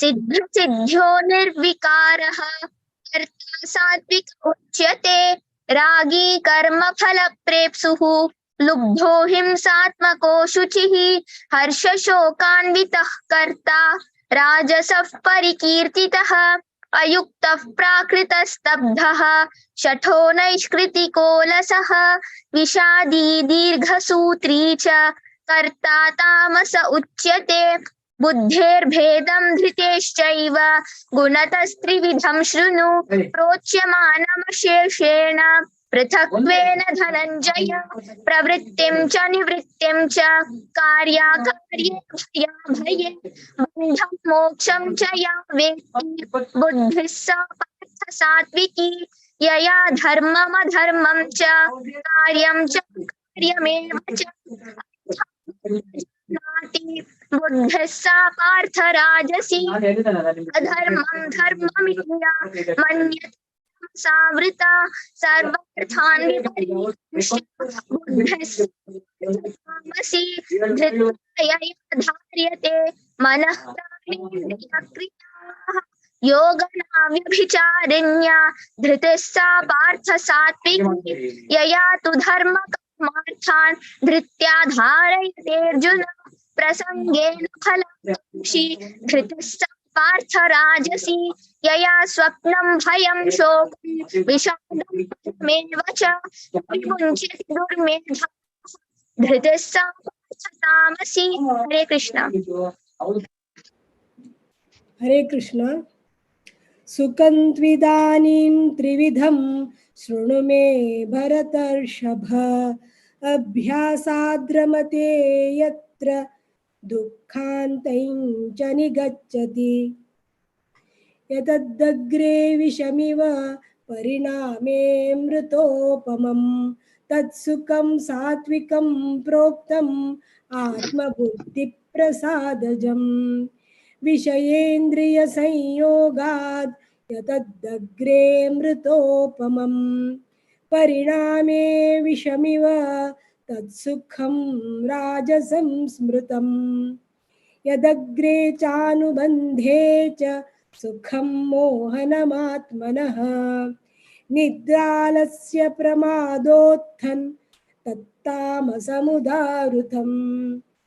न तदस्ति पृथिव्यां वा दिवि देवेषु वा पुनः।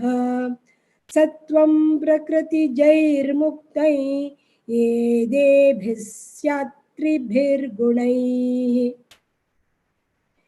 ब्राह्मणक्षत्रियविषां शूद्राणां च परन्तप। कर्माणि प्रविभक्तानि स्वभावप्रभवैर्गुणैः। शमोदमस्तपः शौचं शान्तिरार्जवमेव च। ज्ञानं विज्ञानमास्तिक्यं ब्रह्म कर्म स्वभावजम्। हरे कृष्ण। हरे कृष्ण। शौर्यं तेजो धृतिः दाक्ष्यं युद्धे चाप्यपलायनं। दानम् ईश्वरभावश्च क्षात्रं कर्म स्वभावजम्। कृषि गौरक्ष्यवाणिज्यं वैश्यकर्म स्वभावजम्। परिचर्यात्मकं कर्म शूद्रस्यापि स्वभावजम्। स्वे स्वे कर्मणि अभिरतः संसिद्धिं लभते नरः। स्वकर्मनिरतः सिद्धिं यथा विन्दति तच्छृणु। यतः प्रवृत्तिः भूतानां येन सर्वमिदं ततं। स्वकर्मणा तमभ्यर्च्य सिद्धिं विन्दति मानवः। श्रेयान् स्वधर्मो विगुणः परधर्मात् स्वनुष्ठितात्। स्वभावनियतं कर्म कुर्वन्नाप्नोति किल्बिषम्। सहजं कर्म कौन्तेय सदोषमपि तन्न त्यजेत्। सर्वारम्भा हि दोषेण धूमेनाग्निरिवावृताः। असक्त बुद्धिः सर्वत्र जितात्मा विगतस्पृहा। नैष्कर्म्य सिद्धिं परमां संन्यासेनाधिगच्छति। हरे कृष्णा। सिद्धिं प्राप्तो यथा ब्रह्म तथाप्नोति निबोध मे। तमासेनैव कौन्तेय निष्ठा ज्ञानस्य या परा। बुद्ध्या विशुद्धया युक्तो धृत्यात्मानं नियम्य च।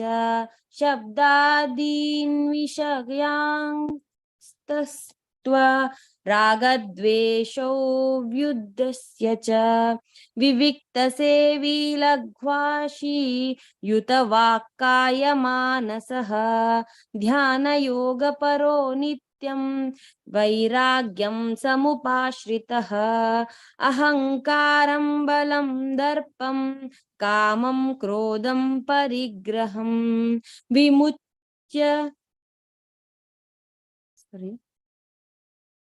विमुच्य निर्मम शान्तो ब्रह्मभूयाय कल्पते। ब्रह्मभूत प्रसन्नात्मा न शोचति न काङ्क्षति। समसर्पेषु भूतेषु मद्भक्तिं लभते पराम्। भक्त्या मामभिजानाति यावान्यश्चास्मि तत्त्वतः। ततो मां तत्त्वतो ज्ञात्वा विशते तदनन्तरम् सर्वकर्माण्यपि सदा कुर्वाणो मद्व्यपाश्रयः मत्प्रसादादवाप्नोति शाश्वतं पदमव्ययम् चेतसा सर्वकर्माणि मयि सर्वकर्माणि मयि सन्न्यस्य मत्परः बुद्धियोगमुपाश्रित्य मच्चित्तः सततं भव मच्चित्त सर्वदुर्गाणि मत्प्रसादात् तरिष्यसि अथ चेत्त्वमहंकारा न श्रोष्यसि विनम्ष्यसि यदहंकारामाश्रित्य न इति मनस्यसे मिथ्यैष व्यवसायस्ते प्रकृतिस्त्वा नियोक्ष्यति स्वभावजेन कौन्तेय निबद्धः स्वेन कर्मणा कर्तुं नेच्छसि यन्मोहात् करिष्यस्य वशोऽपि तत् ईश्वर सर्वभूतानां हृद्देशे अर्जुन तिष्ठति भ्रामायन् सर्वभूतानि यन्त्रारूढानि मायया तमेव शरणं गच्छ सर्वभावेन भारत तत्प्रसादात् परां शान्तिस्थानं प्राप्स्यसि शाश्वतम् इति ते ज्ञानमाख्यातं गुह्याद्गुह्यतरं मया विमैषैतदशेषेण यथेच्छसि तथा कुरु। हरे कृष्ण। हरे कृष्ण। सर्वगुह्यतमं भूया शृणु मे परमं वचः इष्टोषि मे दृढमिति ततो वक्ष्यामि ते हितं मन्मना भव मद्भक्तो मद्याजी मां नमस्कुरु मामे वैष्यसि सत्यं ते प्रतिजाने प्रियोऽसि मे सर्वधर्मान् परित्यज्य मामेकं शरणं व्रज अहं त्वा सर्वपापेभ्यो मोक्षयिष्यामि मा शुचः इदं तो न तपस्काय न भक्ताय कदाचन न चाशुश्रूषवे वाक्यं न च मां योऽभ्युसूयति य इमं परं गुह्यं मद्भक्तेष्वभिध्यास्यति भक्तिमयी परां कृत्वा ममेष वैष्यत्य संशया न च तस्मान् मनुष्येषु कश्चिन्मे प्रियकृत्तमः भविता न च मे तस्मात् अन्यः प्रियकरो भुवि अद्येष्यते च य इमं धर्मं संवादमावयोः ज्ञानयज्ञेन तेनाहम् इष्टस्यामिति मे मतिः। हरे कृष्ण। हरे कृष्ण। श्रद्धावाननसूयश्च शृणुयादपि यो नरः सोऽपि मुक्तः शुभालोकान् प्राप्नुयात् पुण्यकर्मणां कच्चिदेतच्छ्रुतं पार्थ त्वयैकाग्रेण चेतसा कच्चिदज्ञानसम्मोहः प्रनष्टस्ते धनञ्जय। अर्जुन उवाच नष्टो मोहस्मृतिर्लब्धा त्वत्प्रसादान्मयाच्युत स्थितोऽस्मि गतसन्देहः करिष्ये वचनं तव। सञ्जय उवाच इत्यहं वासुदेवस्य पार्थस्य च महात्मनः संवादमिममश्रौषमद्भुतं रोमहर्षणम् व्यासप्रसादात् श्रुतवान् एतद्गुह्यमहं परं योगं योगेश्वरात् कृष्णात् साक्षात् कथयतः स्वयं राजन् संस्मृत्य संस्मृत्य संवादमिममद्भुतम् केशवार्जुनयोः पुण्यं दृश्यामि च मुहुर्मुहुः तच्च संस्मृत्य संस्मृत्य रूपमध्यद्भुतं हरेः विस्मयो मे महान् राजन् दृश्यामि च पुनः पुनः यत्र योगेश्वरः कृष्णो यत्र पार्थो धनुर्धरः तत्र श्रीर्विजयो भूतिर्ध्रुवा नीतिर्मतिर्मम। ओम तत्सदिति श्रीमद्भगवद्गीतासु उपनिषत्सु ब्रह्म विद्यायां योगशास्त्रे श्रीकृष्णार्जुन संवादे मोक्ष संन्यास योगो नाम 18 ओम श्री कृष्णार्पणमस्तु। हरे कृष्णा कृष्ण कृष्णा हरे हरे हरे राम राम राम हरे हरे। हरे कृष्णा हरे कृष्ण मस्त मस्त धन्यवाद 18 अध्याय वाचल्याक वैभवी नायक आणि वेदांत नायक हरिचंद कोण सांगला तेव्हा तुम्ही दोघ जणांना तशी पद्मावती माताजी तुमकां मस्त धन्यवाद प्रति एकादशी येता तुम्ही अशी योग म्हणून म्हणून येता तशी सुजाता कामत श्लोका कामत हरिचंद सांगी देवा तांगू बी एपिसोड गेली काय आजी सो लास्ट मोमेंट आता गुड घसयलो सो मस्त मस्त धन्यवाद जशी संध्याईश्वर माताजी तुमकां मस्त धन्यवाद तुम्ही प्रति एकादशी येताची अशी प्रति एकादशी योग म्हणून म्हणून येता तशी वर्षा प्रशांत वर्षान फर्स्ट टाइम येवची की म्हणून हांव लेखता सांगच्याक सो मस्त मस्त धन्यवाद वर्षा प्रति एकादशी योग म्हणून म्हणून येता तशी हिरा कामत माताजी तुमकां मस्त धन्यवाद वारिशा कामत माताजी आणि अक्षता नायक माताजी तुमकां मस्त मस्त धन्यवाद पुराजनाजी एका फर्स्ट अध्याय 18 अध्याय तनक पुराजनन श्लोक पठन केलेल्यांक तांकां मस्त मस्त धन्यवाद।